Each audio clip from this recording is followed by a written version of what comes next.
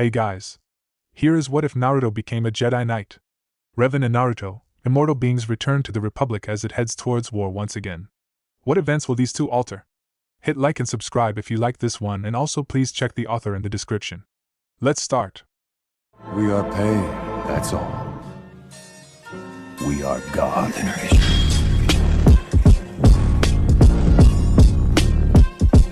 Chapter 1. Jedi Master Revan Namikaze looked at the smoldering controls of her ship. The damn thing blew up right as she was entering lightspeed and her ship spun out of control. She didn't have a clue where she would end up, if the ship didn't blow up before that. If she hadn't gotten a warning in the Force, she would have been sitting right at the controls and most likely dead. She allowed the ship's emergency systems to kick over before heading to the main hold where she accessed the systems from the controls there. Times like this I miss the Ebon Hawk. She thought, sighing of the ship that was nothing more than rust and ash. Why am I suddenly thinking of things 4,000 years ago? Revan sighed again. She hadn't aged a day in 4,000 years. Not even the Masters knew that being a Solarian meant. She thought, and while she missed her homeworld, it had been destroyed long ago while she had still been a child. Checking the system, she saw she was coming up on Coruscant. Thank the Force for small favors, she thought. It had taken her some time to find a usable ship out beyond the Outer Rim. She'd been in hiding for nearly 1,000 years, and now the Force was telling her to make her return. And who am I to question the will of the Force? Shaking her head, she thought of all the things she had learned amongst the more unique worlds of unknown regions. My time on that world with Ninja was interesting, learned a lot of things there. With that thought, Revan formed a simple cross seal with one hand and focused her chakra. Multiple shadow clone jutsu. A puff of smoke and 6 identical copies of Revan appeared.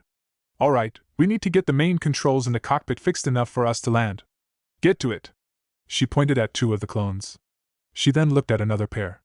You two check the hyperdrive, it was hiccuping something fierce as we made the jump. The 4 clones nodded and went to their tasks. What about us, Rev? The last 2 clones asked.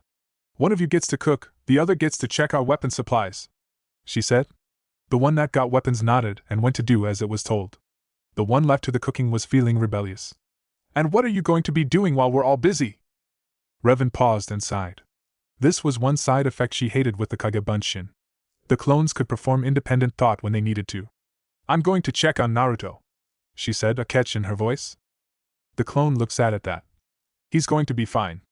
The stasis pod was working fine when you last checked it, the clone said. Revan shook her head. I just hope after all these years the medical facilities haven't stagnated on Coruscant. The clone watched her go, a sad look on its face. 2 immortal beings, and yet he's being destroyed by an unknown poison that was designed just for him, the clone said sadly. He'll make it, Revan. The love you two share is too important for him to give up without a fight, the clone said before preparing a meal. Revan entered the medical bay and stopped before the stasis pod. Her head reached out and touched the glass over the occupant's face. He had whisker-like marks on his tan skin, long spiky blonde hair. His blue eyes were closed as she studied him, like she had done millions of times since she first met him. Hey lover, she said softly. We're coming up on Coruscant. I wish you were awake to see it. Revan stopped, her hand still resting on the glass. It's been a long year, love. I've missed you so much. Revan looked at her husband, her eyes taking in his features. I don't care what the new council has to say. I'll make sure you're better. We can head out. I can show you worlds and wonders of the galaxy. Revan reached out with the Force and felt him fighting the poison in his system, a battle to live. She didn't touch him in the Force, for she knew he needed his full attention, even in stasis, to keep the poison back. I won't lose you, Naruto Namikaze. I can't lose you, she said the last part softly. You have been my light, my life, my sanity, she thought, looking at the pod's occupant. Hey boss lady? She turned to see a shadow clone standing there covered in soot and sporting a grin. We rigged the console. Best thing would be to scrap this ship after we land. We can't do anything more with it. Revan nodded. She appreciated the report being verbal, rather than the clone dissipating and her getting the mental lowdown. Naruto had warned her that she could get a headache, and the information anyways, but she preferred the verbal after all the years of being a general. Thank you anyways, Revan said, and the clone disappeared in a puff of smoke. She sighed getting the information, then turned to look at the stasis pod once more. You'll be better, son, love. With one last look she turned and left. Revan brought the ship in and was somewhat surprised at how much Coruscant had grown in 4,000 years. And yet, some things remained the same. She thought spotting the Jedi Temple and the Senate buildings. Checking her readings, she plotted the course and brought the ship in. Jedi Temple, this is unnamed freighter requesting emergency landing and a medical team on hand, she said after activating the communications unit that made a strange noise after starting up. Unidentified freighter, this is Jedi Temple Control, say again? I have a poisoned person on board in stasis. I need a healer. Now open the doors, this ship isn't going to hold together much longer. Revan transmitted her codes and was surprised the doors opened. Guess they never got around to removing me from the accepted lists. Thank you, Bastila. She thought the last part as she brought the freighter in. It groaned as she fired the retro rockets and activated the landing gear. The hangar was nearly deserted and she thanked the Force and Cammy for that. The ship landed and she heard the landing gear squeal in protest. She powered systems down and went to the boarding ramp and hit the release, before going to the medbay and preparing the stasis pod for movement. She used the cargo loader and was at the bottom of the ramp before she was met by several Jedi, one wearing healer's robes. Hey! She greeted and sighed. I've been around Naruto way too long. She saw their looks. What was he poisoned by? The healer asked, foregoing formalities, over the health of a patient. Not sure what it's called. It was tailor-made for him. Here's a sample of it I got. She handed a vial to the healer. We were beyond known space, so I put him in a pod and got the first ship I could find to get him here. The healer motioned for a pair of Padawans. Get this stasis pod to the medical center. Do not open it. They nodded and rushed it to the turbo lift. Revan sighed and moved to follow. A moment, please.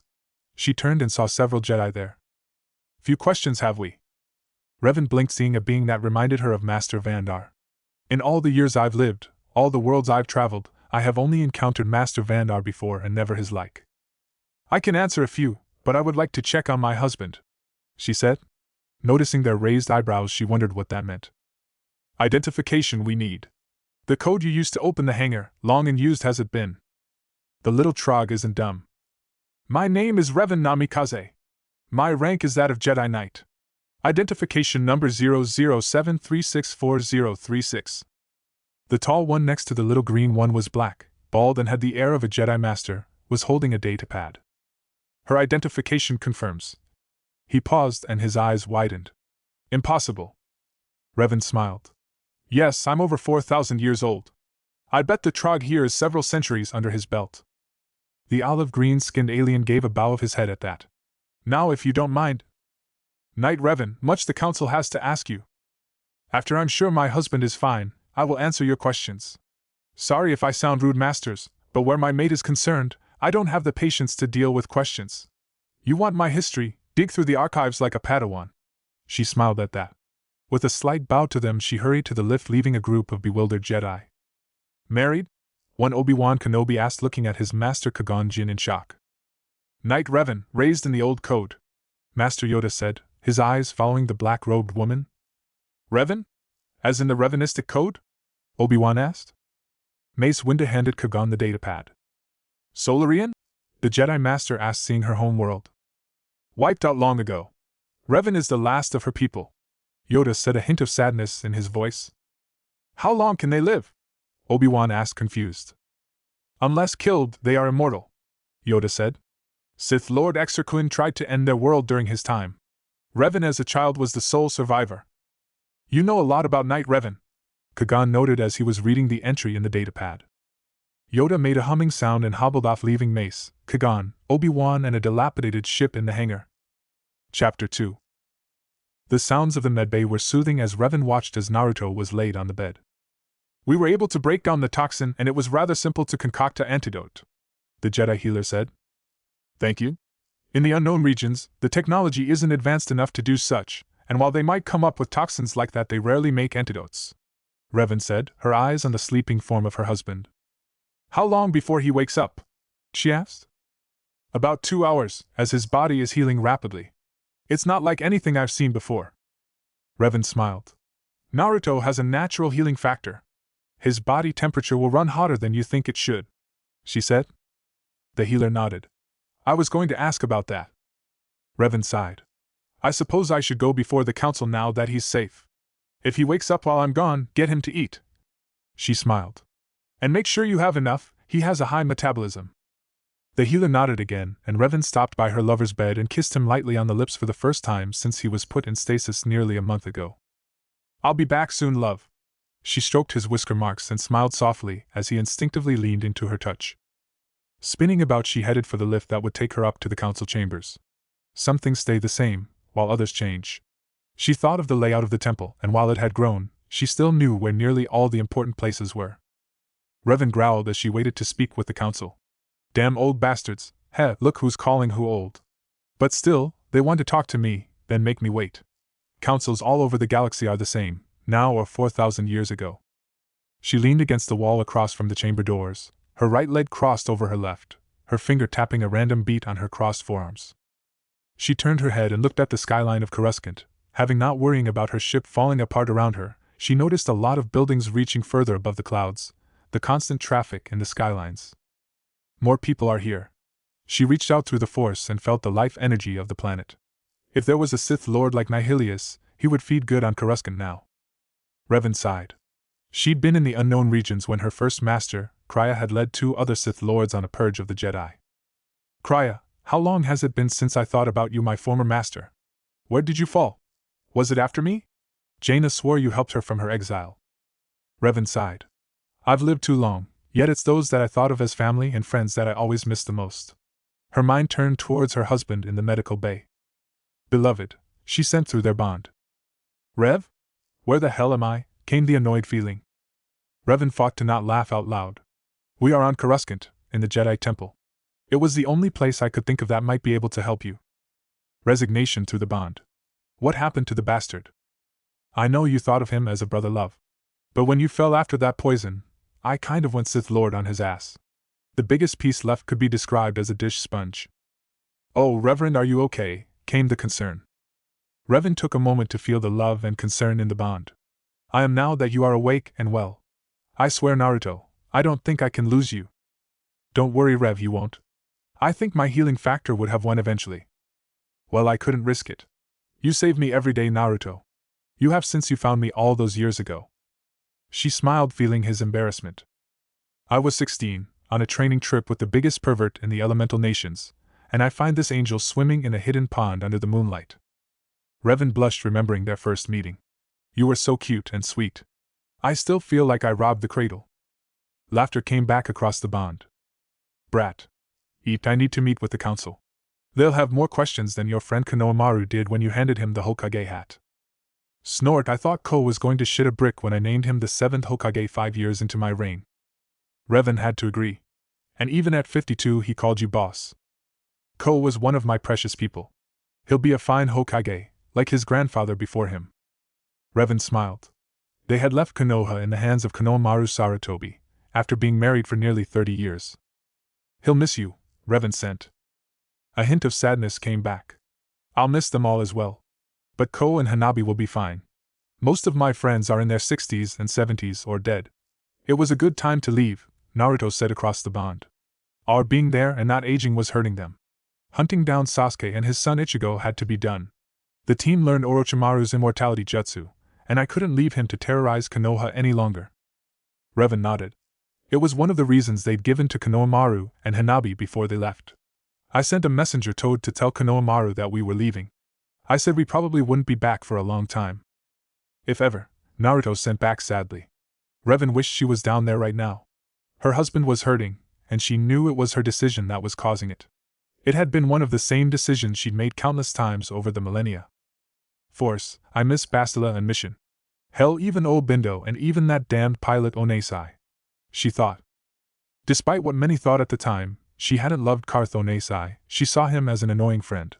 Quick to judge and long time to apologize. She'd vanished after the Starforge to take time to piece together her memories and had taken Mission and Zalba with her to the outer rim worlds of Napolis and Shington. The return had brought her face to face with her former friend Jaina Zolo, the exile as many called her. Revan called her friend and confidant. I should have done something other than let her go back to Atreides after the war. That shoulda had it out for Jaina because she followed me. Thinking of old friends, love? Naruto's mental voice asked softly. Sorry. Being back here is bringing old memories to the surface. People, places, old friends long gone, Revan sent back. It's okay, Haim. The healer just brought a tray. Is this slop even food? Revan laughed as she got the mental image. Goop. It's nutritious. Rev, it's gray, Naruto sent back. Eat your goop. I promise to take you out for real food when I'm done here, Revan sent, noticing the door opening. Showtime. Wish me luck. You don't need any more luck. But I send my love with you, Revan Namikaze. Revan felt the mental caress and kiss, and she squared her shoulders and entered the main council chamber of the Jedi Masters for the first time in 4,000 years. Naruto sighed as he looked at the bowl. Please tell me they have ramen. I'm not sure what you're asking about, sir, the healer said. Ramen, noodles, broth, vegetables. He saw her blank look. I swear if they don't have ramen, I'll have Revan take us back and fill the cargo hold with it. Or get Iam's daughter or granddaughter to come with and be my personal ramen cook. Smiling at that, he looked at the substance again. You're sure this is food? I mean, it looks like something used to sandblast the walls. The healer smiled. What we did just clean the temple. Naruto narrowed his eyes. You're pulling my leg. I'm a Jedi, I don't have a sense of humor, the woman said, smiling even more. Naruto laughed. I think I'll like you. I'm Naruto. Naruto Namikaze. The woman smiled, and Naruto took a moment to study her. She had diamond marks on her cheeks and forehead. Her skin was pale, nearly white. She wore robes like Revan's but longer and were a deep blue. I am Healer Shirshir Dawn. Welcome to the Jedi Temple. So, my wife is with the council? Naruto asked after trying a mouthful of the goop, and realized it was like the energy bars Choji used to make for him. Knight Revan? She asked for confirmation. Yeah, he said with a smile of someone in love. It probably will take a while, as Knight Revan's return is the talk of the temple. Naruto groaned. Not very often that a knight comes back after missing for 4 millennia. Naruto shrugged.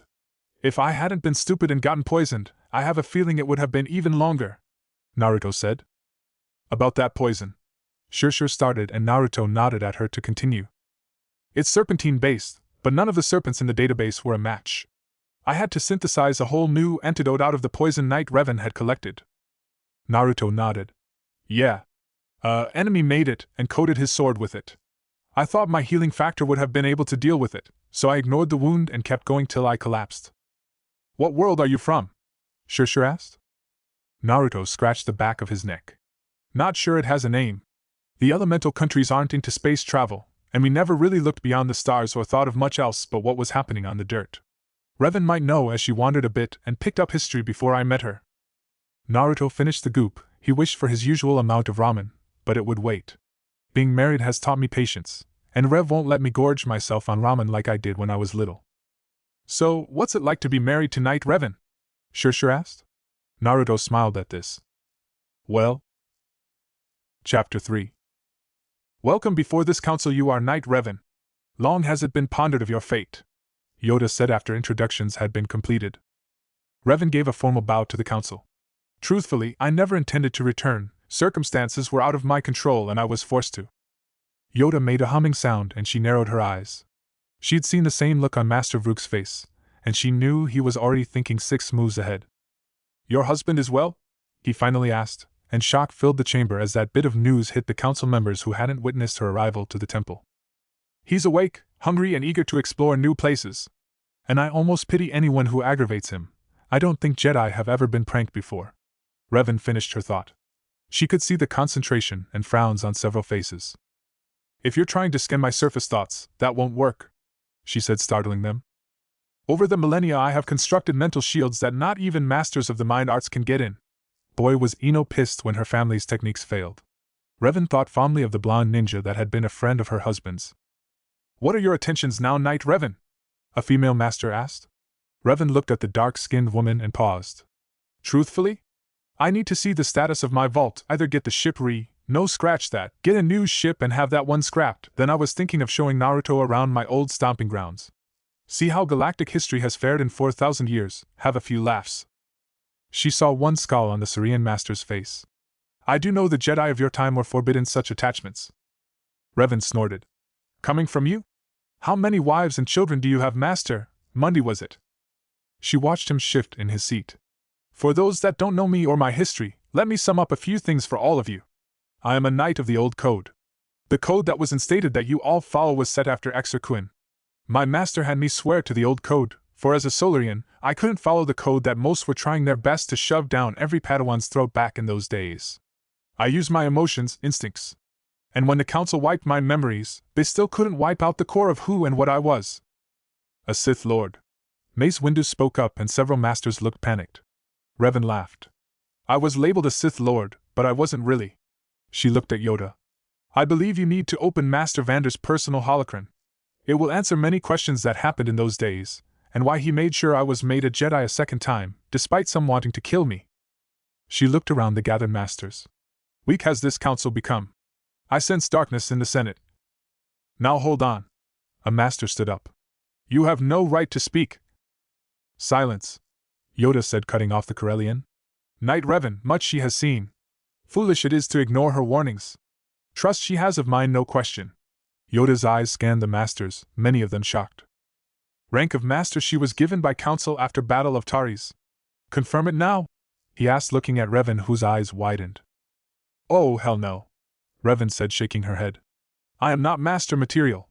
I hate meetings, and if you ask Naruto, I can't even keep the summons listening to me.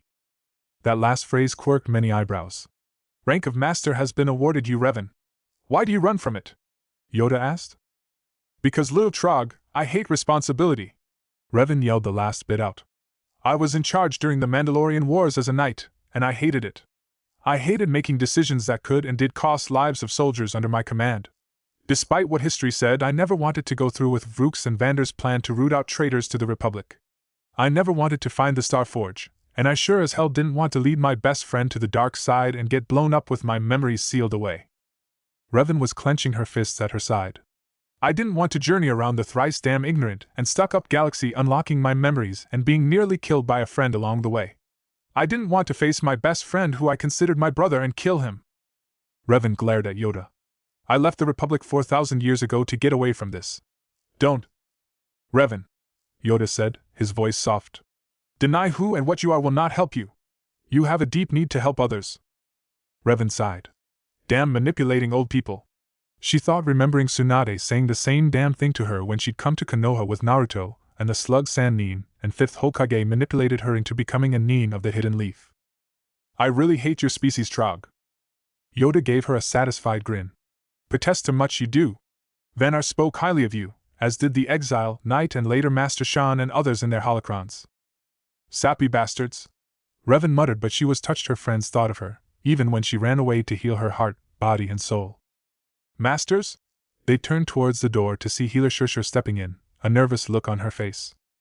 Yes? Revan groaned. He slipped out, didn't he? Shurshur nodded. I just went to check on supplies and when I returned he was gone. Revan laughed. Naruto hates hospitals of any kind, always has. She took a deep breath and then pulled a very battered-looking holocron from the inside of her robes. My holocron. I do want it back, Trog, she said, giving Yoda a look as the Force touched it and levitated it over to the clawed hand of Yoda, who nodded. Revan looked at Shurshur. I think I know where he is. How? Mace Windu asked. Naruto and I are bonded on many levels. That, and I know my husband very well. First thing he'll do is wander off and try and find a place in the temple to train. Most would be looking around to take in the sights, but Naruto, after any kind of confinement, will look for a place to stretch and test his body. I just hope he doesn't do anything too destructive. Revan said the last part softly. With a half bow she looked at the council. If you'll excuse me, masters, I'd best catch my husband before he offends someone and blows them and or the temple up. She didn't wait for their acknowledgement. Many wide eyes followed her out of the doors. Did she mean that? Plo Koon's deep voice rumbled. A Nautolan master, Kit Fisto, grinned. Be interesting to find out, my friend. Yoda chuckled as he gazed at the ancient holocron. Interesting times ahead there will be. Master Revan and her husband will change many things, they shall. The council nodded, all of them noticing the inflection on the word master.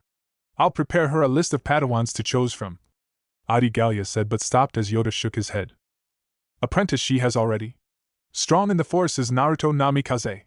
The others closed their eyes and reached out. By the Force, Adi said, her eyes opening. How can anyone be that bright in the Force? It's like he and Revan are of the Force. Yoda agreed. Flows around them, through them. To them there is no light side, no dark side. The Force just is. His hand stroked the holocron in his grip.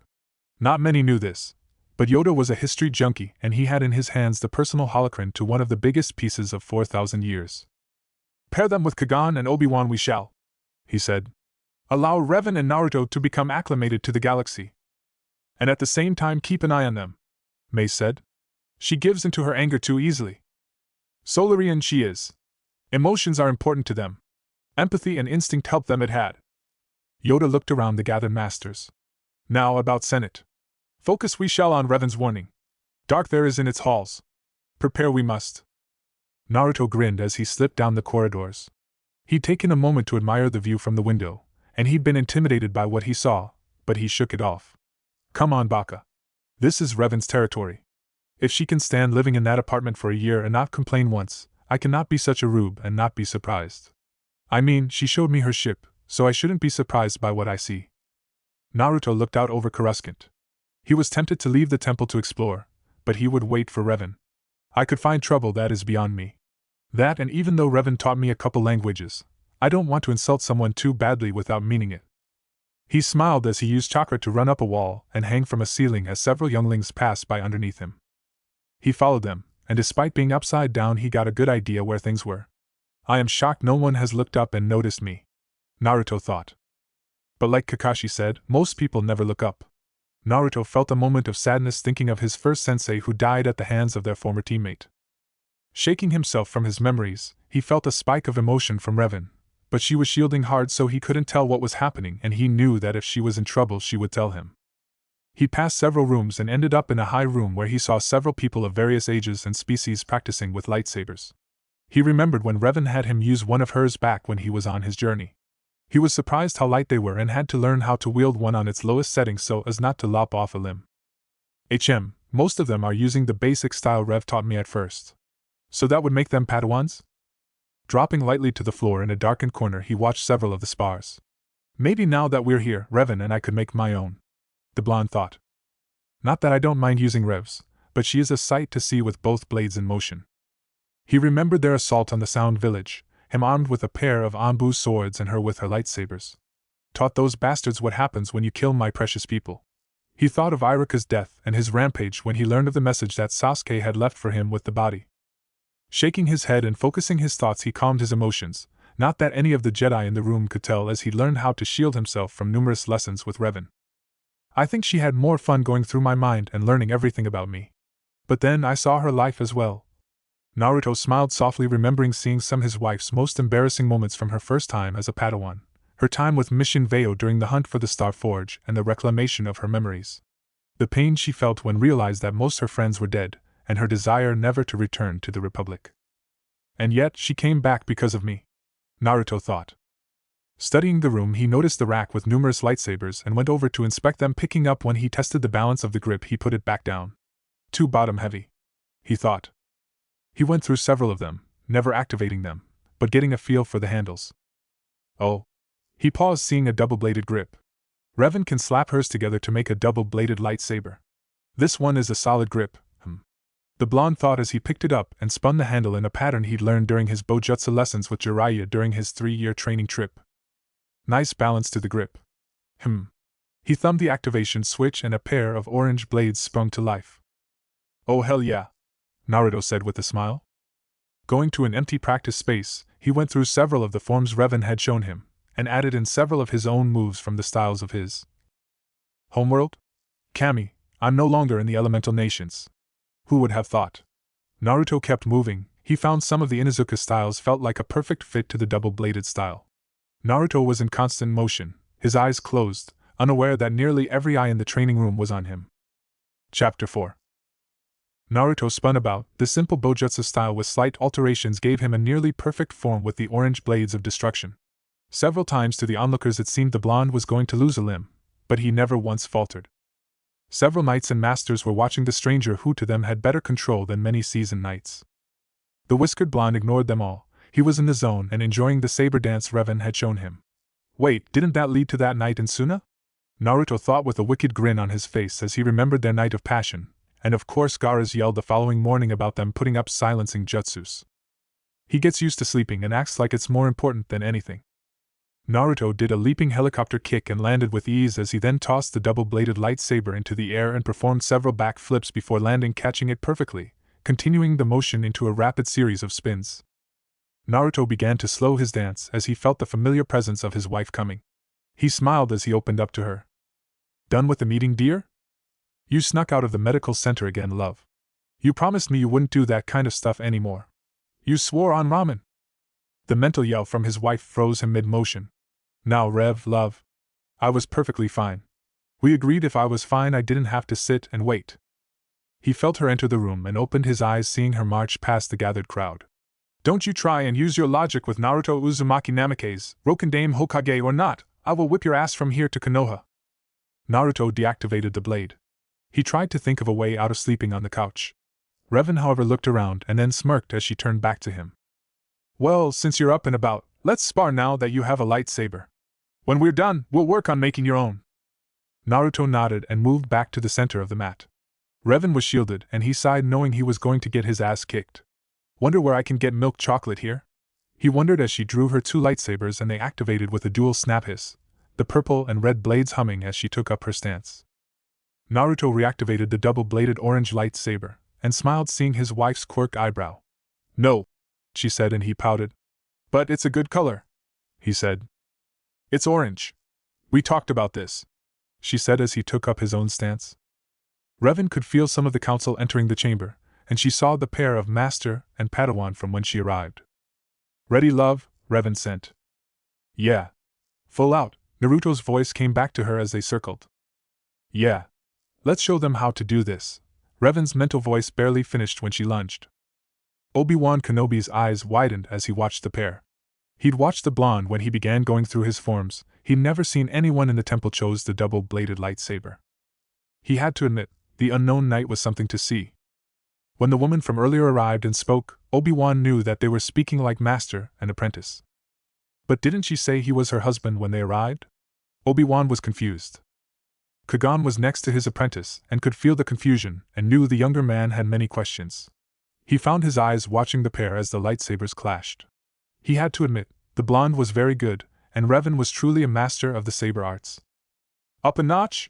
the blonde asked, and Kagan watched as she nodded, using the force to try and shove the blonde back, but he had leapt high into the air, spinning about, and to everyone's shock was standing on the ceiling. "Come on up, Rev," he said, making a motion, and the gathered masters, knights and padawans watched as Revan performed the same force leap and spun about, stood on the ceiling, continuing their duel. "Impossible," Master Took said, watching them. Everyone leapt back when Revan lost her purple lightsaber when the blonde did a series of spins. Everyone leapt back as the blade fell, but relaxed as it deactivated long before it got to head level. They watched as they added kicks and several fighting styles. The blonde lost his footing when Revan delivered a wicked headbutt that knocked him from the ceiling. He fell and flipped, landing in a crouch, the double blade deactivated. "So, that's how it's going to be," he growled, and Revan nodded, and to the shock of everyone stuck her tongue out and blew a raspberry at him, before leaping straight at him, coming towards him like an avenging angel, her red-bladed lightsaber leading the way. The blonde waited for the last moment, and the double blade snapped to life as he spun, using his momentum to knock her around. Revan flipped and landed, her blade before her. They met one another in the middle of the mat once more, and after a flurry of moves, Revan with a flip kick knocked the lightsaber from the blonde's hands. She used the force to send it flying. To the shock of the crowd, she wasn't done as she swung her blade at the blonde's head, but he ducked and did a back flip away. He stopped and smiled. "Oh, it's on now, believe it," he said, and the gathered Jedi watched as he put his hands in a strange cross position. Revan cocked her eyes and saw the fox-like grin on her husband's face. "Ah, hell! Mass Shadow Clone Jutsu!" the blonde roared, and the mat soon showed a dozen clones. "Hey, Rev-chan," they said in unison. Revan watched as one of the clones handed Naruto her lost saber. "Get her!" Naruto yelled. Revan knew she was going to have to work hard for this one. Around the mat, sputters of shock and surprise as the blonde performed something they had never seen. Master Took spoke up. "Sith technique. Get the younglings away from here." "Stay they will," Yoda said, countering the history master. "Master Yoda, that is not a Sith technique," Yoda said, his own gaze watching as Revan called on the Force to fight off the horde of blondes. "Much can be learned from Naruto Namikaze, it seems." Revan was in constant motion, slicing through the clones that were going up rapidly, until she met resistance in the form of her own purple lightsaber. "Hey wife," Naruto said with a grin. "Miss me?" "Hardly," she said, and once more they were in motion. Right, left, center, overhand, underhand, diagonal. The gathered Jedi were surprised. None could remember the last time they'd seen such a duel. Obi-Wan looked at his master. "Are they trying to kill one another?" "No, they are so attuned to the Force they know what the other is doing," Qui-Gon said. "But even so, some of those blows are too close, a moment's hesitation and one of them will die." Revan smiled and did something that Naruto wasn't prepared for. She got under his guard and grabbing the front of his shirt pulled him into a deep kiss. The purple lightsaber deactivated as his hands went to her hips. Qui-Gon raised an eyebrow and chuckled while Obi-Wan went beet red. "Most unorthodox way to win," his master chuckled. Many in the room were uncomfortable with the display. Master Yoda's chuckle could be heard, as could Obi-Wan's. "Don't they need to breath?" Revan finally let her husband go, and smiled seeing the dazed look in his eyes. "I win," she said, using the Force to retrieve her saber, and clip them both to her belt. She turned and saw that many of the masters were now ushering Padawans and younglings from the room. "Almost reminds me of the time Iruka asked us to demonstrate a duel and Naruto did that to me. I don't recall ever seeing Iruka ever turn that shade before, but some of knights and masters here look like they could put him to shame." Seeing Yoda and Mace Windu, she smiled and gave a slight bow. "Well played, Master Revan," Yoda said. "Yeah, well, it's not something you can learn in the temple," she said with a grin and saw her husband coming out of his daze. She felt the laughter and saw the pair from before. "Hello?" The older of the pair gave a slight bow. "Qui-Gon Jinn, and my Padawan, Obi-Wan Kenobi. Most impressive display between you and your Padawan. Revan Namikaze, and he's my husband, not my Padawan." "So he's a knight then?" Obi-Wan asked. His curiosity was screaming at him to find out all he could of the pair. "No. Naruto's never been trained in the Jedi arts. But from his world, he is an accomplished ninja and a former leader amongst his people." "Not trained, but—" Obi-Wan looked as Naruto was putting the borrowed lightsaber away, a grin on his face. Revan laughed. "On his world they have many skills and abilities that make what we do with the Force seem tame. They can control and manipulate the elements. They use a form of spiritual energy called chakra," she said. "During my time amongst them, I learned how to harness it. Granted, I'll never be anywhere near my husband's chakra capacity. He of course has more than 200 people." 3. They turned to see Naruto standing there with a grin. "On the chakra scale Tsunade Bachan performed, I have more than 300 people combined, and that's before I tap into what the fox left me," he said, scratching the back of his neck, seeing all the eyes upon him. "Needless to say, Naruto is a juggernaut in battle." "You fight many?" Obi-Wan asked. Naruto looked sad. "Far too many." His eyes took on a faraway look, and the more skilled masters knew that was a look of a veteran. Yoda broke the silence. "Master Revan, assistance we require from you and your husband." Revan looked at the head of the council. "Master?" Naruto asked, and she could hear the teasing in his grin, even though her back was to him. "Stow it, love, or you'll sleep on the couch," she said. Naruto mock-pouted then grinned. "But you never let me sleep there alone." Revan sighed. She hated to admit it, but he was right. "Every time I banish him to the couch, I can't sleep and join him, which then leads to more strenuous activities." Naruto saw the blush and his fox-like grin got even bigger. Yoda ignored the byplay. "Ask that you team up with Master Qui-Gon and his Padawan on duties. It would be beneficial to both sides. You would have guides in a universe that has changed since your last time here, and they would benefit from both of yours experience." Revan looked at Naruto, who shrugged. They didn't use the link as they thought it was rude to do it around others, remembering Ino's screams every time they would hold conversations and laugh or blush while out for dinner with her and Choji. "Naruto? Not like we really have pressing matters, Rev," he answered. "Nor a ship," Revan muttered. Naruto nodded as he got the mental picture of the ship. Revan looked at Yoda. "We accept with the knowledge that we can leave when we wish, and decline missions that we don't want." Yoda nodded his head. Naruto was looking at him. "Who's the frog?" Revan laughed while the rest of the council looked shocked at his question. Qui-Gon turned his head trying to hide his own smirk. Obi-Wan looked scandalized that someone would insult Master Yoda about it. Even more, Master Yoda chuckled. "Much to learn, young Namikaze, yes, much to learn," Yoda said once everyone had gathered themselves, his eyes on Revan, who still smirked. "Learn?" He shot a look at Revan. "Some of the things I taught you before we left Konoha." Naruto nodded. Actually, a lot of the things Revan taught me or tried to teach me I can't use. Meditation, sure, but I don't have her connection to the Force. The others looked surprised. Naruto is sensitive due to certain things that have happened to him long ago. As you can see, he is able to wield a lightsaber. But what of the standing on the ceiling or those duplicates? Obi-Wan asked. His speed? Revan smiled. Those are part of his abilities. Taijutsu, ninjutsu, geijutsu are just some of the disciplines from his world. She looked at Naruto, then at the masters. I think it's best if we give them a demonstration of your skills, sweetie. Naruto smiled. Yes, dear. He said, and she swiped at him, but he used a kawarimi to swap himself out with a log. What? How? Obi-Wan, the most outspoken of the group, was shocked. They heard laughing and looked around. Revan pointed up and Naruto was on the ceiling once more. That was the simplest ability all students of the Ninja Academy use. A substitution jutsu, which allows us to swap out with items or even people if you're strong enough. Where'd the log come from? Obi-Wan asked while the masters watched on. Oh, Rev? Naruto asked, scratching the back of his neck, and looked at his wife for an explanation. Men, she muttered. I had some wood stored in the hold of the ship. You instinctively reached out for it as it was something you're most familiar with. I'm sure in time you'll find something new around here. Naruto smiled and dropped from the ceiling, landing on his feet. Academy students also learn a henge, or transformation jutsu. Naruto put his hands in the seal, and with a puff of smoke where Naruto stood, now was a perfect replica of Master Yoda. Naruto over time has come a long way.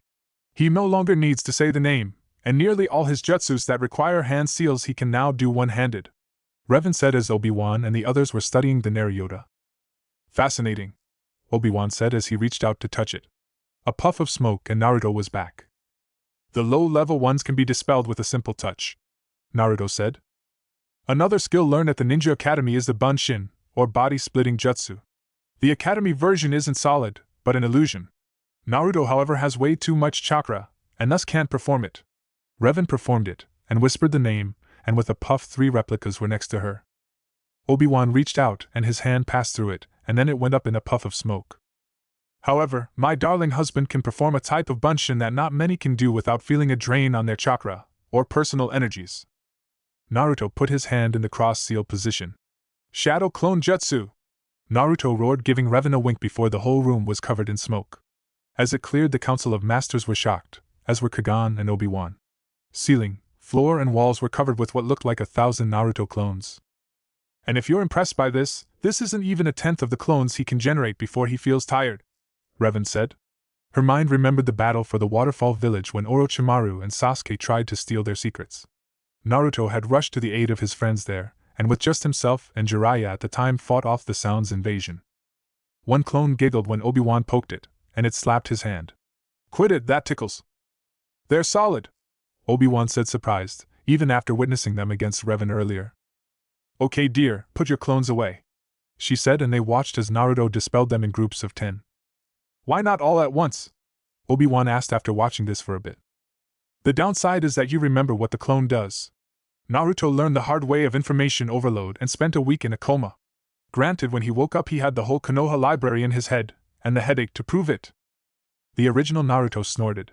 Tsunade Bachan told me if it had been anyone else they never would have woken up from that coma, or waken up dead of a brain aneurysm. Obi-Wan looked at Kagan and mouthed. Woke up dead? Kagan had a smile on his face and leaned in close to his Padawan. Turn of phrase, my Padawan.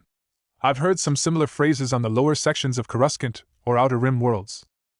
I can do a max of 10 clones, but I feel exhausted after, Revan told the masters. And that was nearly with 40 years training up my own chakra reserves. Is there anything else? One of the masters asked. Naruto shrugged. A lot of my jutsu are combat-related, and even more of them are on the destructive side of the surrounding area. That and Rev's forbidden me doing them indoors. And good reason. You flooded the lower levels of the Hokage Tower when you used that Suiton jutsu to clean the upper levels. Naruto chuckled. Ah, but Ibiki said it's the cleanest the interrogation rooms have ever been after that. Revan growled. You and him, I told Tsunade that was a bad idea to allow you two to work together on anything. But I was the Hokage. And yet you acted like you were. A cough brought them out of their verbal sparring. Sorry, Master Yoda. She shot her husband a look. We will talk about that later. Naruto just sighed. I just can't win, the blonde thought. Now then, why don't you spend some time familiarizing yourself with the temple, and ask Obi-Wan and Master Kagan for assistance? Revan nodded. And we need my vault. Naruto needs a lightsaber of his own. Too old, one of the masters began, and Revan looked at him. I wasn't asking, I was merely informing. She shot Yoda a look, and he nodded. Welcome to the use of a workroom and the archives, you both are. Yoda got the others to leave, and Naruto was standing, his fingers laced behind his head. Any place decent to eat that don't have goop? He asked Obi-Wan, and Revan laughed. I swear you and Choji must be related, she finally said after stopping chuckling. Could be. Naruto started, then finished with a shrug before looking at his wife. They don't have ramen. Revan smiled. I'm sure we can find something close, she said before looking at the master and Padawan before her. Gentlemen, lead the way. Chapter 5. Dex's Diner. How often do you come here? Revan asked Obi-Wan, who shot his master a look. More than I was supposed to, Obi-Wan confesses with a shrug at Kagan smiles. I know when you snuck out, he admitted, and Obi-Wan sighed, figuring his one act of defiance hadn't really mattered in the end. I like the Jawa juice, he said. Naruto and Dex got on very well, and after Naruto described ramen to the basilisk, Dexter Jetster liked the blonde, who described his favorite dishes, and Dex found suitable substitutes, and soon the Jedi were watching as Naruto inhaled the noodles. Revan, watching her husband, shook her head and laughed as he chalked up another bowl. You know, you're going to regret offering to buy him lunch, she said, sipping her Juma juice. How much can he eat? The master asked, his eyes following Naruto's movements, which seemed like a blur. Well, she looked at Naruto. Anywhere from 15 bowls to 50. 50? Obi-Wan said in shock. Revan shrugged. His metabolism and the amount of energy he uses gives him such an appetite. She smiled. The few times I cooked a picnic lunch, I usually started early in the morning to get it all ready by lunch, but then he would show manners. Naruto looked up and quirked an eyebrow at her. Revan laughed. Don't give me that look, Naruto. You are a glutton when it comes to ramen. I remember Iruka crying about your celebration to Chunin. He had to take 3 missions to cover that bill. Naruto swallowed his last bite and looked at her.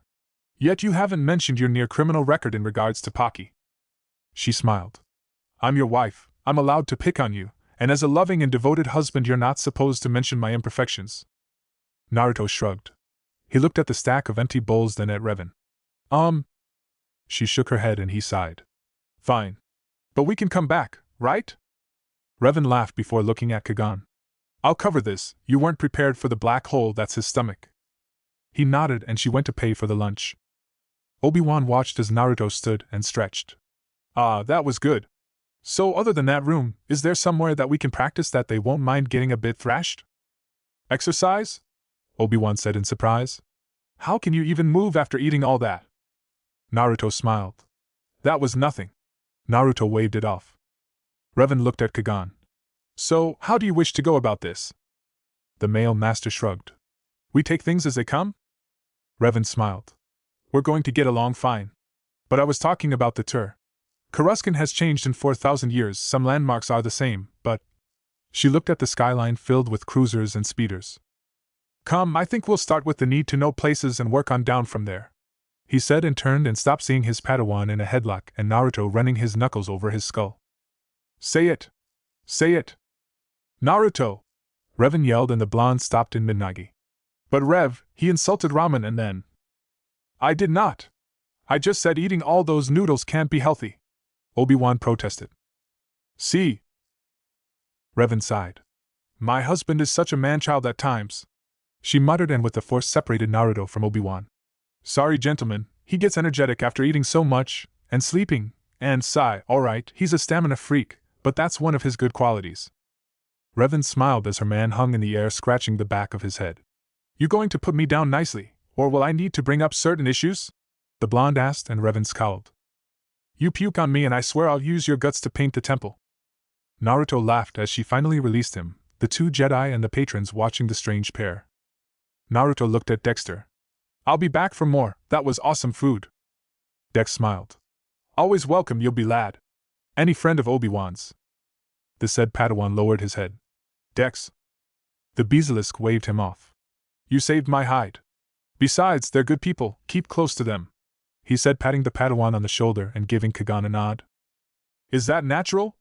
Obi-Wan asked as they saw Naruto atop a building.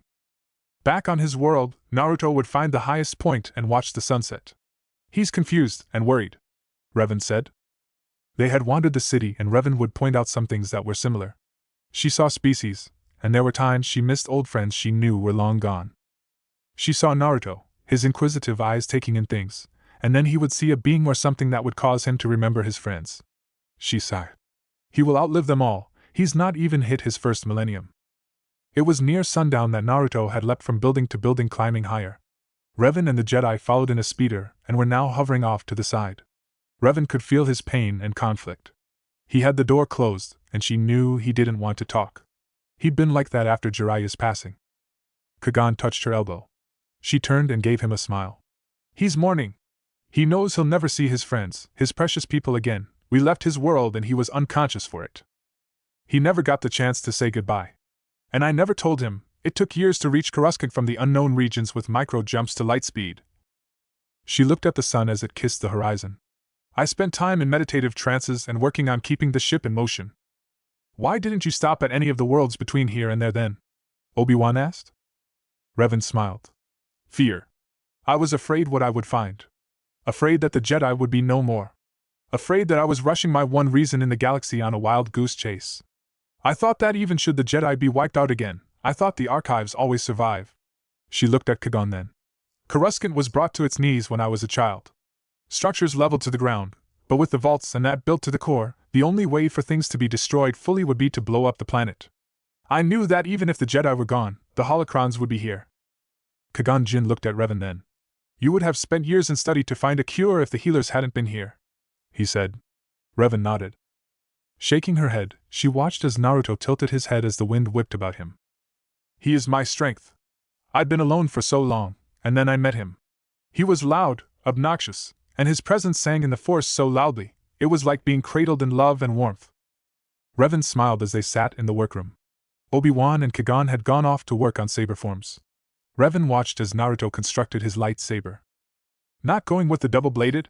She asked, noticing the handle. Naruto shook his head. I kind of like having a free hand for jutsus, he said as he connected wires. You picked out your lens and crystals? Revan asked, staying by the wall. Yeah. Obi-Wan was surprised when I pulled out that pearl, Naruto said. He was biting his lip as he worked slowly putting the inside components together. Revan refused to let him use any pre-assembled parts of any kind. I got that pearl 4,000 years ago when I helped kill a crate dragon on Tatooine. I never felt right using it. Naruto thought about using Tsunade's necklace, but he couldn't part with it, the comfortable weight around his neck. I'm surprised you didn't use that orange crystal, Revan teased. HN. Was Naruto's response as he finished the controls and slipped it into the cylinder before grabbing a lens, an emitter, a smaller stone that Revan said was the power source. Trust me, you won't have the problem of it running out of power or shorting out at a bad time, she said. The slender green stone reminded Naruto of the one around his neck. They are Solarian shards, Revan admitted. My people would use them to power everything from vehicles to droids to small appliances.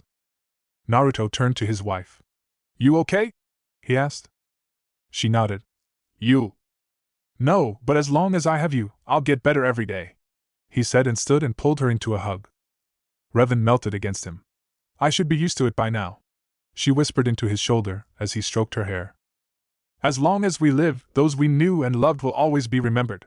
Mourn, but don't drown in it. He continued to hug her. It hits me at the damnedest times, Revan said. Naruto said nothing. He did what he always did when his wife got like this, he held her, and supported her. She rarely talked about her home world, like he avoided his early years before he became a ninja. Are you avoiding finishing your lightsaber, love? Revan asked after nearly 10 minutes of being held in the arms of the man she loved. Naruto chuckled. I just remember your stories of a badly built saber blowing up in the owner's face. Revan pulled back and her left hand stroked his cheek. You never screw up, smiles, well, on things that are important anyways. Naruto mock scowled. Gee, thanks. She kissed his chin. Go and finish it, then we'll go to bed. But I'm not tired, Naruto complained. Who said it was to sleep? Revan said, slipping from her lover's arms and fading into the shadows. Now back to work. Naruto sighed. She always does that to me. winds me up and slips away. Her laughter from the shadows told Naruto what he already knew, that his wife did it on purpose. Of course, the love-making afterwards is beyond description. Blonde thought as he sat back down at the bench, the grin never leaving his face, his fingers slipping components together, as if he built the lightsaber 100 times. From her shadowed view, Revan smiled. Force-sensitive beyond measure, his senses are better than anyone's, and he might not have many force powers, but the ones he uses without thinking put masters to shame. She watched with a grin on her own face that matched her husband's. Better have water nearby. Last time we were both dehydrated. Chapter 6. Naruto smiled as he entered the training dojo that morning. Many noticed the ear-to-ear grin on his face, but he wasn't looking at them. In his hand was his newly constructed lightsaber.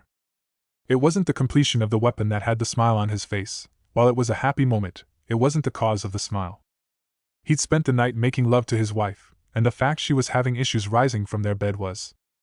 I did good. Naruto thought with a grin after kissing her awake and leaving her to curse him for her inability to stand. Walking yet love, he sent through the bond. The snarl had him laughing outright. He stopped seeing Obi-Wan sitting meditating. Hey! Naruto said, dropping down into his own lotus position, hands on knees. Obi-Wan looked at him. Good morning, you're happy? Naruto smiled even more. Had a good night. Obi-Wan noticed the lightsaber on the mat between them. You finished it already? He asked in surprise. Yeah. Rev's a taskmistress when it comes to things like this. But you were building it from scratch, with no pre-manufactured parts, Obi-Wan said in surprise. Have you activated it? Once. I was going to come here and test it out, but she turns on smoothly. She? Obi-Wan asked, quirking an eyebrow. Naruto laughed. Bad habit from my world. Weapons were given names or even personal identifying marks. Obi-Wan looked, and Naruto, seeing the question, nodded and watched as the brunette picked up the hilt and looked it over. What are these runes? Obi-Wan asked, noticing the marks around the grip. This one running down the side says the will of fire. It's a phrase someone precious to me believed in, Naruto said, his mind flashing to Sarutobi Ojizen, his first precious person. He was the leader of my village, and the first person to ever care about me. Obi-Wan felt the flash of pain. I'm sorry. Naruto waved off the apology. Nothing to be sorry for. He lived a long life and he died protecting the village like the Hokage he was. What's this one? Naruto looked at the next set of lines and smiled. My personal nindo. Never give up. It was something I told myself giving up. Obi-Wan was amazed at the attention that had been put into the weapon in his hands. And this one? Naruto blushed. That one is personal and I won't translate it. Looks like Rev added something as well. The blonde thought, seeing the runes. To my beloved. The Force binds us forever, Rev. Obi-Wan looked at the strange seal at the bottom of the lightsaber. What's this? A seal to prevent it from being damaged. Really? That's not possible, is it? Obi-Wan asked. Naruto nodded. Use yours and see. I couldn't, if I damaged it. Then it's back to the drawing board, Naruto said, motioning for him to go ahead and do it. Obi-Wan stood and picked up his own lightsaber that was next to him. It activated with a snap hiss, and the blue blade hummed. Go ahead, Ben, Naruto said, and Obi-Wan paused. What? What do you mean, what? Naruto asked. You called me Ben, the Padawan said. Heh. Naruto scratched the back of his neck. Nickname? The Padawan sighed and lightly touched the hilt on the floor with his blue blade. He raised an eyebrow when nothing happened. He put more pressure and still nothing. He deactivated his own and knelt, touching the lightsaber hilt on the floor. It's still cool, he said in surprise. Cool, it worked, Naruto said as he picked it up. He stood and smiled, thumbing the activation switch. The pearl-white blade sprang to life with a snap hiss, and Naruto smiled as the blade hummed. He stepped away from Obi-Wan and gave it several practice swings and then deactivated it. What happened next surprised Obi-Wan as the hilt vanished with a slight poof. Did it explode? Are you okay? The Padawan asked, rushing to his friend's side. Naruto grinned. I'm fine, Ben. I put a storage seal on my wristband. Naruto showed him the piece of cloth with the seal on it. This way it can't be taken away. I plan to add the seal to my others on my arm later, but I wanted to make sure everything else was working fine first. You can store things on you like that? Obi-Wan asked in surprise. Naruto smiled as a poof later he was holding 3 kunai in his hand. Oh yeah? I learned how to do this on my training trip with Ero Sannin. He taught my dad and then me. Obi-Wan didn't understand all of it, but Naruto was proud of his accomplishments. I can make you one if you want, Naruto offered, and Obi-Wan looked at him in surprise. But don't I need, blast, what did you and Master Revan call it, chakram? Chakra. And everyone has chakra, even a friend of mine had it, he just couldn't use it for anything as his chakra paths were damaged. But he could still do ceiling scrolls, tree climb and leaps. Naruto missed Lee. The Taijutsu master had been Naruto's friend when younger and his personal bodyguard when he became Hokage. Lee had passed on in his sleep after contacting a strange disease that destroyed his muscles and finally stopped his heart. Lee had a good life, and his son Gon showed he was just like his mother and father. Besides Ben, once I place the seal tattoo you won't need to worry about it as it will tie into your system. Okay, why the nickname? And why Ben? Obi-Wan asked. A laughter had both turned. Naruto smiled seeing Revan standing there, her hair down, a brush in her hand. Morning, love, he said, kissing her cheek. What do you need? My hair. You remember the deal, she said, and Naruto nodded as he walked her to the seats, and as she knelt he sat behind her and took the brush. Obi-Wan watched the pair. Naruto started brushing his wife's hair. Revan, seeing him watching, smiled. We have a deal. I was going to cut it shorter, but he likes running his hands through it, so I told him if I kept it long, then he would have to help its upkeep. Naruto ran the brush through her hair and smiled. It's relaxing as well. Revan smiled, and Obi-Wan bet she would purr. And his nicknaming you and Ben, it's simple really, the Jedi Master said as she allowed her husband to brush her hair, the three of them ignoring the others watching from around the room. Naruto gives nicknames to people he likes and trusts. As for Ben, I took the B from your first part of your name and N sound from Wan, and thus you've been christened Ben, Naruto said with his trademark grin. Ignore the man-child behind me, I doubt he'll ever grow up. Naruto pinched the back of her neck. That's not what you were saying earlier. Obi-Wan got to see the Jedi Master blush. Tsunade's right, you are a brat, Revan said. Yeah, well, Bachan was a drunk, and I might be a brat, but I caught your attention, oh powerful Jedi. Revan nodded at that. The three sat in silence as Naruto brushed out her hair and then began to put it in a braid. Wait, your hair was shorter yesterday, Obi-Wan realized. Revan laughed. Actually, I used a ninjutsu to shorten it. I learned it from Tsunade and her apprentice Shizune. But when it's me and Naruto, I remove it and allow it to be its real length. Obi-Wan saw that the hair went down her back to the base of her spine. He watched as Naruto braided it with a practiced ease. I find it relaxing like this, Naruto answered. It allows me to just be. Revan smiled. He loses himself in the Force when he does this. Like when he was making his lightsaber, or when he's making seals. She looked at Obi-Wan. Let him make you a storage seal. If you can, make a secondary lightsaber to keep there. She held up her arm, and Obi-Wan saw the seal that Naruto had on the band was on the back of her wrist. It wasn't even an inch in diameter. A poof later and Revan had her lightsaber in her hand. They can't take away what they can't grab, she said and tossed it aside. Obi-Wan watched as it vanished in a poof, and another poof it was back in her hand. Prevents another Force user from using the Force to block your attempts to retrieve it. Good advice. The three turned to see Kagan approaching. Glad I found you, Master Revan. The Council has asked that you and I run aid to Nar Shaddaa. Obi-Wan and Naruto can come with, or stay here. Stay here, Revan said. Naruto looked at her, and she sighed. Nar Shaddaa is not a place I want to expose you to. It makes that dive in rice look like a resort. Love, you don't need to protect me, Naruto said as he continued to braid her hair. He looked up at Kagan. You want me to do yours next? He said, seeing the man's messy ponytail. No, thank you. Revan smiled. My husband could have been a stylist. But Hokage was more fun, he said. Revan sighed. You caused enough havoc for the next 10 Hokages that follow you. Naruto smirked. I don't know. Konohamaru might actually surpass me. Revan groaned at that. He did like to imitate you. I think that's cause his contract with the monkeys is better than Aji-san's ever was. The two Jedi watched the pair, and Revan sighed. You can come, but you don't go anywhere without me or Kagan. What about Ben? Revan sighed, but Kagan spoke up first.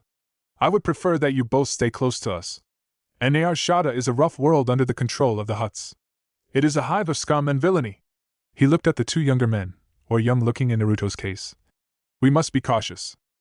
Chapter 7. Naruto looked around. The freighter the council had booked them passage on.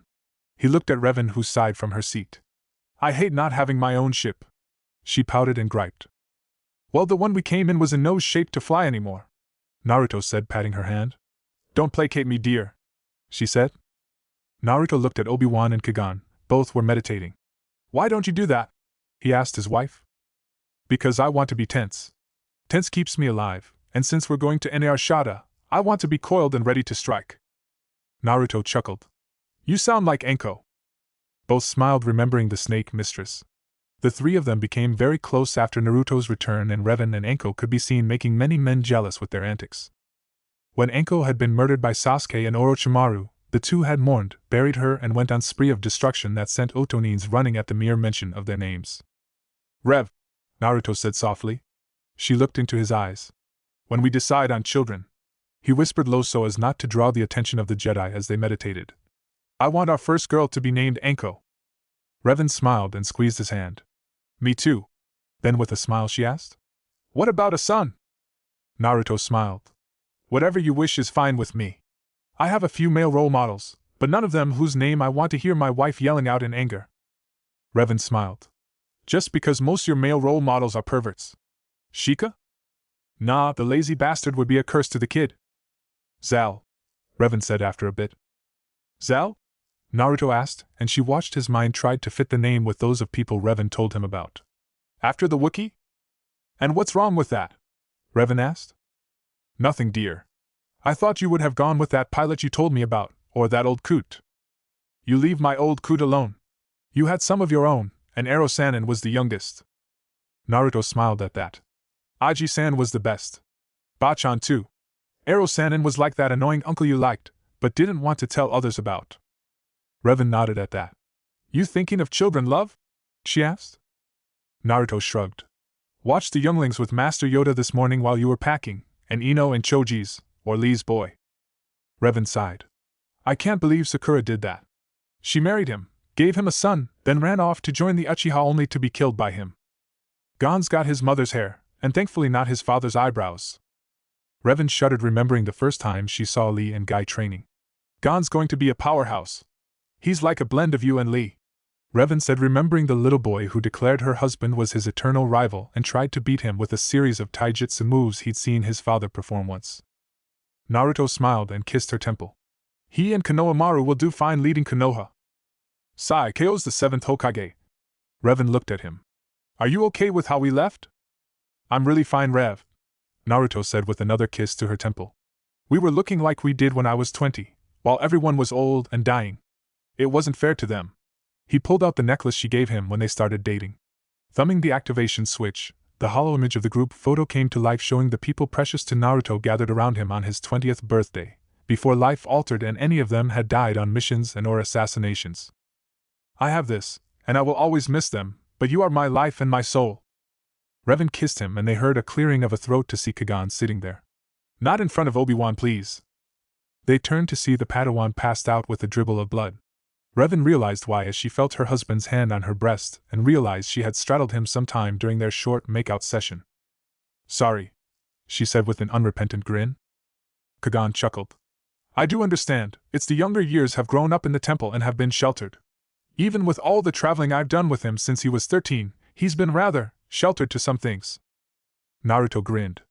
Really? Revan groaned and just knew poor Obi-Wan was going to get raised like no Jedi before. She poked her husband on his nose. I'd better not see that jutsu. Naruto grinned and nodded his head. I promise, Revheim, you won't see my first jutsu ever created. Revan shuddered and wondered if warning Obi-Wan ahead of time would help the boy. What jutsu? Kagan asked, rising from his position and taking a seat across from them after casting a look at his Padawan and seeing him beginning to recover. My husband, when he was 11 years old and fresh out of the academy, was experimenting with a high-level forbidden technique when he messed up a hand sign and used a henge to turn into what translates into a centerfold. A very attractive woman with wisps of smoke covering certain key body parts. Then he looks cutely at the male and giggles. Qui-Gon's eyes had become glassy, and Revan slapped her hand to face and dragged it down.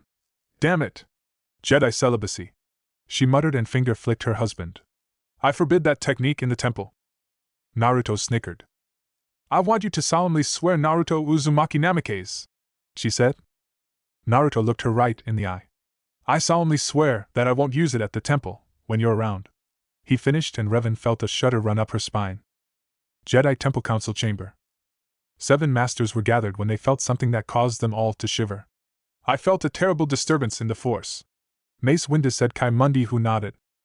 Yoda sat there, and he knew what the disturbance was. He could feel it in his ears that Revan's husband was going to turn the temple on its side. Take younglings on training trip perhaps. Safe it would be, safer than to be here when Namikaze Naruto returns. The venerable Jedi Grand Master thought, not bothering to warn his fellow masters of what he'd learned from Revan's holocron about her time in Konoha or about Naruto. Force has a sense of humor, it does. Chuckling to himself, Yoda didn't see the looks from the other masters who were wondering what the oldest amongst them, besides Naruto and Revan, was laughing to himself about. Nar Shada. The 3 Jedi and 1 ninja left the spaceport. Naruto wrinkled his nose and looked at his wife. It stinks. She nodded and knew for him with his heightened senses the smuggler's moon had to be as bad as the sewers of some of the larger towns they'd traveled to before his time as Hokage. Breath in through your mouth and out your nose, and for Kami's sake don't talk to anyone. Most the inhabitants will stab you in the back to rob your corpse. Naruto growled at a man in rags who was inching close to them. Why aren't the Jedi doing something about this? He asked. Revan sighed. Nar Shada has been like this even 4,000 years ago. You can't force change on those who don't like the status quo, Revan said as she and Naruto followed Kagan and Obi-Wan. So, see anything similar? Naruto asked his wife, his hand staying near the kunai holster on his waist, while his other hand he kept free to summon his lightsaber in a moment's notice. Well, a lot of the buildings have been replaced over time, but south of here is the refugee sector. There's the docks, the Jekjektar, an alien bar that you best avoid as it's filled with gases that will eat your lungs without a spacesuit. Naruto nodded. To the north we have several ship mechanics on various levels, bar, Pazak Den's swoop. She paused. Kagan? Yes? The other master said, looking over his shoulder, as he'd been talking with Obi-Wan. Do they still have swoop racing? She asked. It's been replaced by pod racing. They use powerful turbine engines to pull a pod now, he answered. They hold them all over. I saw one near the outer rim not too long ago. Revan sighed. I like swoop racing. Perhaps I can get a swoop bike and take you out on it, she said to Naruto as they passed several buildings. Bounty Hunters Guild, Revan said with distaste. More often than not they have been paid to hunt and kill Jedi due to some crime boss with an ego and too many credits. Naruto looked around and pointed. What's that? Revan looked and scowled. Something you'll avoid if you want to keep a happy marriage, she growled. Naruto blinked. What did Jiraiya want to take you for research and leave me in the hotel room? Revan prompted her husband. She knew he wasn't dumb, but he usually blocked useless memories that would need prompting to renew. His eyes widened and he shook his head. I love my wife, and will never need a place like that, Naruto said, but then it was ruined with his grin as he leaned in and whispered to her. But maybe I can send Ben in there? Revan groaned. No, she hissed. You will not corrupt such a youngling. He's got to be nearly 20, love, Naruto said. He looked ahead and saw the Jedi were entering what he assumed was a cantina from the Science. I think we fell behind. Revan looked and nodded. Our contact is to meet us in there. Now you have the credits I gave you? She asked, and Naruto nodded. I swear, she does this every time we go somewhere. Like I'm a little kid. I tell you, forget something one time, and they never let you forget. The blonde thought, but kept his mental link closed, knowing from past experience that if she heard that he would have a lot of groveling to do. And remember, you and Obi-Wan are to watch out for one another. Sigh, yes dear, Naruto said as she adjusted the poncho he wore as he refused to wear Jedi robes. And remember, many beings use blasters and won't hesitate to shoot to kill for the stupidest mistakes. Revan continued as Obi-Wan came back out and headed towards them. Gee, can I go out and play now, Mother Hen? Naruto asked his wife. I'll be fine, Rev. I was Hokage after all, and I am quite capable of protecting myself. Revan ignored him as she looked at Obi-Wan. You have your comm link? She asked the Padawan who nodded. Revan kissed Naruto on the cheek. Have fun, boys, see you both in 2 hours, she said and walked away. Naruto shook his head. Ben, if you ever get married or get into a relationship, remember they are always right and agree to everything they say until they are out of sight, then do what you were planning to do anyways, Naruto said, throwing an arm around the younger man's shoulder. Now, Revan mentioned once there were places to pick a fight in an arena. Any idea where they would be? Kagan and Revan watched their contact leave. That was a waste of time, Revan said with a hint of disgust. The other master sighed and nodded in agreement. All we learned is that someone is planning something vague near the Outer Rim. Revan snorted. The Outer Rim is always a hotbed for galactic events. Glad to see something haven't changed. Kagan sipped his mineral water. I wonder what Obi-Wan and your husband have gotten up to. Revan shrugged. Love? What you doing? Nothing came back. Revan tried several more times, and she felt something across the bond. She hadn't felt that since. Her eyes snapped open. I'm going to kill him! She growled, rising, and was heading for the door with Kagan several steps behind. She stopped as her eyes focused on the wall screen. Oh my! Kagan said, seeing footage from the duel arena where a new fighter was taking on 3 of the top-ranked fighters at once and winning. He is so sleeping on the couch for the rest of the week. Revan growled. Naruto Uzumaki Namikaze, you are in so much trouble, and don't shut me out. I know you can hear me. On the screen she saw the blonde fighter wince, and then take down a Trandoshan with a spinning back brain kick. He's well skilled in the arts of unarmed combat, Kagan said. And considering the Trandoshan, the Gamorrean and the Radian are armed with blades and blasters, if they don't kill him I will. Revan said and stalked out of the bar. She used her bond to find him. Kagan followed. Interesting, Master Yoda is right. There will be much to learn from them, and for Naruto to get my Padawan to do something like this, I like him already. The Master thought as he followed the living legend down several levels. Chapter 8. Oh hell yeah! Naruto yelled as he won his 3rd fight against something Ben had called a Twi'lek. Naruto thought the tails on the head, and the way it looked made it look like it had a butt head. Naruto spun the staff he'd chosen around. He'd watched a few fights, and while disappointed about the suppression field, he thought it would have been something cool to use back in Konoha between him and Lee in the younger days when the taijutsu specialist was burning brightly with the flames of youth, which always left a bruised Naruto wondering what mountain had fallen on him. Can we go now? Ben asked as Naruto returned to his spot and guzzled water. Go? Why, we're winning, Naruto said in protest. He hadn't used any of his jutsus, and he'd barely been pushed with taijutsu. We can clean up here, he said. Obi-Wan sighed, but he did have to agree with his new friend. He placed a few bets on him after some encouragement from Naruto, who swore that if he lost he'd pay him back double. Thus far Obi-Wan was holding nearly 80,000 credits in 3 fights. Naruto crushed one of the best duelists in his first fight. Everyone bet on the other guy, and Naruto waltzed over him as if he was a youngling, and he hasn't used the force or those abilities he showed back at the temple. Just be careful. Many of the beings here don't like to lose, he cautioned the blonde, who answered with a grin. But Ben, that just makes it more fun. Obi-Wan sighed. How can a man that's older than Master Kagan and I combined act like an undisciplined youngling 1 minute, but on the battlefield he's like Master Yoda? Oh hey! There are 3 of them, Naruto said, watching a Gamorrean, a Trandoshan and a Radian enter the duel ring. Be careful. This doesn't feel right, Obi-Wan cautioned. Naruto nodded as he felt the suppressor shut down, and he looked to where the controller was, and the being that Obi-Wan called a Quarren was missing. Suppressors down, Naruto said, and Obi-Wan felt the shields rise around the arena, meaning there was no escape. What should I do? Obi-Wan asked. Naruto spared him a look and grinned. Bet large on me kicking their asses. And with that he was moving. Naruto ducked several blaster shots from the Radian when he felt Revan's presence against his mental shields. He used the staff to knock out the Radian and thus eliminated the blasters. Naruto Uzumaki Namikaze, you are in so much trouble, and don't shut me out.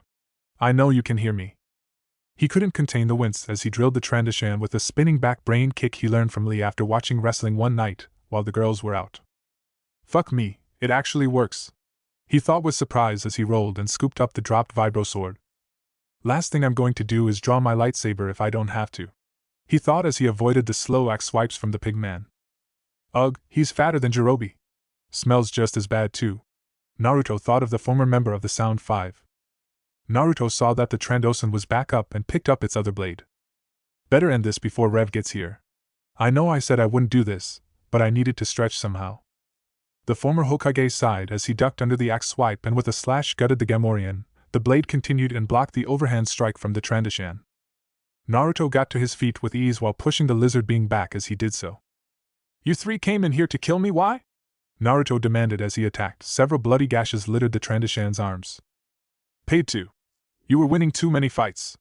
Nothing personal. Naruto growled. Oh no, not at all. he said, holding his left hand behind his back, and built up a low-level Rasengan. Took me forever to get it down to one hand without the clones. Well, Revan kept distracting me wearing that sexy lingerie and nibbling on me all the time. Naruto smiled. My wife is a pervert, and I like it. Nothing personal, but I hear my wife coming, Naruto said as he felt the force wave that was his wife shoving through the crowd. So, game over. He used the blade to block the Trandoshan's blade up, and then with his left he rammed the Rasengan into the creature's chest and sent it flying.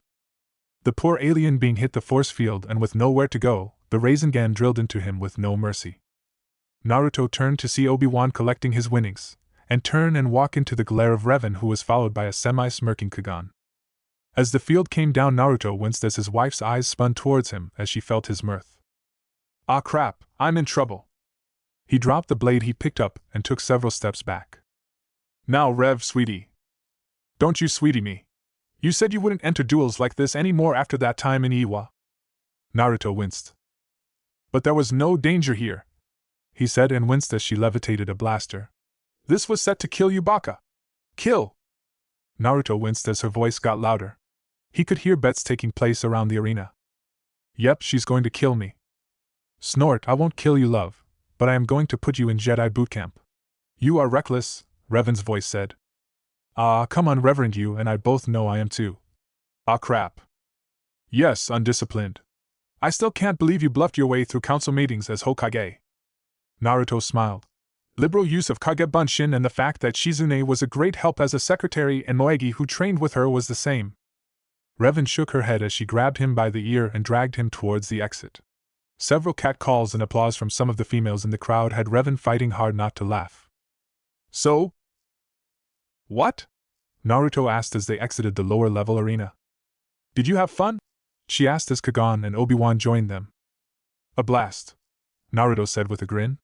So, how much did we take? He looked at Obi-Wan. The Padawan looked at his master, who crossed his arms and was smirking. 230,000 credits. Which you will not be keeping, Revan and Kagan said at the same time. I told you to keep out of trouble. Revan saw her husband's mulish nature rising. And as Jedi, we live a life of poverty, Kagan said, reminding his apprentice. Ah, come on, Naruto said, looking at his wife, who shook her head. Oh no, you don't, Naruto Uzumaki. You gave me your word. Naruto sighed. You said there are refugees? He asked. Come on, Revan said, taking his arm. The Jedi followed the pair. Now this brings back memories, Revan said as they looked over the various crates that were homes to many of those in the sector. Naruto saw the state of men, women, and children of numerous species. She saw the sadness in his eyes. In 4,000 years this is still the same, Revan said. Kagan was speaking to the leader of the refugees. It is? Obi-Wan asked from next to the pair. Yeah. Smells the same, the crates might be a bit newer, and some species I don't recognize, but it's the same. Naruto stood behind her and wrapped his arm around her waist. And you say the Republic has done nothing about this? It's in Hutt space, Revan said. They don't allow the Republic into their space without a lot of protest, and it's not costly to seek out trouble, so they let the Outer Rim worlds fall apart without putting in effort. Obi-Wan wanted to argue, but while the Mid-Rim and Core worlds thrived, the Outer Rim worlds were ignored. So what? He stopped, seeing Revan have a faraway look on her face. Is she okay? Naruto stepped around her and looked into her eyes. Rev? She blinked. Obi-Wan, stay with Kagan. She took Naruto's hand. We need to find someone. Who? The Padawan asked. An old friend, Revan said, and tugged her husband after her. We'll meet you back at the dock cantina. Rev, what? Naruto asked as she dragged him away, leaving a curious Padawan wondering what just happened. They passed the Jektar, and Naruto wondered where his beautiful and determined wife was taking them. She stopped by a panel. He's here. I can't believe it, she muttered. Who? Naruto asked. Revan didn't answer but pulled out a pair of suits. Put this on. Revan, where are we going? He asked, accepting the breathing suit. Into the Jektar. If I'm right, we need to get to the back rooms and the private chambers below. I should have thought of it. She would have left him someplace secure. But why here? The Jedi Master muttered as she dressed in the breathing suit. Naruto saw she was determined as the day they rescued Konohamaru from the Mist Village after he'd been kidnapped during his Chunin test. Naruto listened to her and adjusted the suit like she told him, and then they entered the Jekjektar. Chapter 9. What a wonderful smell you've discovered, Naruto remarked after they got below the alien cantina and into the tunnels, well away from the noxious gas. The tunnels were a maze of doors and fans. Revan was leading, she seemed to know where she was going. Naruto figured it was a connection to someone she knew. He held a kunai in his hand after they'd encountered a group of Kath hounds as Revan identified them. They might have escaped a transport, or were let loose down here, Revan said as they continued on. With his comment about the smell of the tunnels, Revan shot him a look. It smells better than that dive you took me to near the lake country when we entered that den and found hundreds of dead oh dear, she said, and they stopped outside a door. What? Naruto asked. This is going to take a while to cut through. There are no controls out here. Naruto nodded, and with a poof his lightsaber appeared in his hand and Revan's in hers. I love storage tattoos, she said, and the blades activated with a snap hiss, and the couple plunged their blades into the sealed door. You take me to such nice places, Rev, Naruto said. You're just mad 'cause I'm making you give up the money from your fight. Actually, I'm not. But I don't think Ben should be punished. I did drag him there, and he didn't fight. I'll speak to his master, Revan said as they slowly cut seals on the door. Naruto, she said, getting his attention as he continued to push the blade. What? I'm sorry about taking you away from your home. Everyone you knew. It's okay. You did the best you could. Besides, I think Ino was sick of seeing my bronze body in the peak of physical condition running around Konoha every morning while she looked old and… She didn't have wrinkles, dear, Revan said, defending her blonde friend. She was getting silver in her hair. Yeah, well, it was rough seeing them all age while I stayed looking 20-something, Naruto said. Naruto, Revan said. What?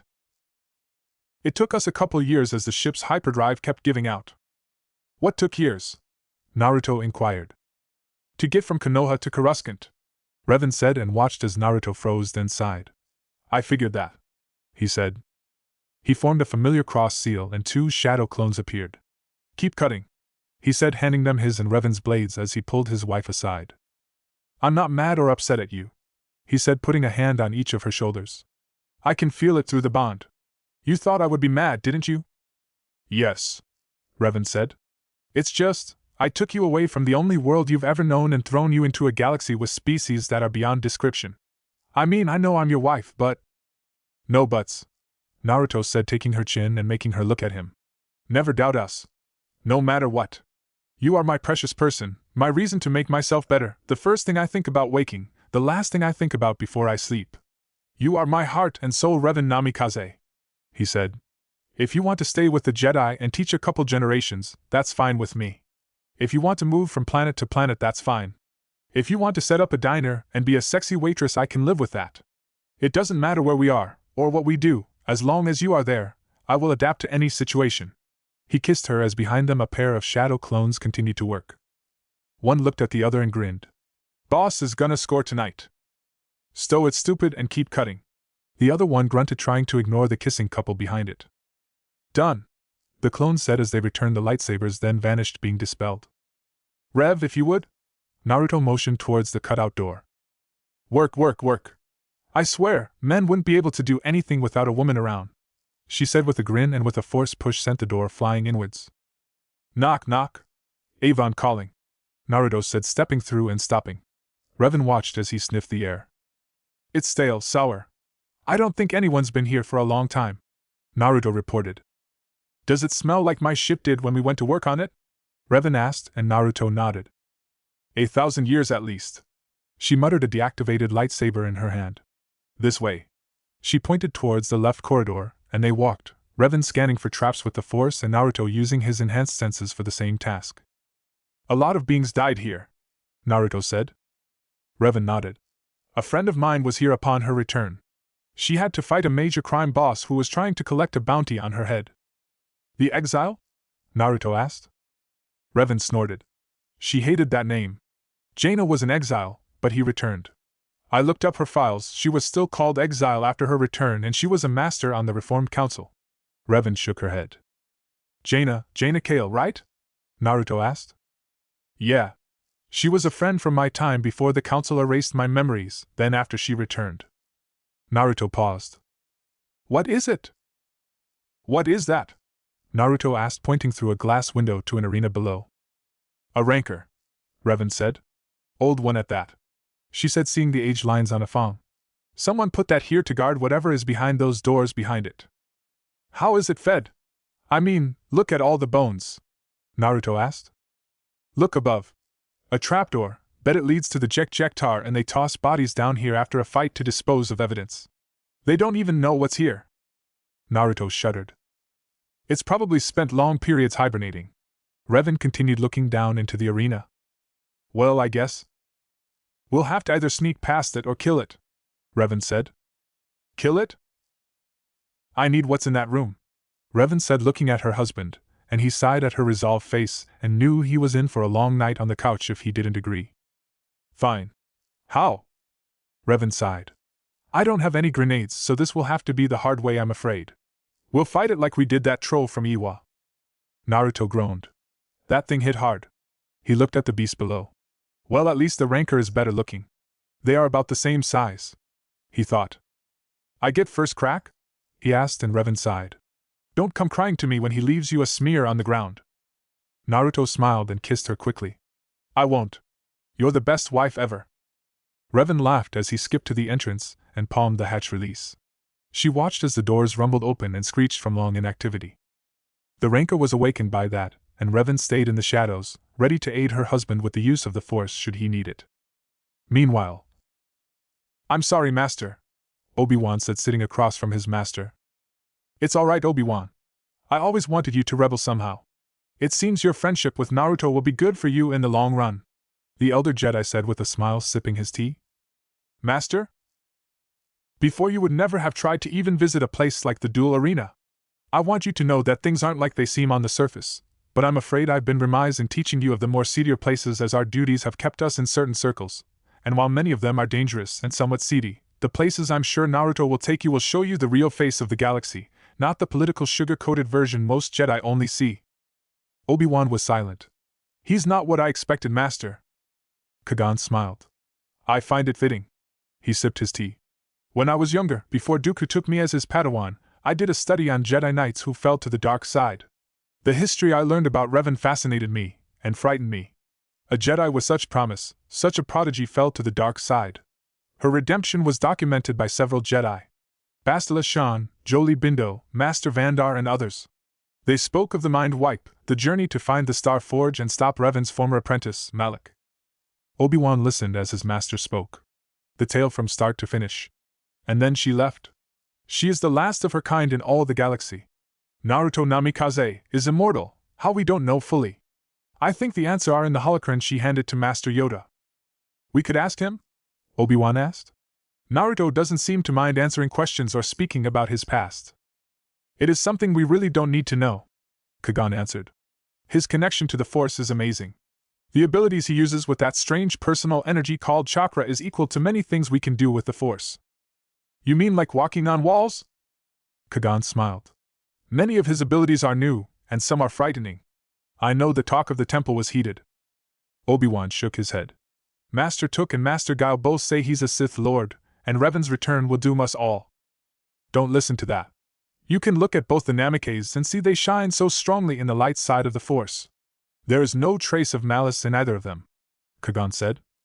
Obi-Wan nodded at that. While meditating on the trip, he'd seen them both in the Force. They shone brighter than the gas giant of the Yavin system. Master, what do you think they went to find? Obi-Wan asked. Something from Revan's past, Kagan said. Revan looked at the remains of the rancor and sighed. You enjoyed that. Naruto smiled. What? It roared. I just wanted it to know it wasn't the biggest thing around with teeth. You shouldn't have summoned her. Stop. She does that to piss you off, Naruto said to his wife as he hopped off the remains of the rancor. I don't like her. Naruto wrapped his arms around his wife's midsection. I won't summon her again unless I really need to, promise. He finished nuzzling her neck from behind. Revan sighed. Not here. Now let's see what keeps pinging my Force senses like that. The pair approached the door and Revan sent a Force push out, triggering the door release. I'll be damned, she said once the lights flickered on. Sitting there was a very battered, broken, and rusted droid she thought she'd never see. Taking a step closer, she stopped as a holocron on the floor sprang to life. Bastila! Revan breathed, seeing the woman who shared a bond with her. Hello, Revan. Bastila Shan, Jedi Master said, the silver in the hair and crow's feet around the eyes showed her age. Chapter 10. You look like hell, BAS. Revan said to the image of her sister Jedi, dead all these millennia. The holocron image shifted. And you look the same as you did when you left. No, you're happy, content, whole. Revan studied the image of the woman she shared a bond with. You made Master. Hope you didn't bore your Padawans with rules and more rules. The holocron image laughed. Actually, I use you and Jaina as my idols. Revan missed the woman who she considered her sister. And who is this? The holocron asked. My husband. Bastila, meet Naruto Uzumaki Namikaze. Greetings, Naruto.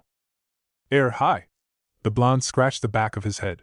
The holocrons always unnerved him ever since he saw Revan's all those years ago.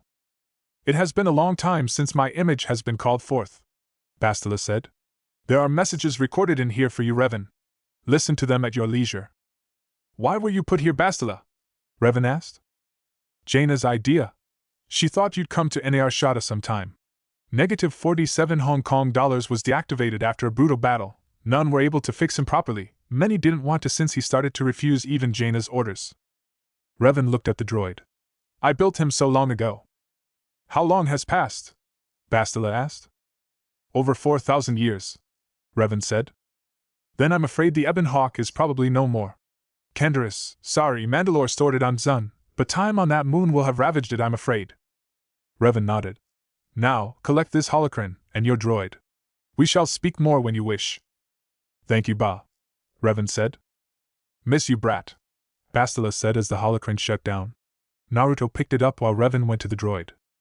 Well? He asked, seeing her looking at it. The frame was ruined, even he could see that. I can salvage his memory core and personality unit, but the body is beyond repair. Naruto watched as Revan pulled several tools from the kunai pouch she wore on her thigh. While Naruto carried weapons, his wife carried tools. He watched as she worked on scavenging parts, and then separated the head from the droid's body. I'm amazed his head's intact, Revan said, cradling it under her arm as she walked back to her husband. And you got upset when I carried Pain's head under my arm, Naruto muttered. Excuse me? Revan asked. Nothing, dear, Naruto said as he followed his wife. The difference, husband of mine, is that Pain's head was a bloody mess by the time you were done, and when we got back to Konoha all the fluids had drained out, and it was just smelling bad. She held up the droid's head.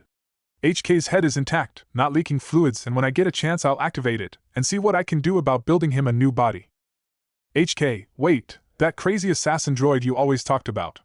That HK? Revan smiled. Yes, that HK. He calls me bag, I'll punt his head from here to Konoha. Revan smiled. I'll see what I can do, but no promises, as it seemed to be programmed into every system and subsystem he had. The pair made their way back out. Naruto looked at the ranker a moment. Wonder what it would be like unleashing a few of these upon Oto, he muttered. No, Revan said from next to him. But dear. No, Naruto. We are not transplanting creatures from my known galaxy upon your world. Think about it. If another person like Orochimaru or Sasuke got to power and had them. Naruto sighed. You're right. I'm sorry. I know. You just like thinking of ways to protect those you care for. And while they might be gone, their legacy and yours will remain. Naruto smiled, thinking of his image next to Tsunade's on the Hokage monument. So, we collect Ben and Master Jin, then what? Naruto asked as they found a escape passage that would take them back to the surface. Well, we report to the Council of Masters, then you and I are going to work on some of your force skills that I know you've been avoiding. Naruto pouted. But I liked my jutsu better. Revan gave him a look that wives across all the galaxies and dimensions give their husbands when they say something that they feel is stupid. You like the explosions? I swear, you and Anko have to be related. Hey, you leave Anko out of this, Naruto said. Oh no, I'm not. I still have those pictures, Revan said, and Naruto stopped and looked at her in shock. You promised you'd not hold those against me. Revan smiled at her husband. No, I didn't. I said I would think about not using them. But then your drinking buddy let slip that she saw you naked. Naruto groaned. Wasn't my fault. She used a fire jutsu and burned off my clothes. I dived into the water. And she just happened to fall in, right? Revan asked. He didn't see the smile, as he was busy trying to think of a way out of the doghouse for something that happened nearly 30 years ago. And I think I need to be reassured my husband loves me, Revan said. Naruto heard the teasing in her voice and smiled. And how will I do that, my love? Is there any form of barter I can offer? Revan laughed as they took the lift up. She smiled as her husband nibbled her neck below her ear, whispering suggestions of what he could do in trade. Thank the Force HK's deactivated. I would hate for him to mention anything Naruto's planning on. Oh, that sounds good. She thought as one suggestion had her eyes rolling up into her head while his hands massaged her ribs and teased her breasts while staying over her robes. A grinning Naruto and a flushed Revan rejoined Obi-Wan and Kagan 20 minutes later. Are you okay? The Padawan asked, seeing Revan's flushed condition. Never better, she said, putting the droid head on the table. What? Gentlemen, meet negative 47 Hong Kong dollars, a very old friend, Revan said, stealing Qui-Gon's tea and sipping it. Did the refugees enjoy the donation? Naruto asked. Yes, they were most appreciative of such a large amount. It will allow them to buy medical supplies and food and blankets for all. Naruto nodded and Revan could see him thinking. Are we finished then? She asked. Kagan nodded. Just need to get back to the transport, and we can head back any time. Revan looked at the droid head. I want to visit a couple of stalls before we go. I need to see if I can find parts or a frame for him. Wouldn't you have more luck on Coruscant? Obi-Wan asked. Revan smiled and shook her head. Doubt it. Most of his original parts one-hand made. I have a feeling I'll be doing that as well for a new body. Kagan was looking at the droid head. I don't think I've ever seen a style like this before. I'm sure you wouldn't, Revan said, leaning against Naruto. When I made HK, I was just starting down my path as a Sith Lord. He was my bodyguard and, more importantly, he was an assassin droid. Obi-Wan gasped. And you want to rebuild him, whatever for? Revan smiled as she patted the deactivated droid head. He was my friend. And even when I became a Jedi, he stood by me and fought for the Republic. Kagan put a hand on his Padawan's shoulder to stop him from saying something else. I think we need to get going, Naruto said in a low voice, and the three Jedi looked at him. Revan saw his gaze. Son of a Hutt, she muttered, seeing the heavily armed trio of Trandoshan coming their way after the bartender pointed at them. I don't think they like the fact I won so much in the arena, Naruto said, standing up. He looked at the others. Get to the ship, I'll only be a moment. Revan grabbed the head of her droid and kissed her husband on the lips. Come on, you two, she said, heading for the back door. You're just going to leave him against a bar full of thugs? Obi-Wan asked incredulously as his master pushed him along. Revan snorted. He won't kill them unless they force him to. What about them killing him? Obi-Wan asked as they were moving along the vast catwalks. Revan laughed. They won't. Behind them several explosions could be heard, and as a door opened they heard a shout of Daibaku Hakage Bunshin. Revan winced. We won't have to pay for damages, right? Explosions could be heard and the door hissed shut again as the trio continued on. Naruto looked around the smoking remains of the bar and sighed. I am so not paying for this, he muttered as he picked the pockets of the downed bounty hunters and the patrons that had decided to join in. He got a storage scroll and sealed away weapons and armor that he thought he could sell. The credits he set aside in a pouch. I can get something for Rev later. He smiled. And maybe visit Dex and get some ramen. He giggled a bit, thinking he's about to pull one over on his wife. At a vendor's stall near the spaceport, Revan stopped in mid-haggle. My wife's senses tell me my husband is about to do something stupid and try and pretend it was okay. Naruto Uzumaki Namikaze, whatever it is, forget it. I am watching you, she sent through their bond. Ah, Rev, I find your lack of faith disturbing. It's me. Revan sighed. I know, that's why I'm telling you now, whatever you have in that ramen-addicted mind of yours, forget it. And you are not going to DX's diner more than once a week. Crap. Revan smiled as she went back to haggling over parts with the Toydarian. Chapter 11. Jedi Temple, Coruscant. Revan snuggled against her husband's bare chest. They'd been back at the temple for a week and she'd come across several ideas on how to rebuild negative 47 Hong Kong dollars. Most of it came from designs from the Trade Federation. She'd studied their droid designs and with modifications she would have a new body for her former droid. Naruto's hand trailed up her back and she smiled. Morning, sleepyhead, she said, kissing his neck. Naruto mumbled. Over the past week he'd been locked away with Master Yoda, and neither said a word of what they were doing in the sealed room. Revan knew that whatever it was, her husband was exhausted each night. She couldn't find any wounds, but that was due to his healing factor. Last night, however, he'd returned to their chambers and proceeded to make love to her till well after the 4th chime. "Are you going to tell me what you and Master Yoda are doing?" she asked. "Maybe later," Naruto said, kissing her forehead. "How's your research coming along?" he asked. "It's fine. I sent an order to a distributor here on Coruscant, and should have what I need in a couple of days, and HK up and running a day or two after that." Revan straddled her husband and looked down at him. "You're shielding," she said with a mock pout. "You're snooping," he fired back as his hands grabbed her hips. "I'm your wife, I'm supposed to snoop." Slowly they began to move, teasing one another. She leaned down to capture his lips with a kiss when the door chime sounded. "Ignore it," she said as they were both close. It continued to chime and Revan was getting mad. She stood and was heading for the door as the communicator on the nightstand pinged. "You get that, I'll kill who's at the door," she said. "Rev," Naruto called and she stopped. "Best put on a robe." She looked down at her nude form and grabbing a robe off the chair she slipped out of the bedroom. Naruto picked up the comlink. "Namikaze, the building best be under attack at this hour or someone's getting a lightsaber enema." A chuckle from the comlink told him who it was. "Master Yoda? Need you and your wife in chambers. Matters to attend to, serious it is." "We'll be there," he said and put the comlink down. He could hear Revan telling off someone inside as he pulled on his pants and went to see who was there so early. Obi-Wan Kenobi was not having a good morning. His master had roused him from slumber early and sent him to wake Naruto and Revan.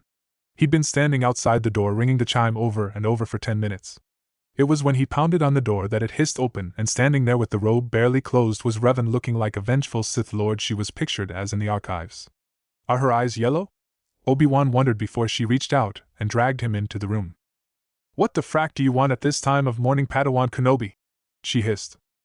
Obi-Wan winced. It was rare that she addressed him thus, and he knew she was not happy. "I was sent by Kagan to—" "I don't care if the Supreme Chancellor sent you. Do you know what you interrupted?"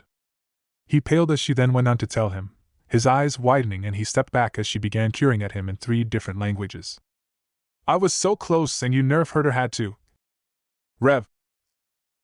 Obi-Wan sighed in relief when he saw his blonde friend coming out of the bedroom. "I'm not finished with you," Revan said, seeing Obi-Wan's look of relief. "Leave him alone, love. Master Yoda wants us and them to report to the main council chamber. Something big has happened." Revan growled and stormed back to the bedroom and the door hissed shut. Obi-Wan sighed and shared a look with his friend. "Your wife is one scary woman." Naruto chuckled. "Secret Ben. All women are scary." He entered the kitchenette and got a cup of coffee. "You do know she's going to get you again, right?" Obi-Wan paled. "I would be in your debt if you would save me, my friend." Naruto smirked. "We'll see." He sipped his coffee. "By the way, did they ever get the library sorted out?" Obi-Wan looked at his friend and shook his head. "I thought the archivist was going to have heart failure seeing all the statues painted." Naruto smirked. "I did something similar when I was 12. You all are way too uptight around here." Obi-Wan looked at him. "And hanging master took by his undergarments in the gardens?" Naruto's eyes hardened. "He insulted my wife, he's lucky that's all did to him. Next time he becomes my sparring partner." Obi-Wan had sparred with Naruto once they returned from Konoha. His shoulder still ached when he thought about it. Along with his ribs, his hip, his right leg. "Put this on," Revan said, coming out and tossing a shirt at Naruto. He slipped it on as she tied her hair back in a loose ponytail. Obi-Wan wisely kept his mouth shut as he followed them out the door. Naruto had no such compulsion as he decided to egg his wife on. "Really, Rev, you look like you just rolled out of the bed after a wild night of hot, passionate sex." Obi-Wan somehow managed to trip on the perfectly clear corridor. "Supreme Chancellor has asked us to investigate the blockade of Naboo," Mace Windu said to the quartet before the council. "And what are our actions to be should negotiations fail?" Revan asked. "Report to us you must. Advise the Chancellor we will upon your findings," Yoda said. "Be careful, shrouded this is." Naruto looked at the little master. As careful as a cat in a room full of rocking chairs. Most of the council didn't understand the joke, but Revan's chuckle joined Yoda's. "To Naboo you go. You have several days before the transport is ready. Prepare you must. Yoda said. The four bowed. May the Force be with you. It took nearly a week before the transport was ready. Revan loaded negative 47 Hong Kong dollars on board and spent a day locked away putting the droid's new body together. Naruto shuddered seeing the multiple arms, and even more when he opened a crate to reveal the weapon she'd picked up. Rev? He called as she was welding the droid together. What? What kind of weapon is this? He asked. That is a Mandalorian assault rifle. The tube attached underneath is a grenade launcher, she said, pausing to see what he was holding up. And why are there 4 blaster pistols here? Naruto asked. Well, he'll have 4 arms. I've added updated targeting programs to his matrix. So far the head had remained deactivated. Revan Han managed to make a new head casing and would give the droid a more menacing look. Revan had allowed him to add the Konoha leaf symbol to the outer casing, and she'd added programming for HK to obey Naruto as it would her. I'm surprised you got all this before we left, Naruto admitted. I paid a bit extra for faster delivery, Revan admitted. Naruto had seen her vault and had to admit the amount of jewels meant she'd never have to worry about being poor. He picked up the new head casing. He doesn't look like much. His personality is killer, Revan said. The door chime sounded and Naruto opened it to reveal Kagan and Obi-Wan. We're a couple hours out still, Kagan said. He eyed the droid and the Jedi Master shuddered. A vicious-looking droid you have, Revan. Nah. He's harmless, unless attacked, she said, making adjustments to the limbs. What's that? Obi-Wan asked, pointing at the cylinders on the droid's forearms. Each arm has a personal shield. I had a ton of them in my vault. Revan finished up with the torso and sealed the chest up. They sat watching her make adjustments to the droid's body, which she had painted a rust orange. Looks like you'll have to finish him up later, Rev, Naruto said when the ship's intercom told them they were coming out of hyperspace. She sighed and stepped back. Naruto pulled out a scroll and after scribbling runes on it he wiped his blood on it, and with a poof, negative 47 Hong Kong dollars MKI was sealed inside a simple scroll for easy travel. Obi-Wan and Kagan blinked and Revan smiled. You should see what he has in some of the other ones. Both Jedi saw the pack and Naruto smiled. What, everyone back home can do that? Revan sighed. Sadly, he's right. Can you? Kagan asked. Not as well, that's why I prefer to let him do it, Revan said. My abilities are more combat-oriented. Naruto snorted as he pulled his wife into a hug from behind her. Lazy, he whispered in her ear. Troublesome blonde, she fired back. I knew letting you play chess with Shikamaru was a bad thing. He actually was a genius. Lazy bastard, Naruto said, and Revan knew without even opening the bond her husband missed his friend. We're on approach, the captain wants us in the cockpit, Obi-Wan said, shutting off his comm link. The Namikaze nodded and followed Kagan and his Padawan from their quarters and headed to the cockpit to see where they would be meeting the Trade Federation in space above the world of Naboo. Why do I have a bad feeling about this? Naruto wondered. Chapter 12. Look at the size of that thing, Naruto said as their ship made its approach. Revan snorted. Size in this case doesn't matter, dear. She shook her head. Why is it every megalomaniac has to compensate with a giant ship and huge armies? Naruto leaned in and whispered in her ear. What did you compensate with, Haim? Revan turned and slapped him on the chest. That was Malik who wanted the army. I was considering other matters. Naruto knew better than to make a further comment. He ignored the banter between the pilot and Kagan and Obi-Wan. Bad feeling? Sheshben, you worry too much, he thought. We've been cleared to land, the pilot said. Great. Into the lion's den and me without my exploding tags. Naruto thought. He'd been unable to make any tags since he hadn't been able to find tags to make them with. I'll ask Rev if she knows where I can get paper to make tags from. He turned to see his wife looking at the Trade Federation control ship. Something wrong? He asked. Not sure. I don't know enough of the situation, but something feels ominous, she said, hugging her arms to her torso. There is more going on than a bunch of merchants holding a blockade of a peaceful world out here near the Outer Rim. Naruto looked at the fleet of ships. All these ships, and each loaded with what did you call them again? Oh yeah, battle droids. Kagan nodded from his place as he and Obi-Wan pulled up their hoods. Revan sighed and pulled hers up as well. Sweetie, put your robes on, she said in a sickeningly sweet voice. No thank, I'll pass, Naruto said, looking out at all the droid ships. Naruto, you will put on the robes I got for you and pull the hood up, play the role you've been given, Or Kami as my witness, I will make sure Dex never makes you ramen again. Naruto's head turned so fast that Obi-Wan and Kagan were surprised his head didn't pop off with the velocity. You can't do that, the blonde said, and the Jedi heard his panic and felt it in the Force. I most certainly can, she said, tossing a set of brown Jedi robes at her husband. And don't you dare wrinkle your nose at wearing them.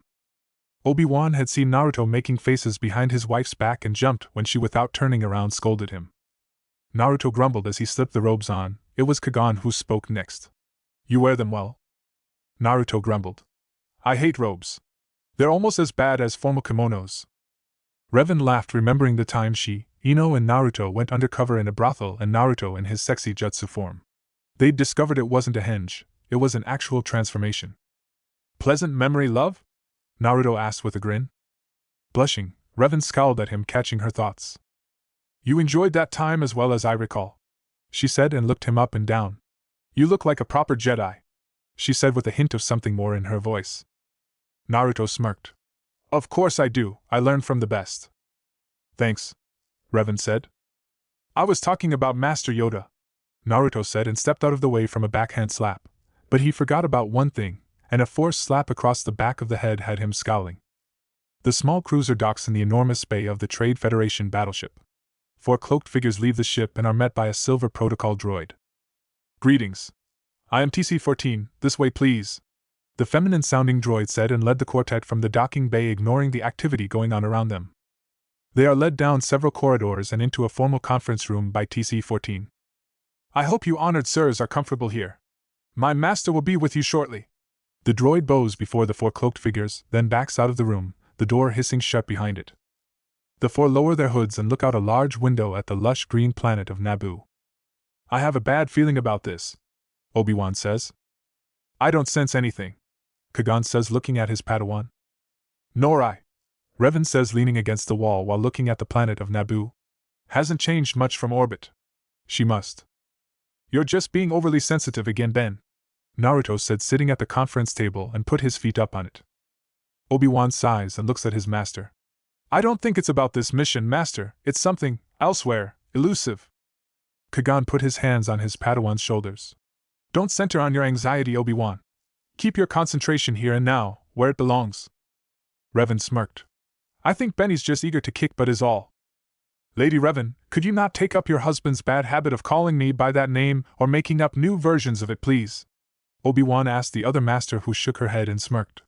He then looked at his master. Master Yoda says I should be mindful of the future. Yes, but not at the expense of the moment, Naruto said, having gotten the same lecture earlier from the diminutive master during his lessons with him. Kagan agreed. Be mindful of the living force, my young Padawan. Yes, master.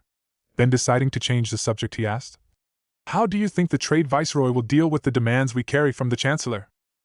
Revan snorted, getting the attention of the others. If the Trade Federation is like I think it is, made up of merchants and the like, then they are a bunch of cowards. Kagan agreed. I believe the negotiations will be short. Newt Gunray looks at his protocol droid in shock. What did you say? TC-14 repeated. I believe that the 4 ambassadors from the Supreme Chancellor are Jedi. Gunray's companion panicked. Blind me. They were sent to force a settlement. We're done for. No, we're not. Take them some refreshments. Stall them. Newt ordered his droid. They waited till the TC-14 walked away. I want a detachment sent to the corridor where the Jedi are. Pump the room full of gas, then send the droids in to finish them off. TC-14 brought them cups while they were talking. Naruto, out of habit, used his enhanced senses to try and smell a poison while he watched the Jedi use the Force. Revan sipped hers while looking at Naboo. Something wrong? Naruto asked his wife, rising to stand next to her. No, not really. It's just the last time I was here was to help Bastila bury her mother in their family's crypt. Naruto put an arm around his wife and hugged her to him. The pair heard something, and the Jedi at the table tensed. Gas, Obi-Wan stated as he and Kagan began using the Force to create a breath bubble around themselves. Revan was doing the same while Naruto pulled up his ninja mask that he designed back when he was younger to keep poisons out of his lungs. The room filled quickly. Revan reached out with the Force. Those bastards. There's a small squad of battle droids outside the door. I guess Kagan was right, these negotiations didn't last long. Naruto shot back through the bond while Revan and the Jedi pulled their lightsabers. Naruto sighed and summoned his from the seal as well. And you say I always go looking for trouble, Naruto sent to his wife, who rolled her eyes as they continued to use the force to keep the poison out of their lungs. A hologram of Newt surrounded by battle droids appears in the conference room hallway.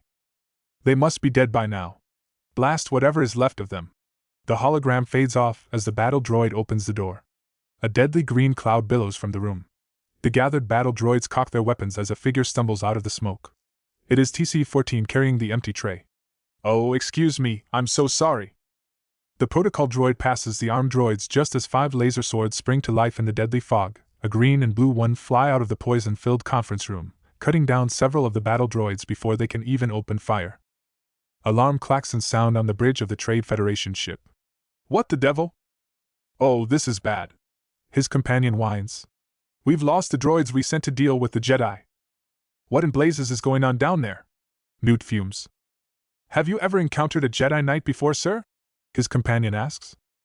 Well, not exactly. But I don't. A panicked look fills the alien's face. Seal off the bridge. He barks the order. That won't be enough, sir. His fellow Nemoidian says, both looking on as the doors to the bridge slam shut. I want destroyer droids up here at once. Newt orders while his companion is whining. We will not survive this. Kagan cuts down a couple of battle droids, creating a shower of sparks and metal parts. Obi-Wan raises his hand and sends several battle droids crashing into the wall hard with a force push. They both turn to see Naruto and Revan finishing the rest off, both Jedi impressed as the pair looked like they were dancing around one another, their movements in perfect sync with the other. Kagan nods at them and makes his way towards the bridge door and slams his lightsaber into it to begin cutting his way in. The bridge crew is looking very nervous as sparks start flying around the bridge door. One of them brings up the image from a camera in the corridor showing the 4 Jedi on the view screen. Close the blast doors! Newt yells out frantically. A huge, very thick blast door slams shut, followed by a second door, then a third. There is a loud hissing sound as the doors seal shut. On the screen, Kagan stabs the door again with his lightsaber and is joined by Naruto. The screen goes black as a red spot appears in the center of the blast door. They're still coming through, Newt's companion moans, as they watch the door as chunks of molten metal begin to drop away. Impossible! Newt yells out. This is impossible! Where are those destroyer droids? His companion yells to one of the techs. Out in the corridor with Revan and Obi-Wan standing guard, Naruto and Kagan are making progress with the door when they hear it. 10 ugly will-like droids roll down the hallway at full speed. Just before they get to the bridge area, they stop and transform into their battle configuration. Kagan can't sense their presence, but hears Obi-Wan's shout of warning causes him to stop and turn from his task with Naruto. Destroyer droids. Offhand, I'd say this mission is way past the negotiation stage, Revan says, taking up a stance as the destroyer droids rush the entry area from the 3 connecting hallways, their laser guns blasting. They stop firing and stand in a semicircle as the smoke clears. The 4 Jedi are nowhere to be seen. Switch to bio, there they are. The lead droid orders and they see the 4 Jedi materialize at the far end of the hallway and dash through the doorway that slams shut. The droids open fire, and the Jedi, deflecting with their lightsabers, send several blasts back at the droids. They have shield generators, Obi-Wan said in surprise, which Revan snorts at as she uses her 2 blades to smack aside incoming laser bolts. It's a standoff. Let's go, Kagan says. And the 4 dash down another adjacent corridor, avoiding blaster fire before Kagan stops, deflect a blaster bolt into a ventilation cover and dives in while Revan stands guard before she enters last. 20 minutes later, the 4 emerge from a very large ventilation shaft in the giant hangar bay. They pause, seeing the burned-out remains of the cruiser they'd come on. They watch from a catwalk as thousands of battle droids are being loaded onto numerous landing craft. Battle droids, thousands of them, Kagan says. It's an invasion army, Naruto hisses. Would you say this is an odd play for the Trade Federation? Revan asks. We've got to warn the Naboo. And get in contact with Chancellor Valorum, Kagan says. Let's split up. Each of us stow aboard a separate ship and meet down on the planet. The others agree. Naruto has to hold in his laugh when he hears Obi-Wan's comment. You were right about one thing, Master. The negotiations were short. 6 landing craft fly towards the surface of the planet of Naboo. On board one, a very bored Naruto Uzumaki Namikaze wasted no time in messing around. Soon the ship was filled with sparks and all the battle droids' heads popped off. I'm so not paying for this, he muttered, wondering how Revan was faring. You broke them? came the amused voice of his wife. Yeah, not my fault. Nothing is marked properly. Naruto ignored his wife's amusement. Yes, well, you did good. One less group to deal with on the surface. I'll do the same, good work, love. Naruto sighed as he leaned against the wall. He picked up a droid head. You know, Bob, for something that's designed for war, you all sure break easy. He tossed the droid head over his shoulder and decided to look around now that he messed up. He smiled seeing vehicles. Wonder if I can drive this thing? He pondered. Nah, Rev would skin me. Last time I flew her speeder ended up part of the landscape. Naruto thought of the time back outside of Konoha when Revan taught him to pilot her speeder. With that in mind, Naruto sat and started messing around with one of the now broken droids. I wonder if this feeling is the same Rev gets when she's working on one of her projects? This is actually fun. He thought as he began to rebuild the droid, his hands unconsciously rewiring and removing parts while adding others, his eyes taking on a glazed look. Chapter 13. Naboo was beautiful. Naruto stood upon a high branch and watched as the other dropships unloaded their armies.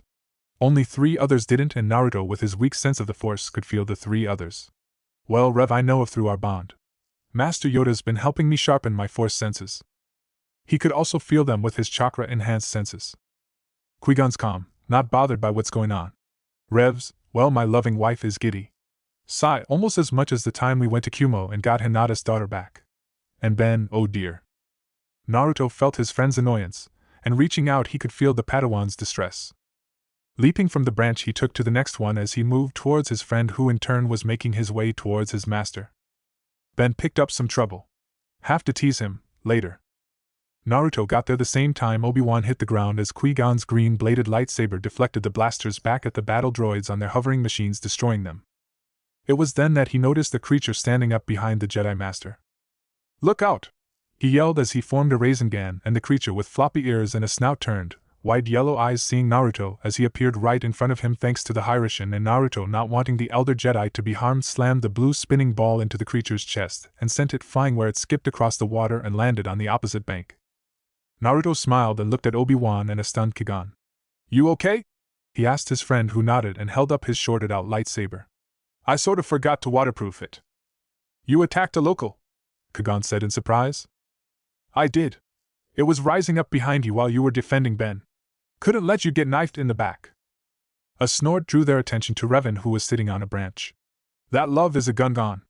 Trust me, they are no threat, unless you're fish or very stupid. Revan back flipped off the branch and landed next to Naruto.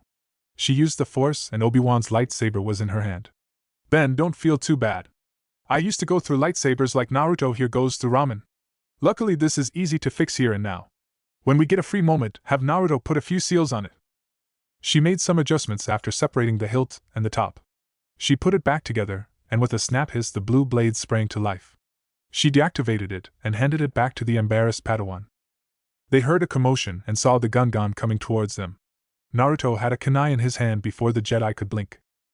Easy, Tiger, Revan said, putting a hand on his. You hit him with a low-level Rasengan, didn't you?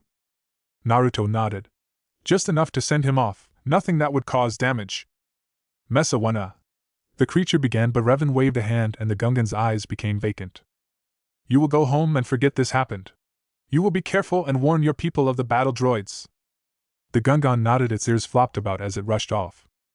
Couldn't we have used him to find our way? Obi-Wan asked after the Gungan entered the brush. More hassle than it's worth, Revan said.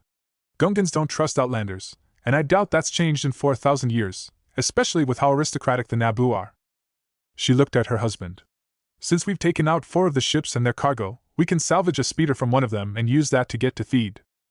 Naruto grinned. On it. He pulled out a comm link and Revan raised an eyebrow. Now, I'm not as skilled as my beautiful and talented wife, but I do stumble through on some ideas once in a while. Bob, bring the car around, he said into the device, and the 3 Jedi turned, seeing one of the droid tanks come crashing through the underbrush. Revan turned towards him and raised an eyebrow. What? You taught me the basics, Naruto said defensively. Shaking her head, she patted his cheek and climbed up. Droid. Bob, Naruto interrupted. Bob, Revan continued. Leave. Roger, Roger. The battle droid climbed out and stepped towards a tree. Power down, Bob, Naruto ordered. Roger, Roger. The Jedi climbed aboard and saw Revan had brought up a planetary map. We'll need to cut through here to beat the army to Theed. No, we're too late. Look here, Naruto said and pointed, and Revan brought it up. They already have control of the city, damn it to Oto. Naruto smiled. We can use the tank to slip in with the rest of the army and rescue the queen. Revan shot her husband a look. You and rescuing the princess. Naruto shrugged. Carry over from my days as a genin with dreams of adventure and excitement. A Jedi craves not those things, Obi-Wan said. Naruto looked at his friend and put an arm around his shoulders. Ben, you have much to learn, my young friend. Some rules are meant to broken. Revan snorted from the pilot's seat as Kagan joined her. You don't break rules, dear, she said, bringing the systems online. Thank you. You obliterated them and piss on the smoldering embers. Naruto pouted as the hover tank shot off, leaving a lone battle droid deactivated in the clearing. The waterfalls of Theed sparkle in the noonday sun. The place looks like paradise with billowing clouds that frame the body of water, making it a very romantic setting. Revan stops the tank and they look at the city from across the river. Hasn't really changed in appearance in 4,000 years, she said. The Jedi begin to climb out of the tank when a battle droid steps out of the nearby foliage. Drop your weapons, it states. The Jedi turn as Naruto performs a flip and lands between the Jedi and the droid. I said drop your weapons, the droid orders again. Naruto sighs as he slams a Rasengan into the droid. Its chest crumples and sends it flying into the river, where the current carries it over the waterfall to the rocks below. Naruto starts walking, the Jedi follow. Obi-Wan looks from where the droid was to where it went. Whoa! He muttered, making the mental note not to get hit by that attack anytime in the future. The three Jedi and lone ninja scurry around. They slip from cover to avoid the patrols. They reach the plaza and see the queen, her handmaidens, advisors and guards being escorted out of the palace by 10 battle droids. Using the Force, the Jedi reach a higher walkway and Naruto, using chakra, sticks to the wall in the shadows. They watch as the plaza filled with tanks and battle droids move off, unaware of what was about to happen. Obi-Wan and Kagan jump from the balcony they were on. They attack the closest battle droids in an attack to rescue the queen. 4 battle droids are instantly cut down.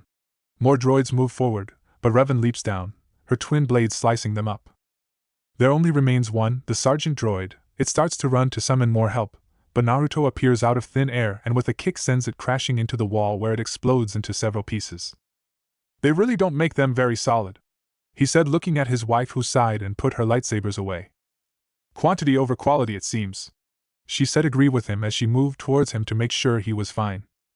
Kagan moves the queen and her surprised group to the safety of a nearby alley. Your Highness, we are ambassadors for the Supreme Chancellor, Kagan says in introduction. An elderly statesman named Bibble spoke up. Well, your negotiations seem to have failed. Kagan shook his head. The negotiations never took place. Your Highness, we must make contact with the Republic.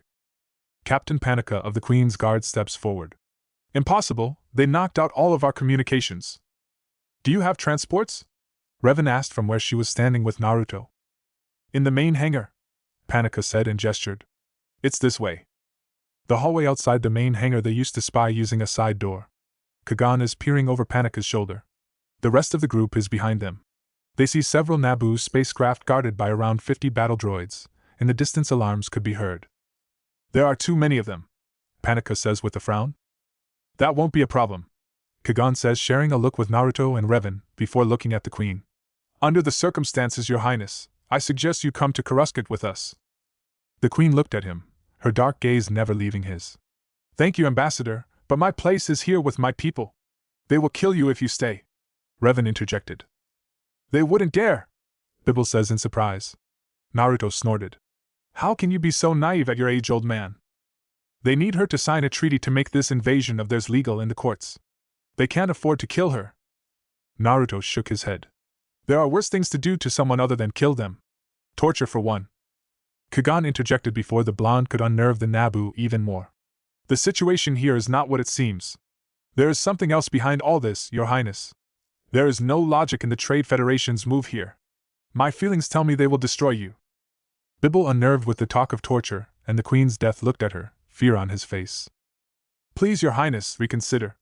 Our only hope is for the Senate to side with us. Senator Palpatine will need your help in getting it. Panika shook his head. Getting past their blockage is impossible. This course of action will expose you to a greater risk. Naruto snorted. Any escape has the potential to be dangerous. It's what you do with your chance that matters. The captain of the guard shot the blonde a look, but Naruto was looking back at the hangar. I will stay here and do what I can. They will have to retain the Council of Governors in order to maintain control, but your highness must leave, Bibble said. The queen turns toward her two handmaidens. Either choice presents a great risk, to all of us. The one on the right spoke up. We are brave, your highness. Kagan spoke up. If you are to leave, your highness, it must be now. Amidala nods. Then I will plead our case before the Senate. She turned towards Bibble. Be careful, Governor. She didn't see the look Revan was giving her and her handmaidens. The door opens to the main hangar. Naruto and Revan lead the way with Kagan and Obi-Wan escorting the queen, Captain Panika, 2 guards and 3 handmaidens. They break off with the queen and head for the sleek chrome spacecraft. Behind them at the door is Bibble and the remaining handmaidens and guard. The handmaidens are distressed. Panika leans towards Kagan. We need to free those pilots. He points towards where 20 guards, ground crew and pilots are held in a corner by 6 battle droids. I'll take care of it, Obi-Wan says. Naruto follows him towards the group of captured pilots. Revan and Kagan lead the queen and the others approach the guards at the ramp of the Naboo craft. Where are you going? The droid demands. I am ambassador for the Supreme Chancellor, and I'm taking these people to Coruscant. The droids begin to bring up their weapons. You're under arrest. Before the weapon is raised or fired, they are cut down as Revan's blades snap to life. As this is happening, Naruto and Obi-Wan are destroying droids around the pilots. More droids run to the aid, but Naruto goes on the offensive. Obi-Wan hears what sounds like thousands of birds chirping and turns to see Naruto rush the oncoming droids and strikes out. His hand looks like it's covered in lightning. He watches as the droids explode. Revan and Kagan fight off droids as everyone is rushed aboard the spacecraft. A pilot, some guards and ground crew rush to the ship and board, the others head for Bibble. After everyone is aboard, Naruto and Obi-Wan rush the ramp as it seals behind them.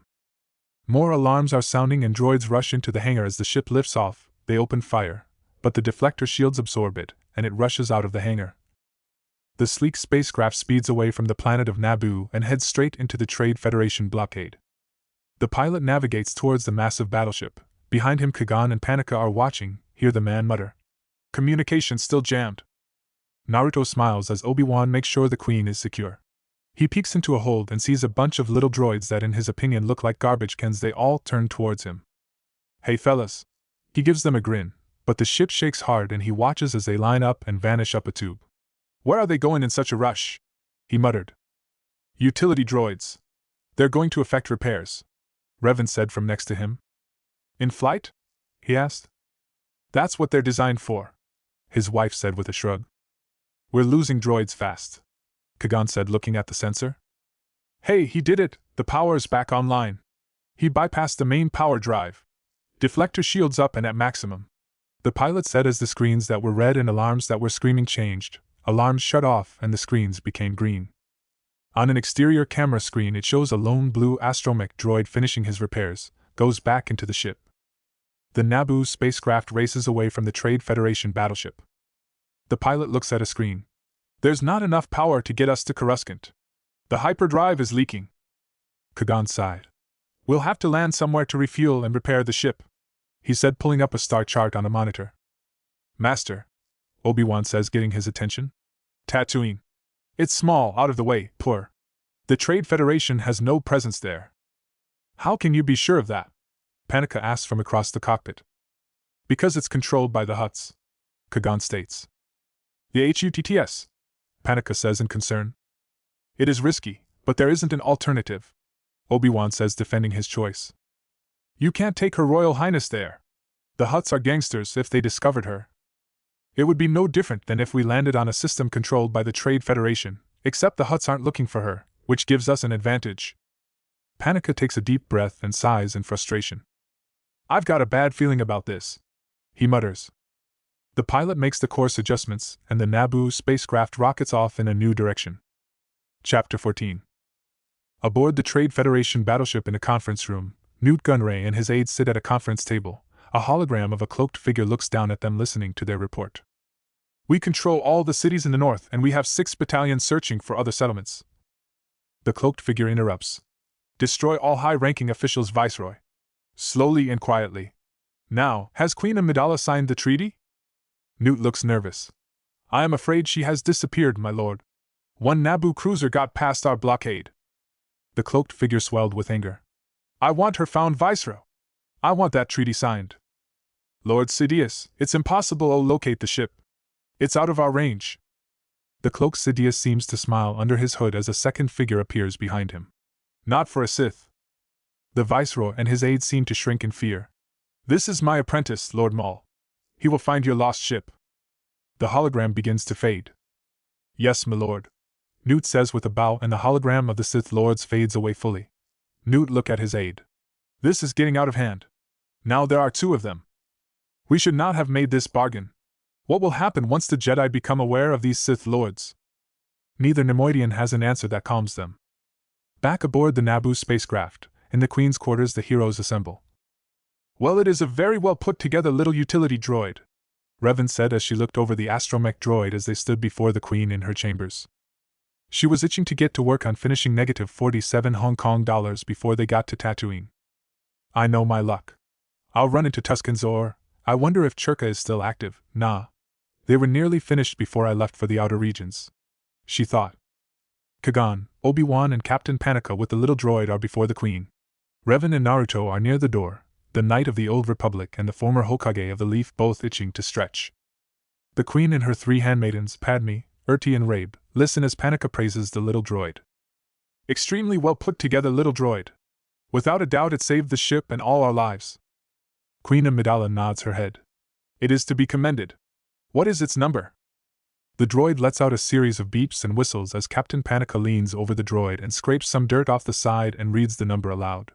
R2-D2, Your Highness. Amidala gives a slight bow of her head. Thank you, R2-D2. You have proven very loyal. She pauses and then. Padme! The handmaiden steps forward and bows to the Queen. Naruto nudges his wife who nods, but holds a finger up to her lips as the Queen continues speaking. Clean this droid up the best you can, it deserves our gratitude. She looks at Panika. Continue your report, Captain. Panika looks nervously at the Jedi. Your Highness, we are heading for a remote planet called Tatooine. It is a system far beyond the reach of the Trade Federation. There we will hopefully be able to make the needed repairs, and from there. Panika does not look happy. Your Highness, Tatooine is very dangerous. It's controlled by an alliance of gangsters known as the Hutts. I do not agree with the Jedi on this. Kagan stepped forward. You must trust my judgment, Your Highness. Revan and Naruto seem to be the only ones who see the Queen look at Padme, who moves next to R2-D2. The meeting breaks up with Amidala dismissing them and telling Panika that she will take his protest under advisement. Revan was sitting before the frame of negative 47 Hong Kong dollars. Every so often she would look up from her wiring and watch as Padme worked at cleaning R2-D2. Revan could tell the girl barely had a clue as to what she was doing. I mean, a rag is fine for the first layer of dirt, but no tools? Shaking her head, she could hear her husband tormenting Obi-Wan as they came down the corridor into the hold. Saying that with an alternate training method would be better. Master Yoda agrees with me and even asked me to work with the younglings, the blonde said. I can't believe he will leave you of all people alone with the younglings. That alone sends a disturbance in the Force. A million voices cry out. Obi-Wan stopped at the door as his eyes landed on the red-robed figure of the handmaiden, while Naruto, oblivious, went to his wife and kissed her on the forehead before looking at HK-47's frame. Orange, he said. No, Revan said. But that rust color is close. I'm just saying, a nice bright orange. You'll sleep at Obi-Wan's if you even think about painting MY droid that hideous orange, Revan said, looking up from her wiring in the chest cavity. Naruto made a HN sound as he saw the changes she'd made. What gives? After seeing how crappy the Trade Federation's design was, I've made modifications. Obi-Wan stepped in and looked over the handmaiden's shoulder. Hello? Both Padme and Naruto jump, not expecting him to be standing right there. Revan and Naruto smile, seeing the embarrassed look on the Padawan's face. Sorry about that, I didn't mean to startle you, he said. That's all right, Padme says, picking up her dropped rag. Obi-Wan was quiet, watching as she cleaned the droid. I saw some more back there earlier, would you like me to get it for you? Padme looked at him and smiled. Thank you. This little guy is quite a mess. Obi-Wan goes and fetches the oil can and hands it to her. Where are my manners? I'm Obi-Wan Kenobi. Padme, I attend Her Highness, you're a Jedi Knight, aren't you? Padawan apprentice, I haven't taken my night trials yet. Obi-Wan corrects her. So they sent 4 Jedi to help us? Padme asks. Obi-Wan shakes his head. Master Kagan and Master Revan are the fully trained Jedi. I'm a Padawan learner still, and Naruto. He looks at the blonde who is helping his wife with the adjustments on their droid. He sees the 4 arms locking together to make one set of arms on each side. Well, Naruto is Revan's husband, and a warrior of renown from his world, and is a Force sensitive. He smiled as he watched the Namikaze arguing. That one goes here, this one goes there, Revan said with a hint of frustration. Husband? I thought Jedi weren't allowed to marry? Padme looked up from her task. Obi-Wan crouched on the opposite side of R2-D2 using another rag to work on some scoring marks. Master Revan is a knight of the Old Republic. He looked over. She's from a time where the code was different. Padme's eyes scrunched up. I know the name Revan. I just can't remember from where. Obi-Wan smiled. It was not his secret to tell. So, milady, the service of the Queen? Padme gives a shrug. Her Highness does what is best for her people. Damn it, Naruto! Revan yells and the handmaiden and Padawan turn to see a cloud of smoke coming from the chest of the droid. What are they doing? Padme asks. Revan's original droid was damaged too badly to fix. So she retrieved its core and is modifying a droid chassis she acquired. There were sparks coming from -47 Hong Kong dollars, then the sound of a low hum. Ready! Came from the droid. Naruto's voice, while muffled as his wife throttled him, was still heard. Fuck me, it worked! Kagan and Captain Panika arrived hearing yelling, and they entered the hold to find a strange droid with 4 arms wide open holding tools, its blood-red optics focusing on the people in the hold. Revan was laughing and kissing her husband. Off to the side, Padme, R2-D2 and Obi-Wan watched as the droid went to work on itself. Clarification, Master should step away from the meat bag. Condescending tone, remember the last meat bag you were doing that to, Master? What in the name of the moons of Vega is that? Panika asked, his hand going towards his blaster. Revan pulled away. Stop! Draw that weapon and you'll acty. Was as far as she got as Panika pulled his blaster. And found his arm pinned to the bulkhead by a tool. His eyes went to the droid which held 3 more. Statement, go ahead meatbag. Make my day. -47 Hong Kong dollars stated before going back to work on his own chassis. Joyous day, Master, you have done outstanding work, as always. The droid said with a hint of happiness in its voice. Thank you, old friend. Revan said, approaching, ignoring Panika, who was stuck to the wall. -47 Hong Kong dollars, she said. Voice recognition. Confirmed. The droid froze, its optics focusing on its creator. -47 Hong Kong dollars, I wish to introduce you to my husband, Revan said as Naruto stepped up and put an arm around his wife's waist. Hey HK, Naruto said. Rev's told me so much about you. Interesting statement, Master has told me nothing of you meatbag, the assassin droid said. HK, you will answer to and respect Naruto as if he was me. Confirm command, Revan said. Silence as the droid's optics dimmed a moment, then came back. Corrective argument, Master, are you certain you wish to give? Confirm command now. Naruto Namikaze's commands and safety will be as important as my own. Confirm. Those watching could almost hear the whine as -47 Hong Kong dollars spoke. Confirm command, Master. Naruto Namikaze is listed as priority master as well. Thank you, HK. I am sure you will appreciate my husband as much as I. She smiled at the droid. He is after all a powerful warrior, and his skills lead to chaos and destruction. Inquiry, chaos and destruction? Naruto smiled. My people use techniques for battle and assassination. Happy correction, perhaps new meatbag has redeeming qualities. Panika looked at Kagan. You can't let that thing loose on the ship with the Queen. It sounds homicidal? Obi-Wan placed his input. Yes. Obi-Wan shared a look with his master from where he was with Padme. And he's going to get along with Naruto. The handmaiden, Captain and Padawan watched as the Jedi Master shuddered as they watched the trio on the other side of the hold talking. R2 let out a low warble. Obi-Wan nodded. I too have a bad feeling about this. Panika, Obi-Wan and Kagan are looking over the pilot's shoulder. A large yellow planet appears directly ahead. The pilot is looking at the scopes. That's it. Tatooine, Obi-Wan says. There's a settlement, a spaceport, looks like. Land near the outskirts. We don't want to attract any attention, Kagan says. Revan stepped up behind that. And that would attract more. What do you mean? Panika asks. Ollie? Yes, Master Revan? The pilot says. Get clearance to land at the spaceport. She looks at the scope. Mos Espa? That's new. Not really, the pilot says. It's been around for about 200 years. Anchorhead has been around forever, I believe. Revan smiles at that. You wouldn't believe me if I told you. She turned back to Kagan and Obi-Wan. The displeased look on Panika's face was ignored. By landing outside in the desert, that attracts more attention. Landing at the spaceport blends us in with the rest of the traffic. But the Queen's safety, Panika began. This will be safer. Just post people at the ramp and don't let anyone load anything. Behind them they heard a bark of laughter as Naruto joined them. Gizka, he muttered. He looked at Revan. I've got HK outfitted. He wishes to examine some of my skills once we land. Mentioned something of hunting? Revan shook her head. Not sure if that's still allowed. But he will be coming with us. Us? Kagan asked. Of course, Master Jin. Naruto, Obi-Wan, myself and 2 droids shall venture into the town and look for parts. You will stay and protect the Queen. Kagan looked rather put out that he was being told to stay behind while his Padawan was getting to go off ship, but Revan was technically senior master on the mission. One of us would need to remain behind, and while I'm a bit dated, I'm better suited to be amongst the population of Tatooine.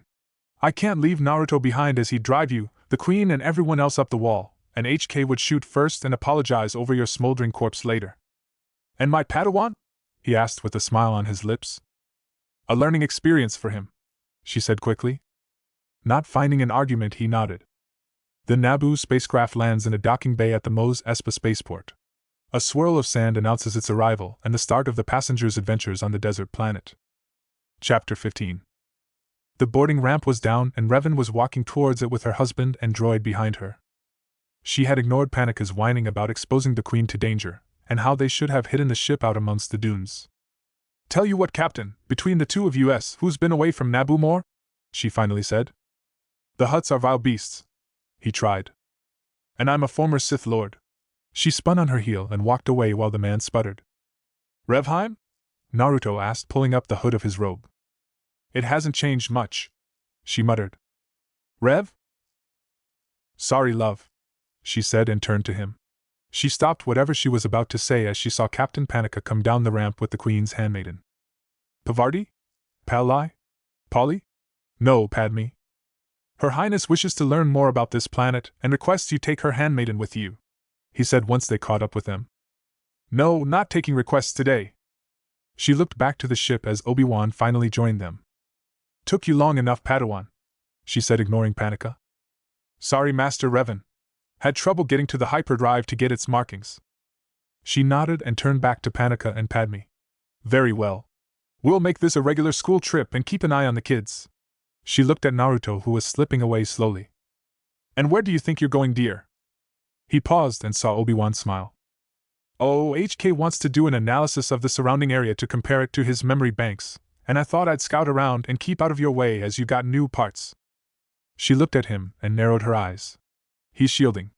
Which means -47 Hong Kong dollars, she said. Yes, Master? What are you and my husband going to be doing for real? She heard Naruto's muttered. Damn. Statement. Master's mate has inquired about causing large amounts of property damage and perhaps learning this unit's primary functions. Revan closed her eyes. She knew having these two in the same system would be trouble. I just never thought they would start so quickly. She opened her eyes to find them gone. Naruto! She yelled and rounded on Obi-Wan, who put Padme between him and the danger of a mad wife. Padawan, fetch R2-D2, it seems we will need his services. She looked at the handmaiden and waited till Obi-Wan was on the ship. Now, Your Highness, care to explain what game you're playing? Padme paled. How? Revan smiled. Both my husband and I suspected something the moment we saw the Queen's reactions back on Naboo and how you were the first to speak up, as if coaching her. Padme sighed. You're not going to tell, are you? No. Both Naruto and I are used to decoys. Back on my husband's home world, it is a standard practice for many people to use a body double. We will keep this under our caps if you will turn the phrase. But you will stay close to either myself or Naruto. What about Obi-Wan? Revan raised her eyebrow. She said nothing, and soon the pair were joined by the flustered-looking Obi-Wan and the dome-topped Arta. Let's go. After we deal with getting the parts, we'll find my husband and droid. How are we going to do that, Master? Obi-Wan asked. Simple. Follow the mass destruction, Revan said, leading them away from the spaceport. Naruto sighed as he stepped out of the shadows. Nearly as bad as Suna in the summer, he muttered, wiping his brow. He looked at HK. Statement: what an unorthodox means of concealment. Thanks. Used to use the same manner when I was a child to hide from Anbu and Jonin. Inquiry: and these Anbu and Jonin were skilled in assassination and tracking? Oh yeah? Imagine this, HK, a whole village built around the concept of assassination, espionage, and subterfuge. Thrilling sensation. Oh Master, my circuits are in flux with the thought of what meatbags can do to improvise in such ways to make them efficient killers. Naruto shook his head. We'll have to work on your language skills, HK. You don't need to say statement and such when you talk. Now let's find us a bounty office or hunter's guild. Recitation: guilds are marked usually near the port. A hunter's permit will be needed in order to collect. Naruto nodded as they continued to walk. He pulled off the Jedi robes and shoved them into his pack, as well as his jacket, leaving him in a midnight blue muscle shirt and black cargo pants. What I wouldn't give for orange, he thought. Revan had replaced his wardrobe since they arrived on Coruscant, and he had blues and greens and even a few rust reds and oranges in the darker color, but nothing bright. Is that a hunter's den? Naruto asked. Negative. That, Master, is a bar. Excellent. Let's go. Not an enjoyable pastime, Master. Statement: you shall not be like Meatbag Rand and hide in there. Who? Never mind. No. I want to see something, Naruto said, and the assassin droid was left with no choice but to follow him. The little group walks down the main street of Mos Espa. Revan ignores the dangerous-looking citizens of numerous species. Padme is in awe of the exotic environment. Moisture farms for the most part. There are also a few indigenous tribes and scavengers, Revan said to the girl when she asked about the numerous species. The few spaceports like this one are havens for those who don't want to be found. Padme nodded. Sort of like us. R2 whistles and Obi-Wan listens as well, his eyes in constant motion as he's taken it upon himself to protect the Queen's handmaiden. They enter a plaza surrounded by several junk and spaceship dealers. I think we'll try one of the smaller dealers first, Revan says after scanning the plaza with a practiced ease of experience. She points them to one shop that, while small, has a huge pile of broken spaceships stacked up behind it.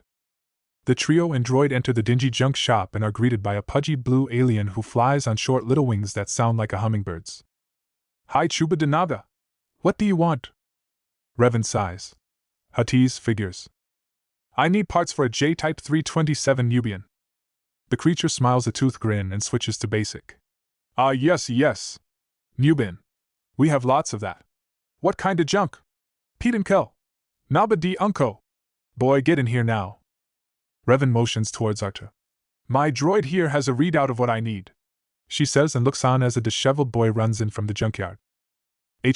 Looks about 9, can't really tell under all that dirt and those rags. Revan thinks, and her eyes narrow as the Toydarian raises a hand to the boy, who flinches. Revan listens in as the pair speak in Huttese. Kuna titaki malia? The Toydarian snarls. What took you so long? The boy answers, his eyes down. Mel tassa chopassa. I was cleaning the bin like you. The Toydarian cut him off. Chut. Ganda do walya. Me dwana no bada. Never mind. Watch the store. I've got some selling to do here. The Toydarian looks back at Revan. So let me take thee out back. And you'll find what you need. Revan and Artu follow the Toydarian, leaving Obi-Wan and Padme with the boy.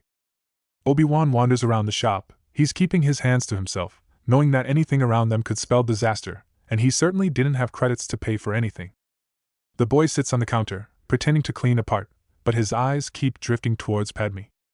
The handmaiden is embarrassed by his stare, but musters an amused smile. Obi-Wan too is watching and smirks as he sees the boy muster up the courage to finally speak. Are you an angel? That had not been what either teen had been expecting. Padme finds her voice. What? An angel, the boy continues now. I've heard the deep space pilots talk about them. They live on the moons of Yago, I think. They are said to be the most beautiful creatures in the universe. They are said to be good and kind. They even are said to be so pretty that they make the most hardened of spice pirates cry. Obi-Wan turns away, trying to control his laughter, but Padme's look tells him he's failing miserably. The two share a look and he shrugs. Her look he understands as thanks a lot. I've never heard of angels, Padme says with a shrug. The boy shrugs. You must be one and just not know it. Obi-Wan muffles his laugh into his hand, making it sound like a cough. You're a funny little boy. How do you know so much about angels? Padme asks. The boy shrugs. Since I was very little, 3, maybe 4, I think. My mom and I were sold to Gardella the Hutt, but she lost us, betting on the pod races, to Watto, who's a lot better master than Gardella, I think anyways. You're a slave? She asks and looks at Obi-Wan. The Jedi looks sadly. The boy looks at Padme. A look of defiance appears in his eyes. I'm a person. My name is Anakin, he says, putting the part he was cleaning down. I am sorry. I don't fully understand. She looks around. This is all strange to me. This world is strange to me, she admits. Anakin studies her, his eyes looking at her intently. And you are a strange girl to me. Obi-Wan wasn't paying attention as he was laughing, and his elbow bumps in the nose of what appears to be a little droid. It instantly comes to life, grows legs and arms, then starts moving around, knocking over everything. Obi-Wan panics and tries to grab hold of it and stop it. Anakin pipes up from his spot on the counter. Hit the nose! Obi-Wan finally does. The droid collapses back into its original state. He looks up sheepishly, hearing Anakin and Padme laugh. She's got a pretty laugh, he thinks. Both Anakin and Obi-Wan watch as Padme collects herself and straightens her hair. Meanwhile, out behind the shop, Watto reads a small portable monitor he is holding. He stands before the hyperdrive. Ah, here it is. AT-14 hyperdrive generator. Be in luck, I'm the only one hereabouts who has one, but thee might as well buy a new ship, it would be cheaper, I think, saying of which, how's thee going to pay for all this? Revan smiles. I have 20,000 Republic dataries. Republic credits? Republic credits are no good out here. I need something more real. Revan cursed. Damn it to Odo and back. I knew I shouldn't have left Coruscant without other forms of currency. But no, I just had to listen to Kagan. This will teach me to ignore my instincts. Damn modern Jedi are too assured in their ways. I currently don't have anything else. She raises her hand, but credits will be fine. No, they won't, Watto says. Revan sighs at the stubbornness of the Toydarian race, but she tries using a Jedi mind trick again as she waves her hand once more. Credits will do fine, she says. No, they won't. What you think you're some kind of Jedi, waving your hand around like that? I'm a Toydarian. Mind tricks don't work on me. Only money. No money, no parts. No deal. And no one else has AT-14 hyperdrive, I promise you that. Back in the junk shop, Anakin is talking with Padme. Obi-Wan is listening, but not saying anything. I wouldn't have lasted long if I weren't so good at fixing things. I'm making my own droids. Revan enters the shop, a stormy expression on her face as she's followed by Arta. We're leaving, she says. Obi-Wan follows her while Padme pauses and looks at Anakin. I'm glad I met you, Anakin, the boy says. Anakin, Padme says with a smile. Anakin Skywalker, he says. Padme hesitates, then. Padme Nayberry, she says and turns. Anakin looks sad as he watches her leave. I'm glad I met you too, he calls out as Watto comes from the junkyard shaking his head. Revan, R2, Obi-Wan and Padme have found a quiet alcove between two buildings. The busy street beyond is filled with dangerous-looking creatures. Revan is talking into a comm link with Kagan back on the ship while the others watch the street. You're sure there isn't anything of value left on board? Revan asks. A few containers of supplies, the Queen's wardrobe, perhaps. Not enough for you to barter with. Not in the amounts you're talking about. Qui-Gon's voice comes over the comlink. All right. Another solution will present itself. It always does.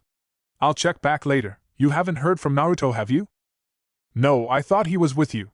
Qui-Gon's voice takes on a hint of worry. He and HK are doing some bonding. Never mind, I'll find him. She puts the comlink away and starts walking out onto the main street, but Padme stops her by grabbing her arm. Is that a good idea? We could be robbed or assaulted, she asks, pointing out to the same thing happening up the street. Revan smiles. Not likely, we have nothing of value. Obi-Wan adds his own, and Revan knew it was from him hanging around with Naruto. That's the problem. They were walking the market when they found Naruto and negative 47 Hong Kong dollars. Revan saw them as a Doug tried to assault her husband and was then slammed against the wall. HK had the barrel of his assault rifle digging into the Doug's neck. She couldn't hear what was said, but she'd never in her life seen a Doug turn that shade of white before. Naruto let him go, and she watched as the creature scurried back to a stall. That was so wizard! Revan and the others turned to see Anakin standing there. You know that guy? My husband, Revan says with a smile as Naruto sensing her turns and smiles. He picked a fight with a Doug? A dangerous one at that. He's called Sebulba. Revan and the others take it they should know the name, but she turns and looks at her grinning husband. You just can't stay out of trouble, can you, dear? She asks once he's close enough. Me? Not at all. Vendor tried to rip me off and grabbed my arm, then I smacked his hand and it hit some kind of roasted rat. It went flying and hit that bug. It's a Doug, dear, she said. Naruto shrugged. He came up and tried to throttle me. I took offense is all. Obi-Wan shook his head at his friend. You can find trouble with your eyes closed, my friend. Regardless, the boy was right in one way, Revan said. Oh? Naruto asked, raising an eyebrow. You are heading into trouble. You left me. Obi-Wan and Padme share smiles as Revan backs him up, poking Naruto in the chest. Obi-Wan wonders what else could make her smile like that.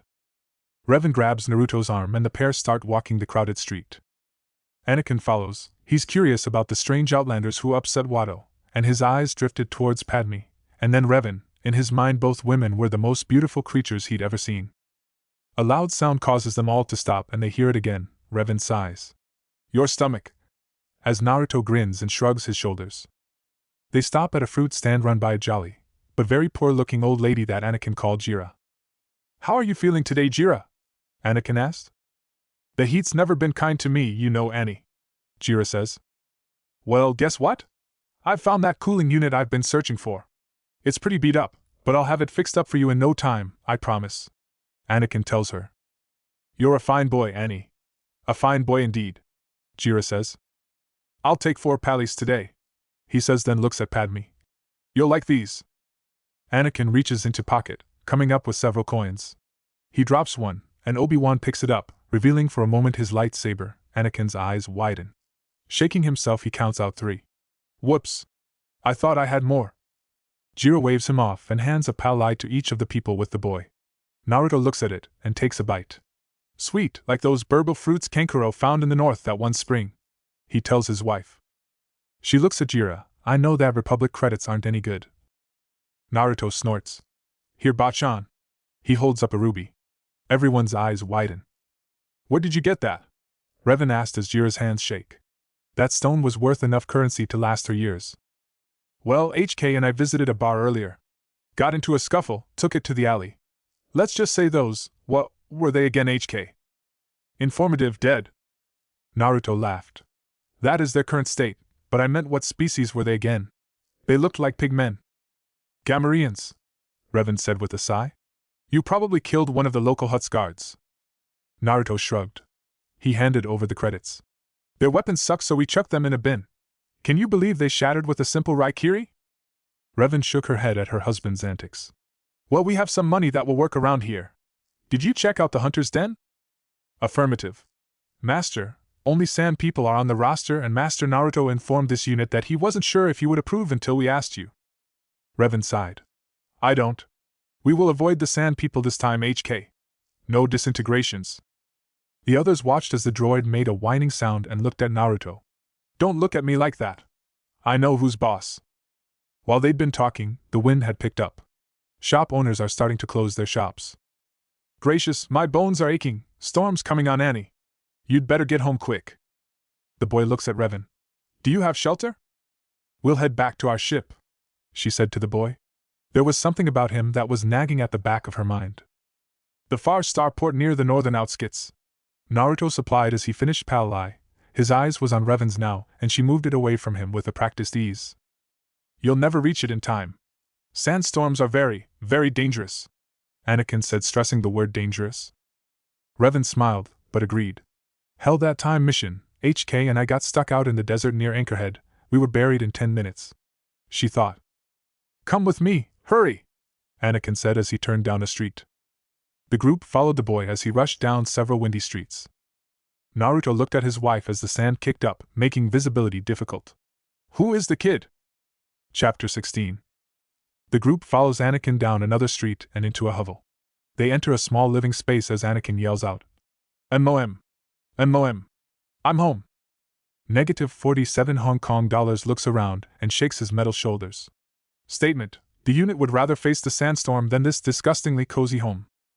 HK, behave, or I'll remove your targeting programs. Revan said just before a woman who looks to be in her 40s enters. She seems warm and friendly, and startled seeing a group of people in her home. "Oh my! Annie, what is the meaning of this?" she asks. The boy looks at her. "These are my friends, Mom. This is Padme and I don't know the others." Naruto snorted while Obi-Wan's whispered, "Someone's got a crush."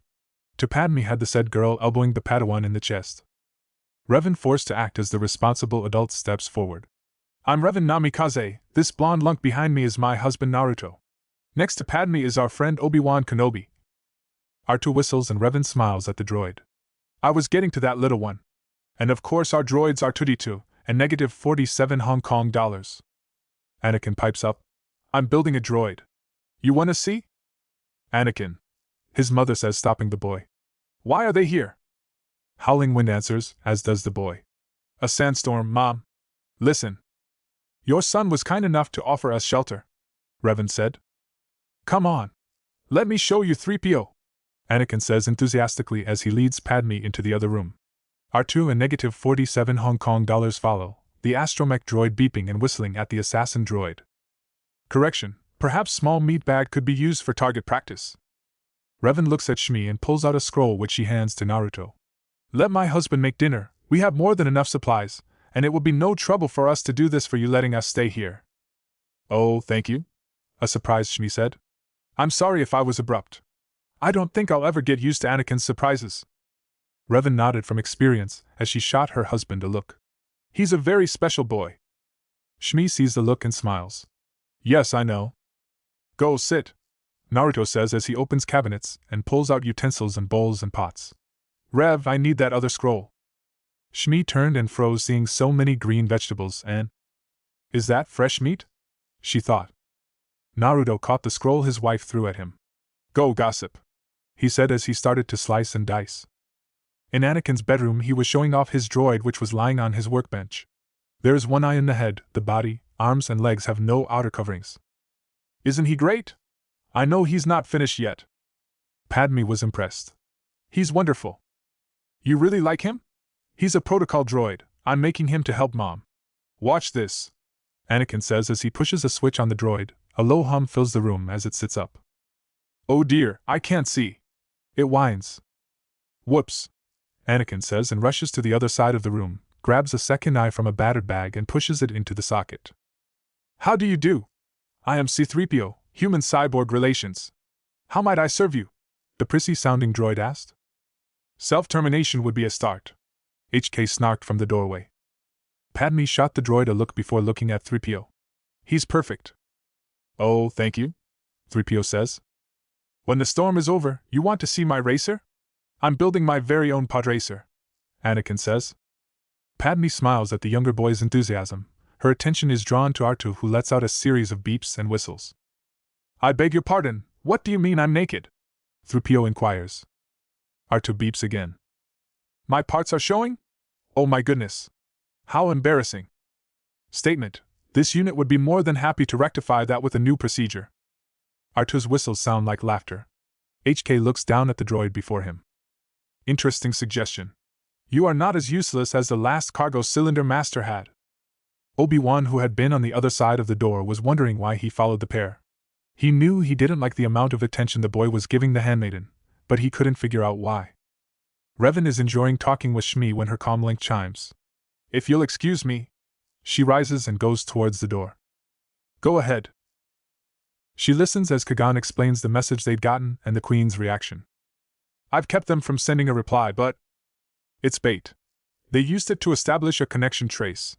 "Sneaky," Revan muttered. "I sensed that it was true. People of Naboo are dying," Kagan said. Revan sighed. "Either way, we're running out of time. Ask Rick if there's a way to boost our communications ability and send a transmission to Coruscant." "I will. I'll check back after the storm has passed." "Did you find your wandering husband before you were forced to seek shelter?" "Yeah. Found him and HK negotiating with a Dug. A Dug? Kagan sounded surprised. Don't ask, and I won't have to lie. Take it easy out there. She clicked the comm link off with a sigh. Something rotten in rice, she muttered before heading back to find Shmi watching Naruto cook and telling his tales. Rev-chan can't cook to save her life, Naruto said with a grin. Give her something mechanical to fix and she's fine. Put her in a kitchen and you'll need a new one as the old one is declared public hazard, and what she's made can be used as chemical warfare. Shmi couldn't help but chuckle. I thought I told you no telling tales of my mistakes, dear, she said sweetly. Not a tale, the gospel truth. Even Lee with his iron stomach couldn't eat your curry. Revan pouted. I'm just skilled in other areas. And I'm happy to cook, Naruto said with a grin. So, how long have you been married? Shmi asked. The pair shared a look and both shrugged. We've been married nearly 60-some years. Shmi looked shocked. How is that possible? Both Naruto and I come from a species that's long-lived, Revan said, not telling her that I'm over 4,000 years old. They could hear Anakin's voice, not the words. He is so proud of his droid. Rev's droid HK she built as well. His old body was destroyed, so she got a new one and heavily modified it, Naruto said. Die subservient transistor. HK no! Padme's yell came. Master Anakin! 3PO's voice, followed by a blaster shot. Shmi went to see what was going on, but Revan stopped her and held up a single finger. It's all right. Obi-Wan's voice came from Anakin's workshop. Shmi looked at Revan, who shrugged. Children. You know they'll find or create trouble, she said with a shrug. Naruto snorted. And think, none of them are ours. The storm continued to howl outside as the Skywalkers and their guests sat down around the makeshift table, to a cooked meal. Anakin's eyes widened at the feast. They chatter while the droids are powered down. All slaves have transmitters placed inside their bodies somewhere, Shmi was saying. Anakin butted in with. I've been working on a scanner to try and locate them, but so far I haven't had any luck. Any attempt to escape, Shmi was saying, but once again Anakin cut her off. And they blow you up, BOM! Padme looks horrified. I can't believe there is still slavery in the galaxy. The Republic's anti-slavery laws. The Republic doesn't exist out here. We must survive on our own, Shmi said. Add in if you're wealthy enough, even on Coruscant the wealthy have slaves. Twi'lek females are prime examples, Revan said. Obi-Wan nodded as he thought of several of his fellow Padawans who escaped that fate by being found by the Jedi Order. Has anyone seen a pod race? Anakin asked, filling the awkward silence. Padme shook her head no. Shmi looks concerned. Rev used to swoop race in her younger days, Naruto said. Swoop racing? Anakin asked.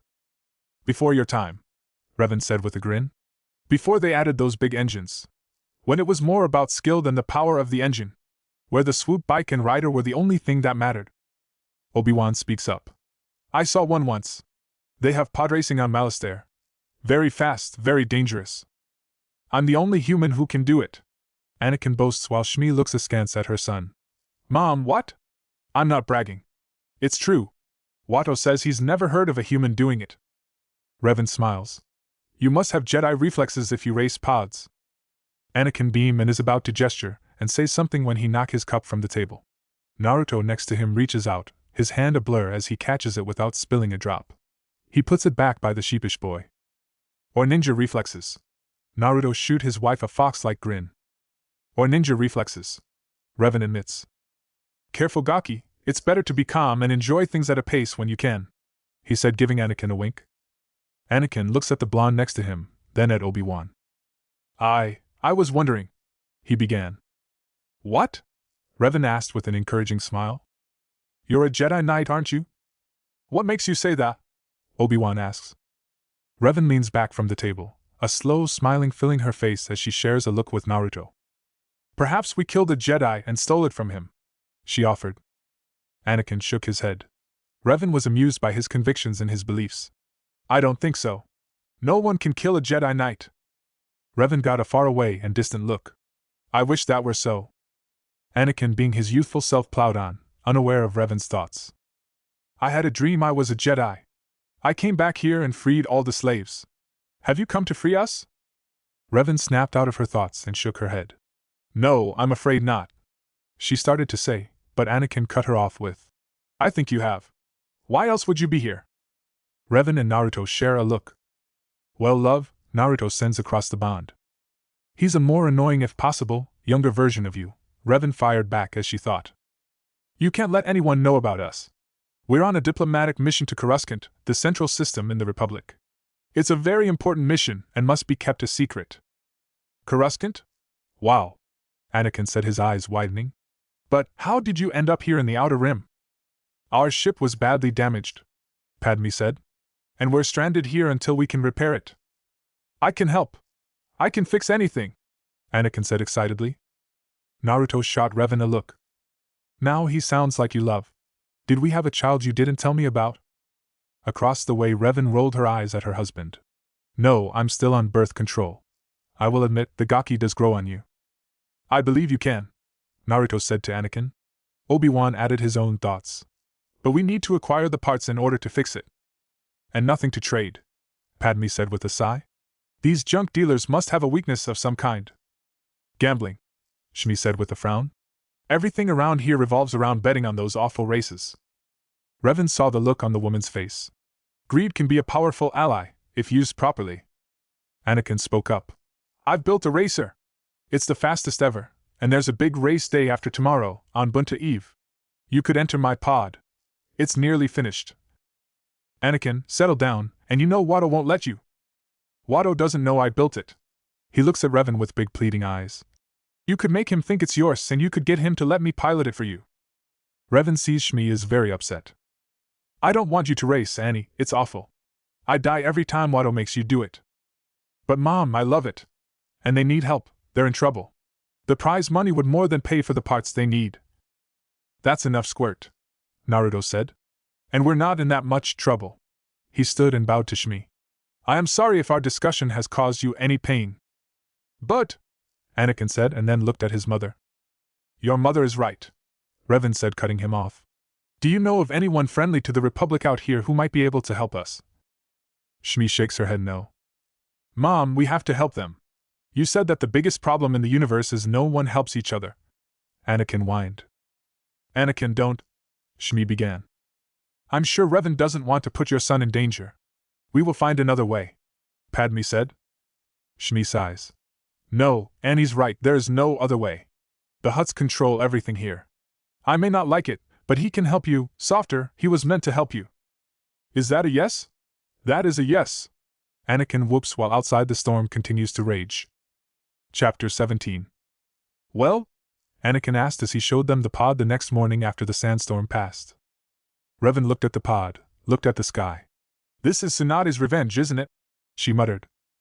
Naruto looked at it and scratched his head. He looked at HK. And that's? Comedic line, little meatbag believes that is to be a racer, the droid said. HK, Revan said. Yes, master? The droid stood straighter. Do you have a thermal detonator? Joyous statement, but of course I do, master. Can I frag the little meat sack now? Everyone froze. No. Anakin looked at the droid in surprise while Padme and Obi-Wan breathed sighs of relief. But I am tempted to send you to talk with Watto for me. Joyous compliance, the assassin droid said and turned. Freeze, Revan said. That was not an order, that was me being annoyed. Naruto smirked, seeing the droid's skeletal shoulders slump. Look at it this way, HK, while they work on the pod, you and I get to thin the cantina's excess criminal population. The droid's eye sensors seemed to glow as it unslung the assault rifle. Ready! Revan sighed. Go play. Stay out of jail, she said with a resigned sigh. Naruto whooped and rushed up, kissed her, then grabbed -47 Hong Kong dollars. The pair vanished in a sand shushin. How did he do that? Obi-Wan and Anakin asked at the same time. Padme looked shocked and Naruto was next to 3PO, beeping that they vanished from his sensors. It's one of his many skills. Now, tell me about the engines, she commanded Anakin as she pulled off her robe, standing there in a sleeveless top and pants. Naruto smiled as he looked at the datapad. Bounty hunting is easier, he muttered as he looked at the information. Master, I am experiencing an abundance of being overjoyed, HK said as they returned to the bounty office for the 6th time in the last hour. The scruffy human behind the counter saw him coming. You keep this up, kid, and you'll be out of business. Naruto shrugged and put the sack with the bounty's head in it on the counter. You don't want the live bounties? the man asked. Nah, don't have time nor desire to haul them all over. I need cash and fast. Got a bounty on your head I should know about? The office worker asked as he counted out the credits. Naruto smirked. Nope, but anyone dumb enough to come at me gets to deal with him. Naruto jerked his thumb towards HK. Master is too kind. Statement: this unit cannot wait until you inform Mistress that you installed new weapons learning software. Naruto smirked. He knew Revan wouldn't mind, and the shuriken launchers on the droid's arms would be an added weapon. Nice droid, how come he isn't fitted with a restraining bolt? The office worker asked. Don't need it. He looked at the bounty wall. Sand people. Mistress would not be pleased. HK reminded the blonde. I know. But it's better than putting all our eggs in one basket with that stupid race. Race? You mean the Bunta Eve opener? The bounty officer asked. Yeah. What do you know? I know to bet heavily on Sebulba, the man said. Sebulba? Doug. He's one of the dirtiest racers, but he's won the last 9 races in a row. Doug? No, it couldn't be. Shaking his head, Naruto grabbed a bounty off the wall. Come on, HK, we have a raw Dian to track down. Bring this one back alive, the officer said, looking at the bleeding sack. He's too good at this, the man muttered. Revan got the mental message from Naruto, and she smiled knowing her husband was right. Now to talk with Watto. Entering the shop, she sighed seeing the Toydarian hovering by the counter arguing with the boy in Huttese. Pada go bala, from Watto. No bada, from the 9-year-old who looked serious. Pedunky. Maki Chilia, Watto countered. Banyo! Banyo! Anakin fired back. Watto noticed Revan. The boy tells me you want to sponsor him in a race. You can't afford parts, how can you do this? Not on Republic credits, I think. The Toydarian finishes with a laugh. My husband has acquired enough for the entry fee doing some bounty work, Revan says with a shrug. And if it's not enough, then our ship will be used. She says, pulling out a small object that looks like a watch from a pocket, and a hologram of the Naboo spacecraft appears. Watto studies it. Unless your husband is Jango Fett or Aurra Singh, then he won't get enough credits in time to matter. His big yellow eyes look at the hologram again. This, however, not bad, not bad. A Nubian.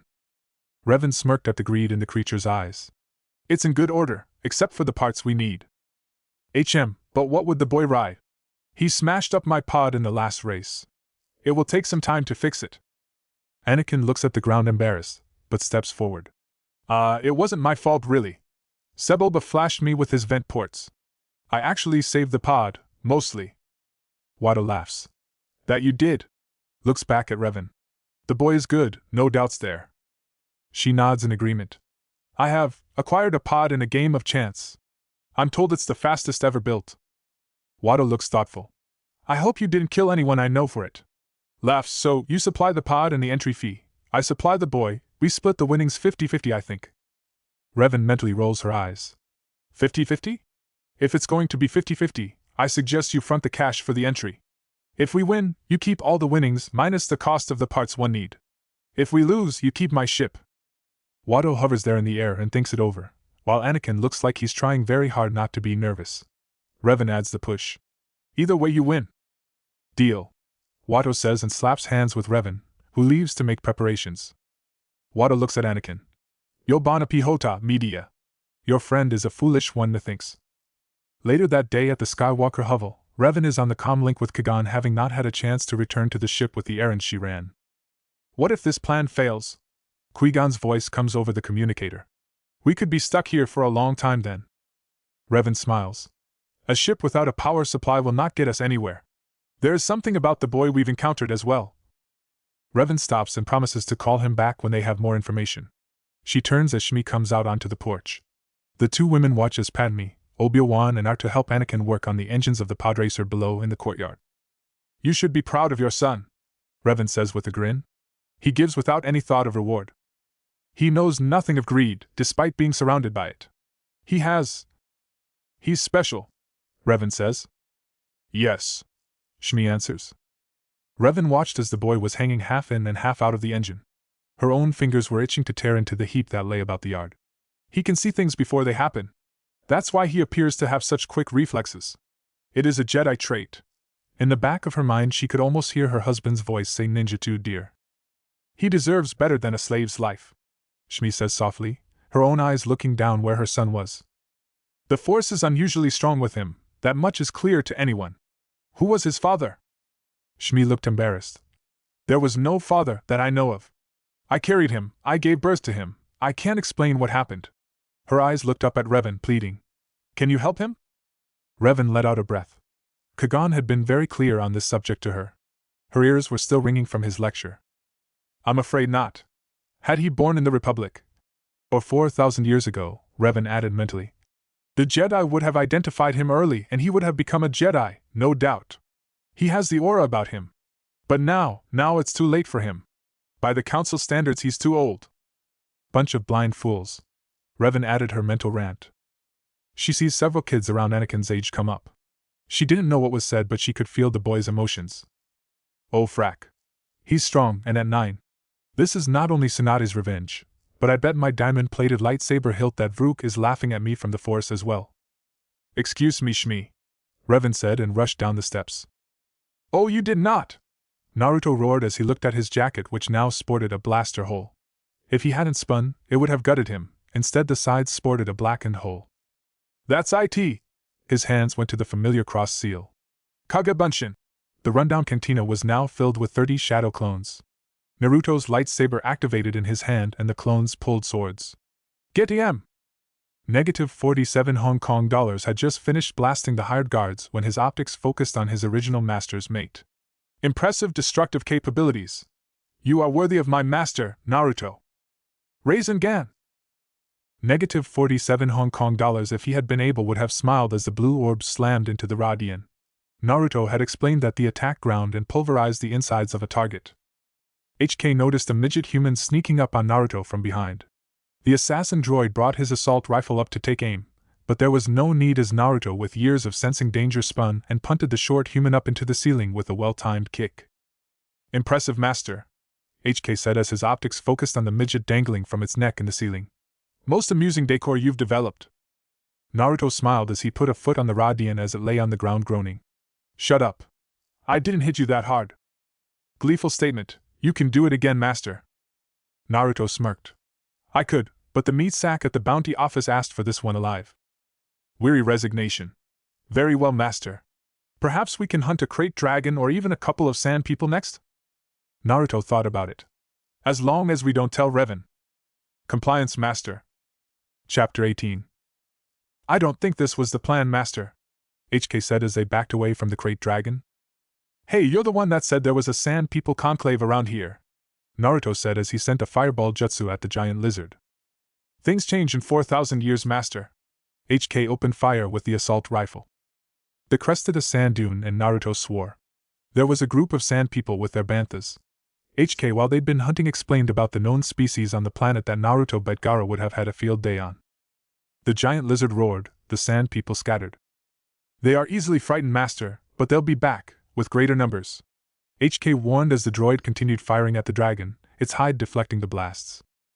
Naruto slid the blaster the droid had been teaching how to use back into the thigh holster and growled. Enough of this shit. He bit his thumb and his hands flew through seals he'd learned when he was 11 years old. Kuchios, Yatai Kazushi no Jutsu! HK stopped firing and couldn't believe his optics as a giant toad appeared out of thin air and landed atop the crate dragon, crushing it. Naruto grinned a huge fox-like grin. That my cybernetic friend is the toad summoning jutsu, food cart destroyer. I learned it from my master when I was 15 and we were traveling. HK looked from the smashed form of the crate dragon that had taken explosives to take out, and a giant toad landing on it from a 100-foot drop wipes it out. You are my hero, master, HK said, its vocal patterns registering awe. Naruto went and pulled his lightsaber, started slicing the hide from the frame. HK remembered something Revan had done, reached into the creature's neck and pulled out a pair of pearls. For you, master. Mistress found them valuable last time we hunted one.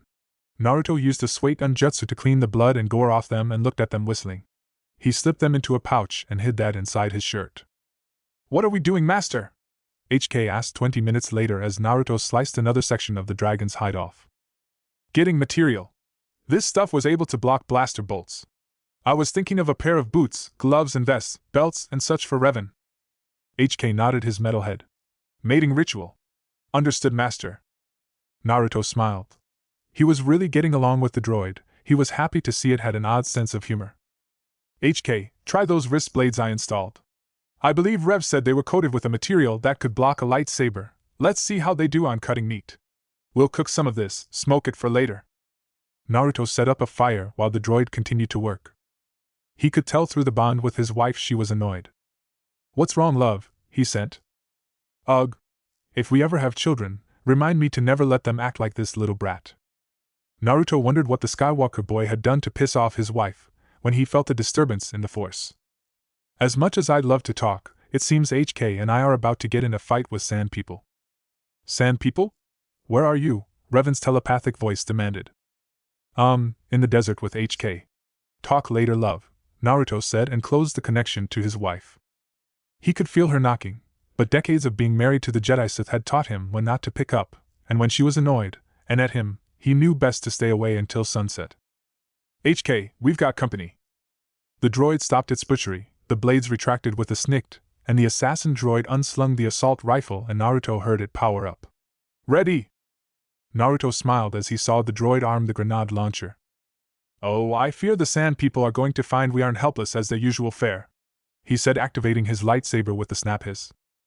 And I so need to work off tension before getting yelled at by my wife. Ugh! Men!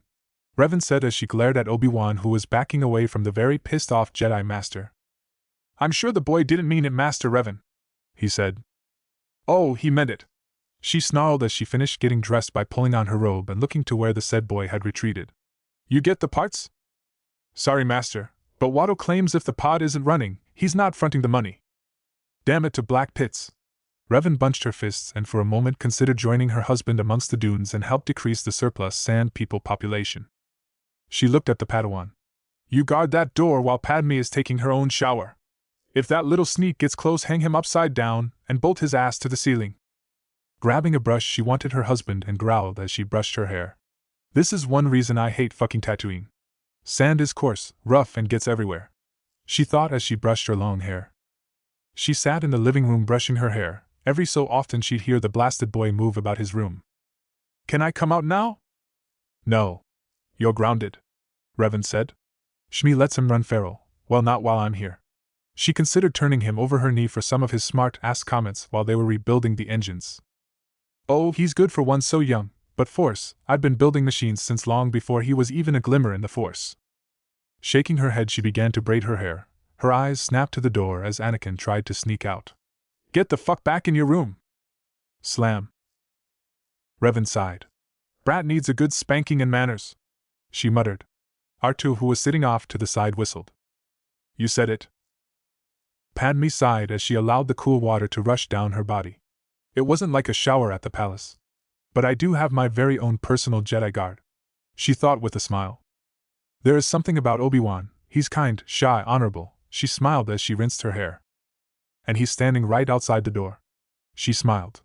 She knew Sabe and the others would be disapproving, but there was something about the Padawan that she found soothing in his company. And he gets all girl-like whenever Anakin gives me a compliment. Granted they're bumbling, but for 9 years old he's trying awfully hard.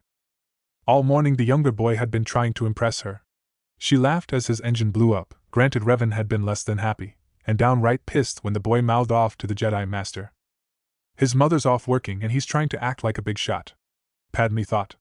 She agreed with Revan when she activated her lightsaber when she'd caught the boy peeping on her in the shower. If her husband was here, I think he'd have fed him to that droid of theirs, she thought as she toweled off. She reached for clothes and blushed. Oh darn, she muttered, realizing in her rush to get to the fresher and use the shower, she'd left her fresh clothes on her bed.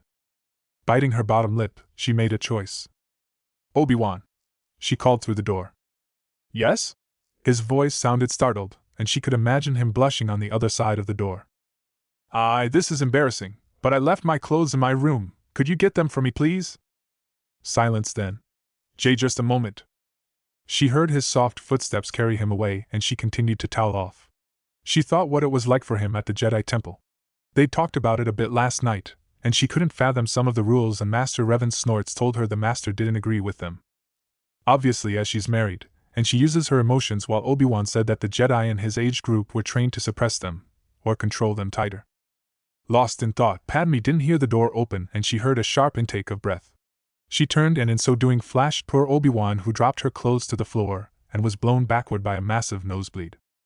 Padme secured the towel around her and rushed to make sure that he was okay.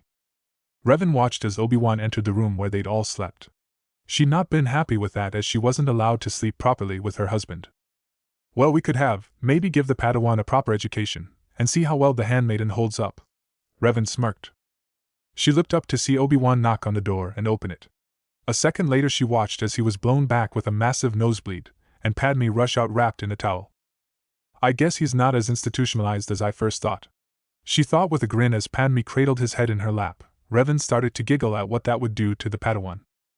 Standing up, she walked over. I suggest you go and get dressed, handmaiden, before he wakes up. It would be... Revan paused, funny as hell. Oh, Cammy, I've been around Naruto way too long. Go get dressed, she finished. But Obi-Wan... Ben will be fine, she said, shooing the younger girl back to the bathroom, and once the door was closed she told the Padawan. Up and at him, Ben. You can wank off later when no one is around. The flushed face told her that he had been near consciousness. Oh, what can I do with this information? Our sweet little Padawan has a crush on the handmaiden. Obi-Wan was on his feet, and Revan saw he had managed to wipe his beard and nose clean. It really is a gift. All that blood and not one stain. Of course, that's the only time that power comes to life.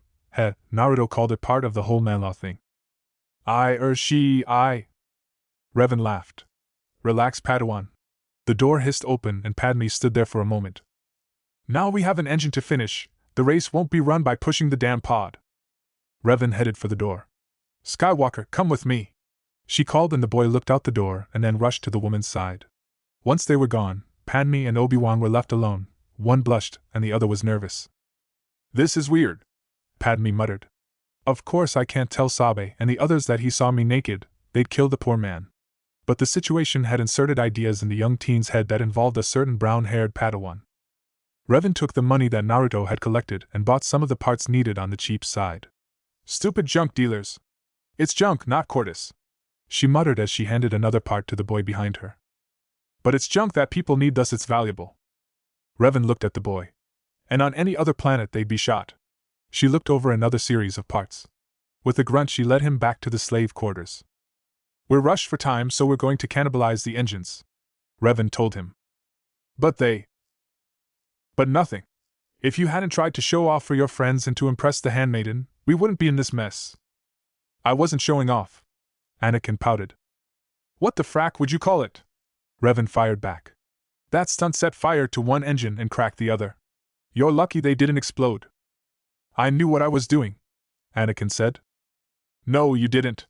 You didn't have the power distributed properly, and you had no safety protocols in place. If you'd have been racing, you'd have been a smear on the ground and ashes in an urn atop the mantle in your mother's home, Revan said, turning to look at the boy. You are beyond reckless. I'm sure you have some skills, but with no discipline and no control you're a menace to not only those around you, but yourself.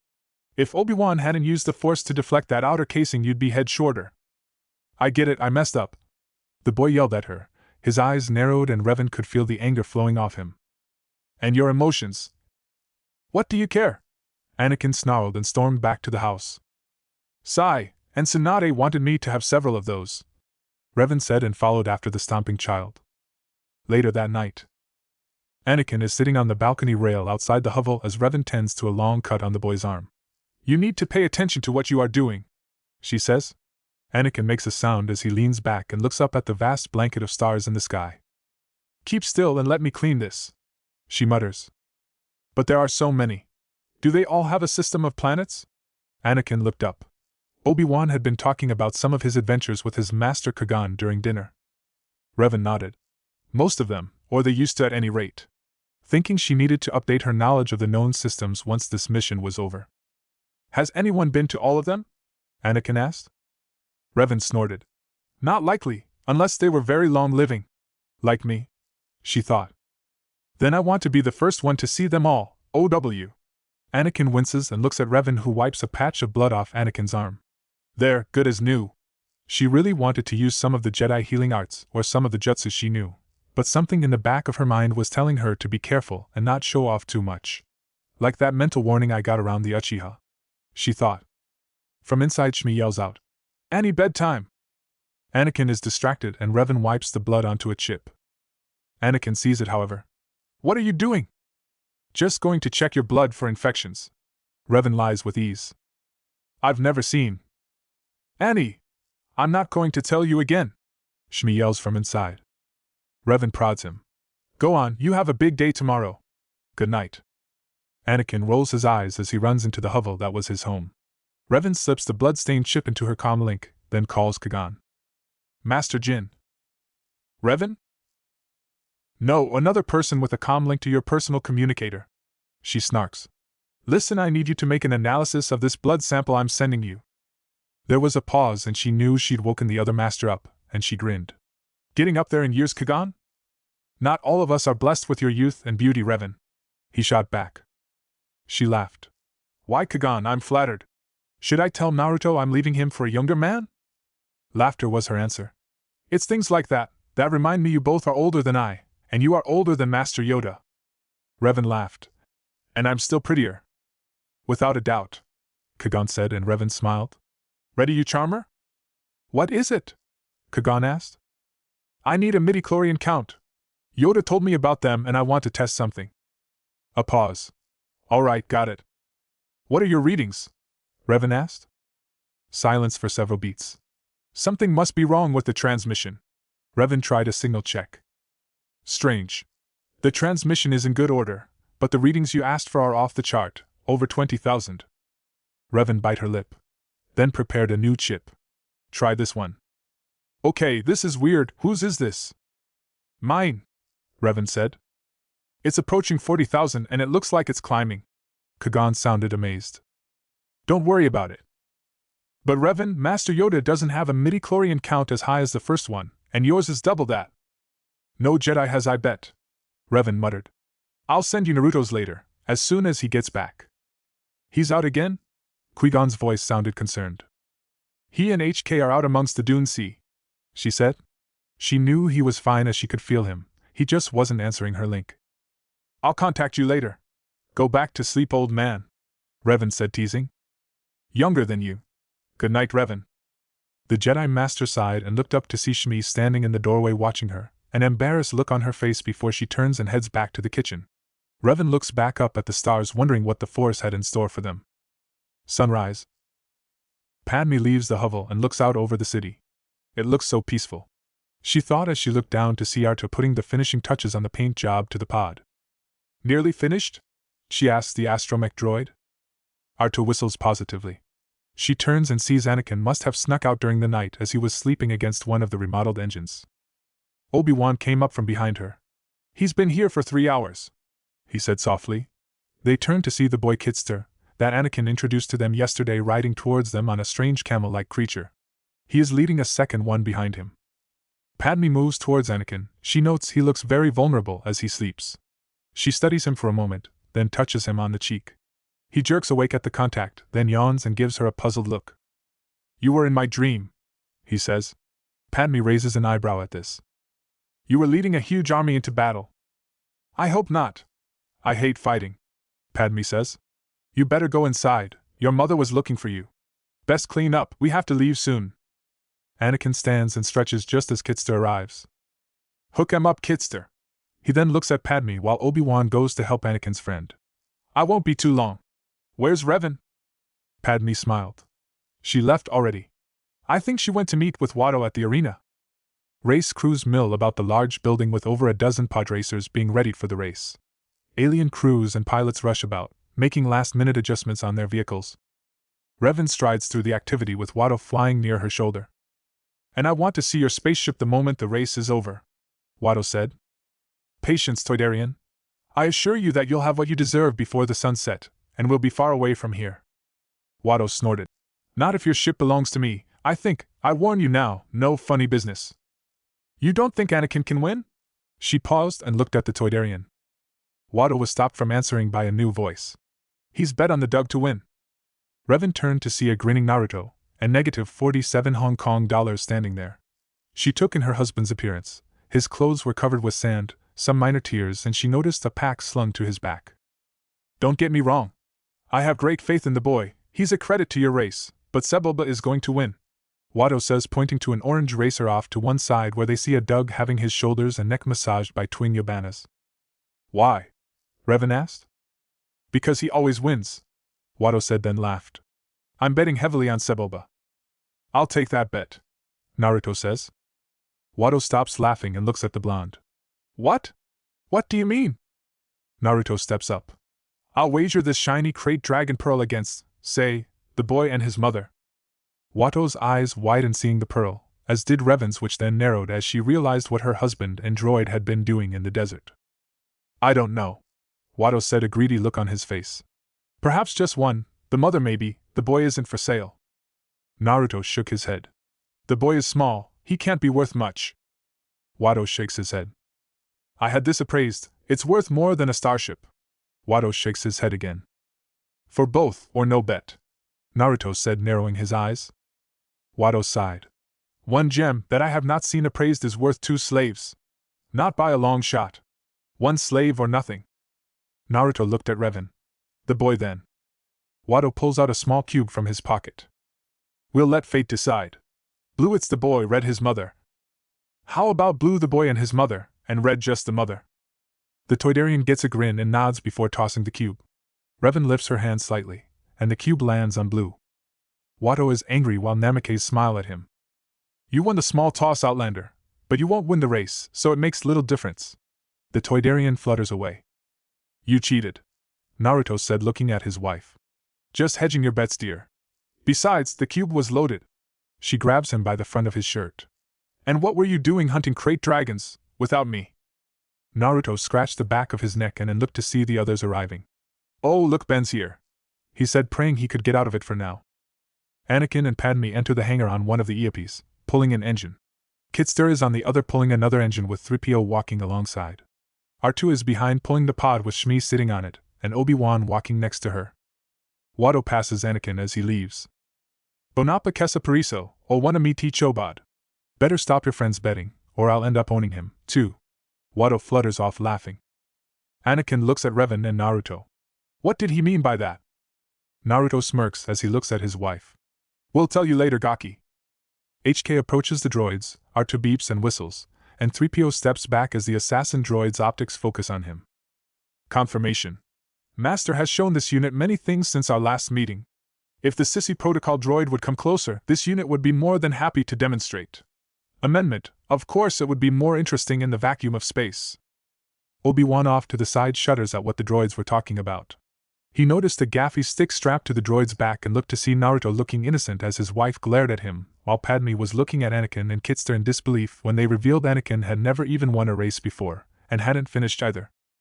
You'll do it this time, Kitster said. Of course he will, Revan said. She looked at Naruto, and the blonde grinned. She wondered what her husband had in store for the race. Chapter 19. A vast arena located in the Tatooine Desert. It is a large semicircular amphitheater that is packed with at least 100,000 beings of various ages and races. Large viewing platforms loom over the racetrack, while the voice of the two-headed announcer describes the scene.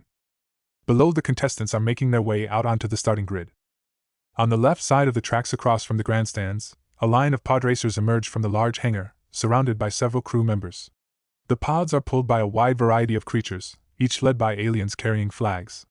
The pilots stand facing the royal box, to which they bow to the figure of Jabba the Hutt. Sebulba, who happens to be parked near Anakin, stands and waves to his fans while a small pep band play and the fans cheer. Obi-Wan and Kitster attack the giant engines to Anakin's pod with a long cable. While this is going on, Shmi gives Anakin a big hug and a kiss. Be safe, she says. I will, Mom, I promise. She hurries away before the tears slip from her eyes. Anakin checks the cable hitches, while off to the side Revan is speaking with her husband. Where did he go? Who, dear? Naruto asks, entwining his fingers behind his head, and gives her his most innocent look. My droid. You know, your new buddy. Where is HK? Revan asked, keeping her temper.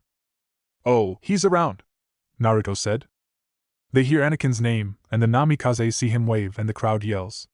Their eyes narrow seeing Sebulba near the engines of Anakin's pod. Kitster is leading the Eops away. R2 whistles and follows Obi-Wan. Naruto smirks as Padme walks up and gives Anakin a look on the cheek for luck. You think Ben's going to do something about that? He asks, and Revan looks to see the Padawan watching. Nope. Her eyes land on the Dug and frowns. She heads towards him and sees him going to taunt Anakin. She examines the engine. Oh, no you don't, she mutters as she pulls out a tool and starts making repairs. What's wrong? Revan looks up to see Padme. Thrice damned Dug just tried to sabotage Anakin's engines.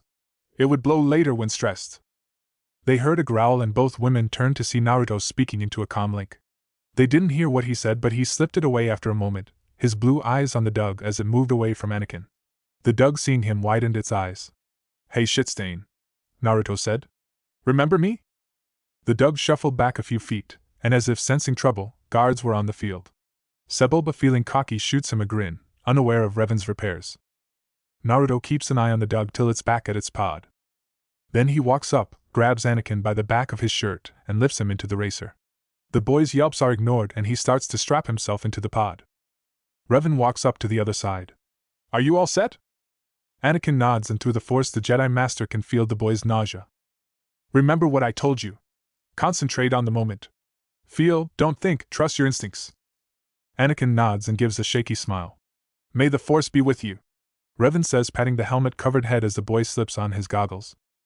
The Namikaze step back as Anakin flips several switches and powerful energy binders shoot from the engines.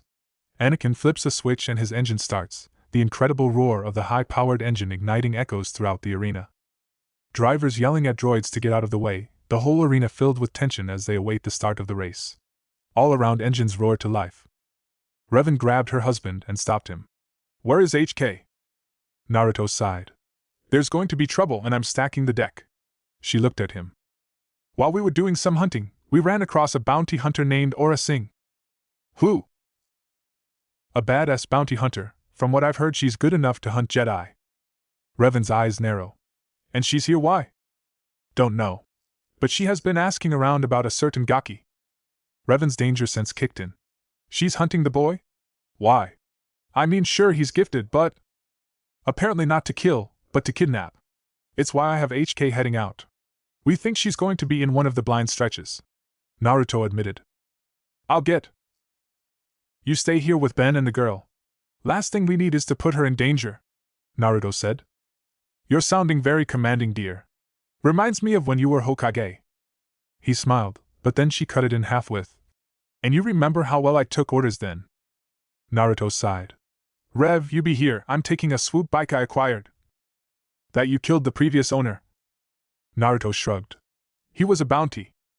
When you get back you are going to tell me about what you've been doing, and why you were hunting a crate dragon, without me? Naruto gulped and handed her an ear link. It's set to our channel, that way you know what's happening. She sighed and kissed him. Remember, no mass property damage. And keep the body count to a minimum.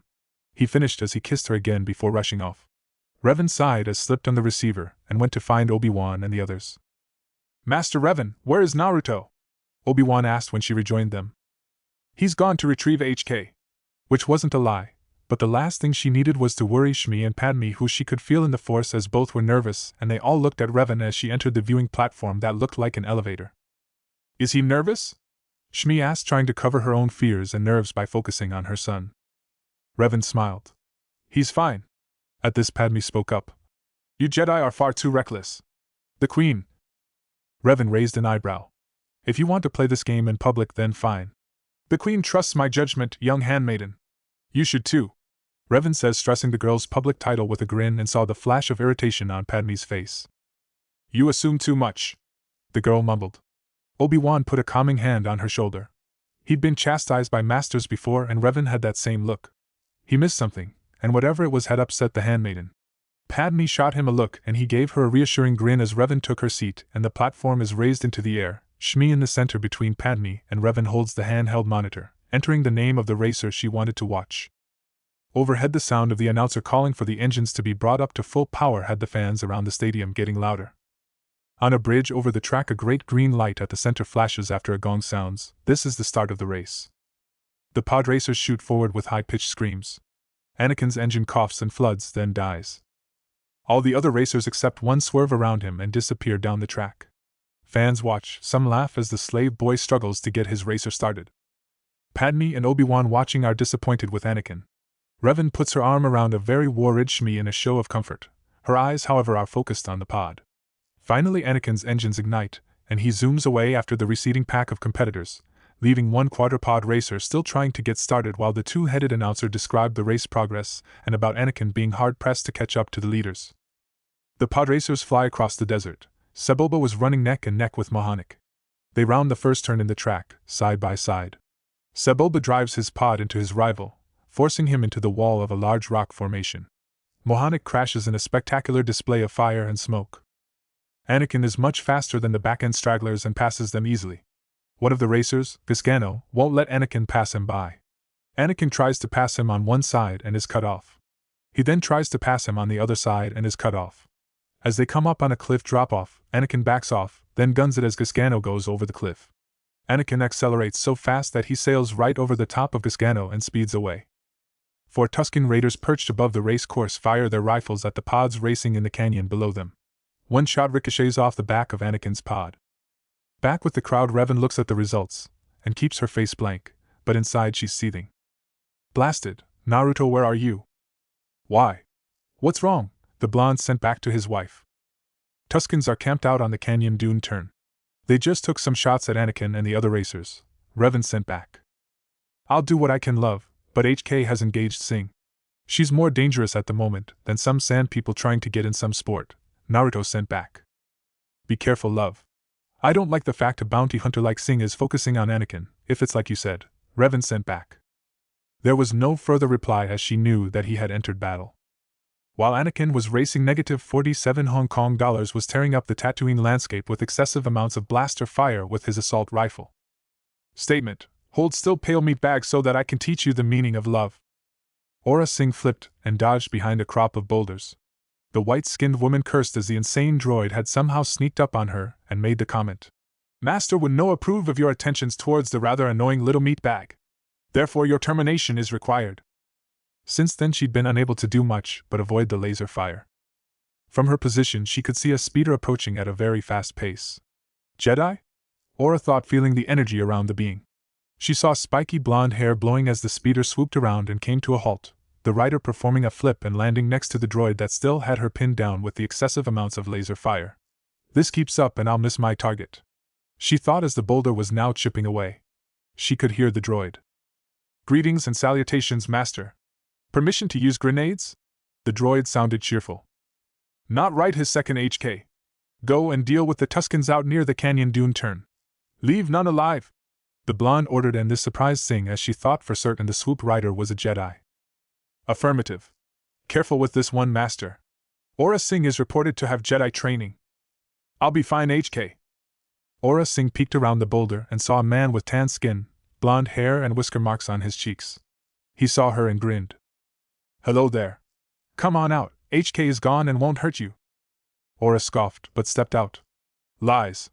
Your droid attacked me under your orders. Naruto shrugged. I heard you were after a certain boy, and I can't allow you to have him. Aura drew her blaster. I don't think a young Padawan like yourself is a match for me. Naruto smiled. Why are you all so overconfident? Aura looked at him. He had yet to draw a weapon. Die, Jedi! She yelled as she opened fire. Chapter 20. Naruto spun, avoiding the hail of blaster fire. As he did, he launched a barrage of shuriken, and Aura was forced to stop her assault and get out of the way. What the hell are those? The bounty hunter demanded as she got to her feet. Those aren't weapons of a Jedi. Naruto smirked. I'm no Jedi, well, not yet, maybe never. I'm a ninja, he said as his hands blurred and Aura watched as he finished, not sure what he was doing. Fire style, fireball jutsu, Naruto intoned and spat a great fireball. The pale bounty hunter barely managed to dodge, the heat of the fireball licking at the bottom of her boots as she got out of the way. Naruto smirked. Now, can we talk about this nicely, or do I have to get serious? Aura scampered behind the rock formation and pulled a frag grenade, and pulling the pin tossed it. She was surprised moments later when it flew back over and landed at her feet. Swearing in Huttese, she managed to leap away as it exploded. Now, can we talk, or do you want to continue this? She heard the blonde ask, her hand clutching her blaster tighter. Revan could feel her husband's mirth, and she saw the screen in Shmi's hand and watched as the blaster fire from the Tusken Raiders was suddenly cut off and the pods passed by without further incident. HK or Naruto must have dealt with them. The Jedi Master thought.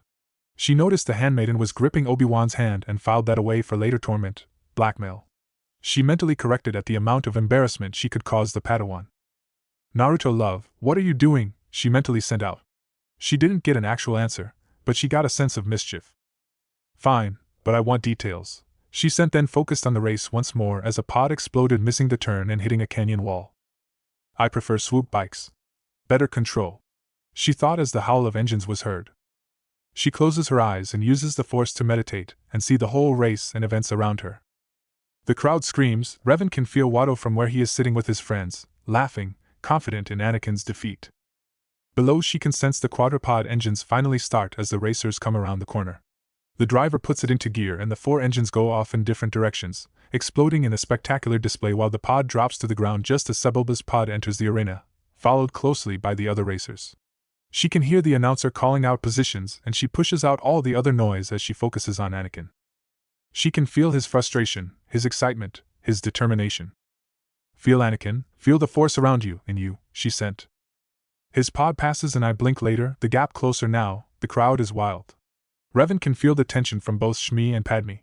She can feel Obi-Wan trying to use the force to keep the handmaiden calm. Okay there, Ben? She asks, and looks at his hand, which is the vice-like grip of Padme. Ben winces. Perfectly fine, Master Revan, he says, and she can hear the hint of strain in his voice. She smirks at him, letting him know that he's been caught in his little white lie. In the race, Sebulba purposely breaks off a piece of his pod and uses it as a weapon by letting it go.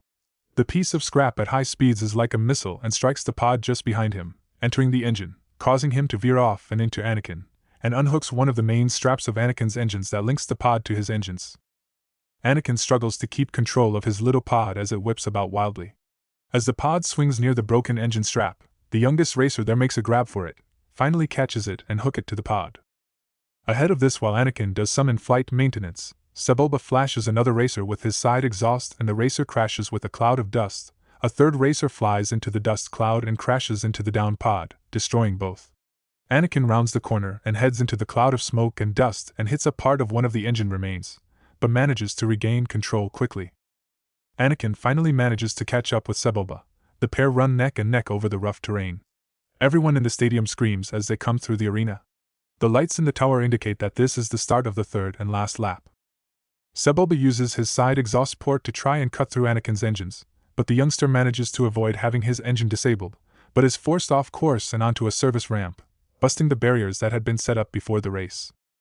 Naruto was having a grand time. The bounty hunter was devious, and had lots of different attacks. Right now they were fighting unarmed and Naruto realized that she had robot parts, or what Revan told him was cybernetic implants.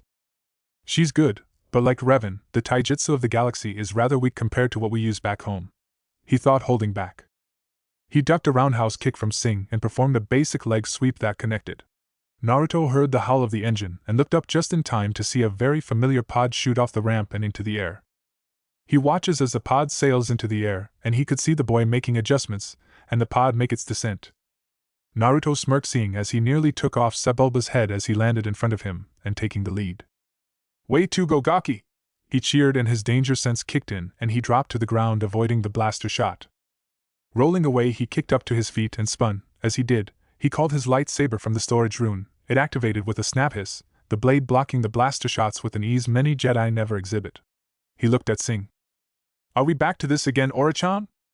Aura Sing, former Jedi learner, turned bounty hunter, snarled in frustration as the blonde gave her a foxy grin and held his lightsaber in a relaxed reverse grip, balanced on one foot, the other bent behind. The pearl-white blade seemed blinding against the desert backdrop. Sing couldn't take her eyes off the blonde. Come on, Aura-chan, just call it a day and leave the Gaki alone, Naruto said. Aura Sing couldn't see a way of completing the task of kidnapping the boy as long as the blonde Jedi was around. With a snarl, she opened fire with blaster shots and raced towards her speeder.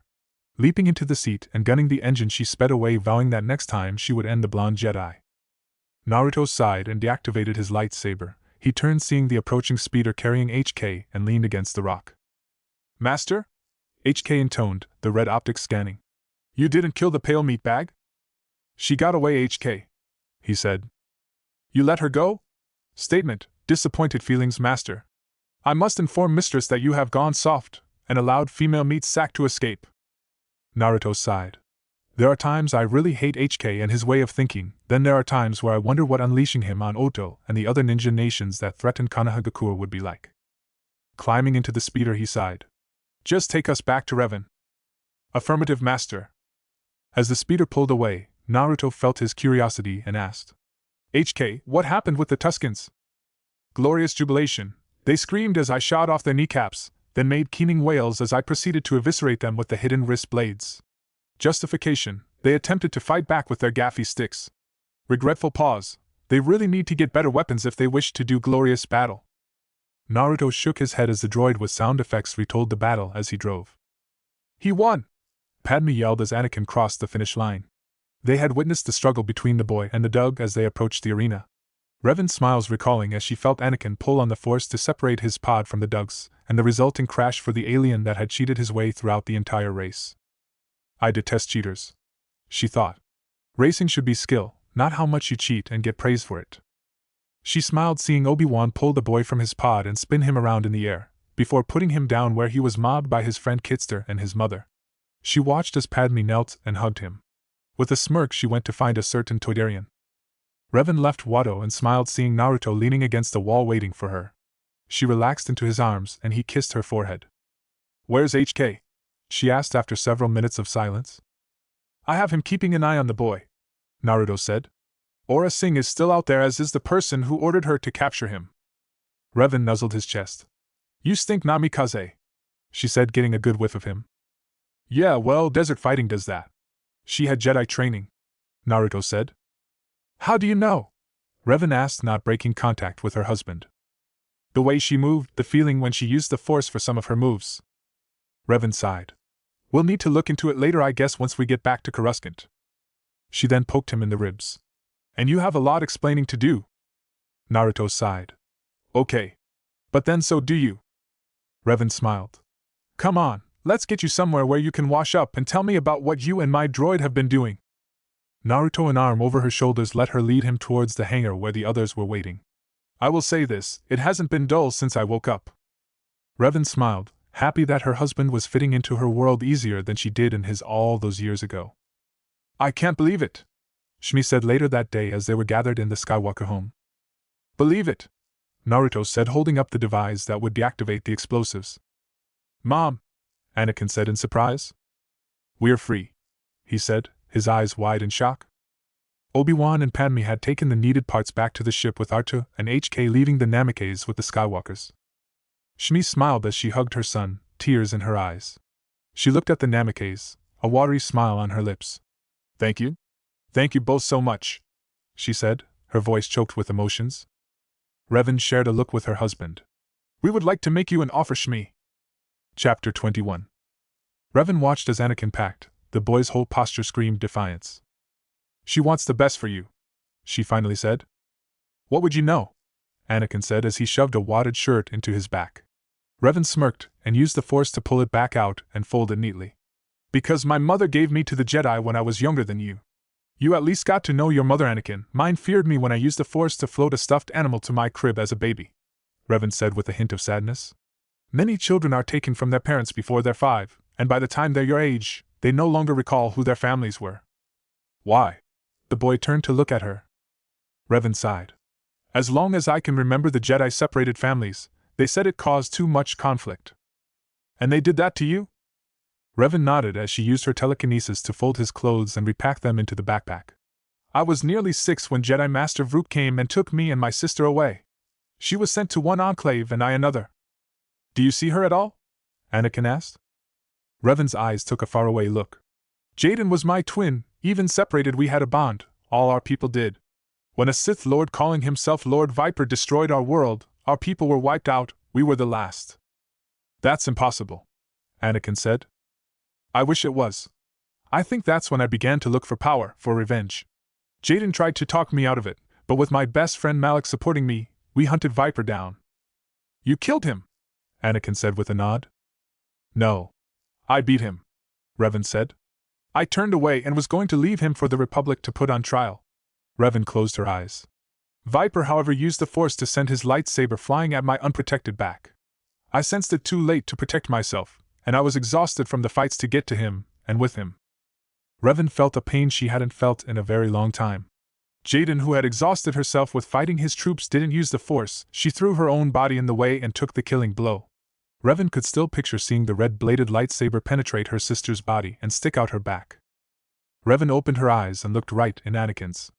I took my first step to the dark side that day. I used my anger to rip Viper apart. By the time the Republic soldiers arrived, there was just blood mist settling on the floor. She put a hand on Anakin's shoulder.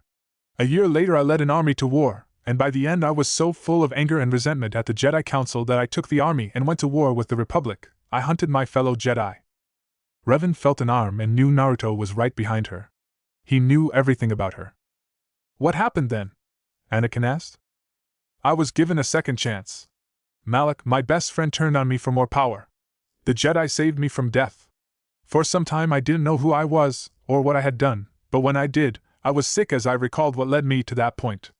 I wanted nothing more than to die, to pay for all my sins. It was then that I was visited by my sister's spirit. She scolded me, told me to remember who I was, where I came from. Naruto hugged her from behind. I found balance for myself.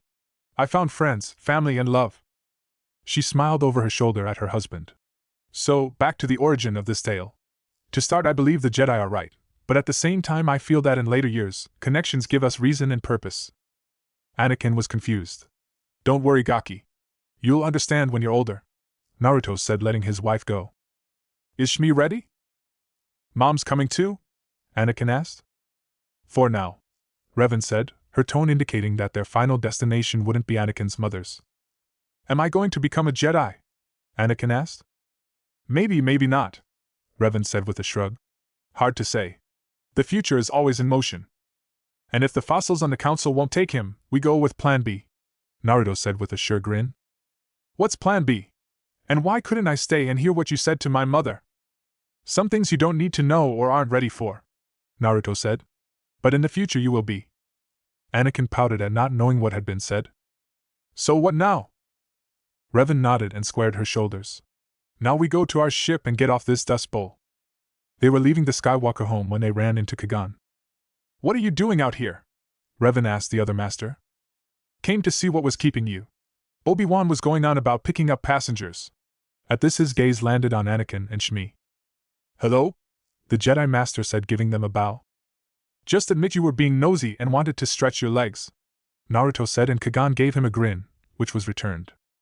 Men, Revan said. She made the introductions and Kagan decided to be Shmi's escort as they left Mos Espa, Anakin taking the time to say goodbye to his friends. The Namikaze leading the way. The three Jedi, feeling something was wrong, none of them noticed the sensor ball near the top of a building marking their presence, and the direction they were headed in. Naruto squinted and looked around. They were a mile out of Mos Espa and the hairs on the back of his neck were standing on end. Revan saw him looking around. What is it, love? She sent through their bond. I don't know. But I feel, you remember that time we went after Sasuke and Akatsuki ambushed us? Naruto sent to his wife. Yes. We managed to kill Haiden, but Sasuke got away, Revan said, remembering that day and the supposed immortal found out what happens when his supposed god and immortality met a pissed-off woman wielding a lightsaber. I feel like something is going to go along those lines. I don't think it's aimed at the boy or his mother, but at us, Naruto confessed. It wasn't until they were in sight of the ship that Kagan, Revan and Naruto turned. SHMI! Anakin down! Kagan and Revan yelled as a speeder bike passed over them a half a second after they dropped to their bellies. A figure in black leapt off and the snap hiss of a red lightsaber filled the air as the figure in back attacked Kagan, who managed to get his lightsaber up and in a defensive position that otherwise would have separated his head from his shoulders. Revan moved in to help and the figure danced back. The hood fell, revealing the red and black markings and horned head of a Zabrak. The yellow eyes burned with anger as Revan's purple-bladed lightsaber blocked in her reverse grip. She used a force push to knock the Zabrak back. Naruto, get them to the ship! Revan yelled. Tell them to take off! Kagan ordered as he attacked while Revan defended. The blonde nodded and scooped Shmi up into his arms. A one-handed seal and a Kage Bunshin picked up Anakin. Time to go. Hang on! Shmi and Anakin were surprised at the speed that Naruto moved at as he crossed the sand to the ship. He was up the ramp before either could form a question, or take a breath. Obi-Wan was there in a second. Get the ship in the air. Where's Kagan? The Padawan asked. Out there with the horn-headed guy. I'm going to help. And with that, Naruto was gone in a yellow flash. Maul was not in the best of moods. He found more Jedi than what was reported. It doesn't matter, he thought as he used a spin kicked backed by the Force to knock the male away. He was concerned with the skill of the female, as she used various styles, and he recognized several of the Sith-style saber blocks. He managed to flip above another Force push, and once he landed, he used the Force to send a wave of sand at the long-haired woman, but she seemed prepared and used a Force push of her own to cancel it out. Maul was getting annoyed with the female and her reverse-style grip she used. It's as if she's mocking me with just defending. He snarled as he slashed at her, and she leapt back as the male attacked with his green lightsaber. Maul was about to activate the other blade of his double-bladed lightsaber when a third figure involved itself in the battle. A pearl-white lightsaber connected with his red blade, and Maul snarled, seeing the blonde man there. He grinned. Hey, Hornhead. Mind if I cut in? Naruto went on with a flurry of cuts and slices, one nicking Maul's upper thigh. Naruto, you idiot! The woman yelled, and Maul watched as she and the older male were looking for an opening. Ship's here, get on, the blonde said as he blocked Maul's attacks, the Sith getting desperate at eliminating one of the Jedi protecting the Queen. The Nubian ship hovered, and Maul watched as the older male leapt to the waiting ramp. Get going! Revan ordered as she and Naruto now drove Maul back. Ladies first, the blonde said. Maul could only watch as the woman snarled and leapt with a back flip, landing on the ramp, her lightsaber deactivated. Sorry, but I have a ship to catch. Naruto leapt and landed on the ramp. Maul, not to lose, leapt for the ramp as well, but the woman shook her head and he was caught full by a Force push that sent him crashing back into the sand below. He got to his feet, seeing the ramp close and the silver ship rocket away. With a snarl, he deactivated his lightsaber and swore he would kill one of those three the next time they fought. Perhaps mate with the female, she would produce strong offspring. He thought, heading for the speeder bike, his mind not even trying to figure out how to report this failure to his master. On board the Queen's ship. Are you okay? Anakin asked, rushing up along with Obi-Wan to the three. Kagan was sucking air, his age telling him desert fighting was not for him. The heat had been very draining, and the opponent had been very skilled. We're fine, Gaki, Naruto said, leaning against the bulkhead, Revan in his arms. The Jedi Master had a look on her face. We're in trouble, she finally said. Why? Obi-Wan asked, helping his master to his feet. That Zabrak was trained. Sith trained. That's not possible. The Sith are dead and gone. Kagan shook his head at his Padawan's naivety. We will be cautious and keep our eyes open. He was very skilled. No kidding. He fought you and Revan off and me once I got there, Naruto said. Complaint registration. Why wasn't I invited, Master? The five turned to see -47 Hong Kong dollars standing there with the assault rifle. Behind him was Shmi, looking nervous. Next time, HK. Next time, Naruto said as he rested his head against his wife's. Next stop, Coruscant. Revan's voice intruded.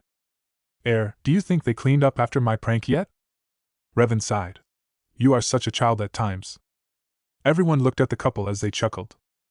Later that night, a figure crept across the main hold, stopping at the communications console. The dim lights reveal it to be Padme as she taps several buttons, and turns the volume down to avoid waking the sleeping Anakin and Shmi asleep on acceleration couches across the way.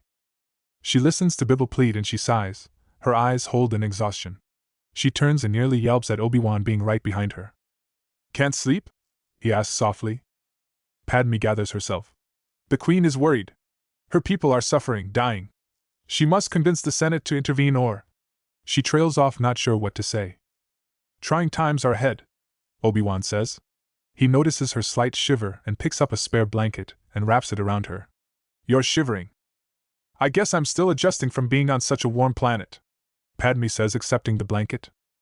You don't seem to be bothered, she noted. Obi-Wan smiled. With Master Kagan I got used to moving from place to place, different climates. He shrugs. The Force is a powerful ally. And such stylish robes. She teased, getting a smile from as well. They serve their purpose, he countered. Padme sees Anakin asleep. I wonder what will happen to him and his mother now. Obi-Wan looked at the boy that had won the race. Master Revan and Naruto have begun to train him, or as Naruto put it, getting him in shape. So you think he'll be a Jedi? Padme asked. Obi-Wan shrugged. It is not up to I to say. The Council will decide. Regardless of what happens, Master Revan and Naruto seem to have plans. He looked at Padme. Why so concerned? You going to miss his crush? Padme narrowed her eyes at him. Why? Jealous? Obi-Wan raised an eyebrow. And pray tell, young handmaiden, am I supposed to be jealous? The two shared a look. The last several days of talking they got along. If I have to tell you, then perhaps you aren't as wise as you think. She slipped around him and headed back to the Queen's quarters. Obi-Wan watched her go. Either one had noticed the eyes from the acceleration couch watching them.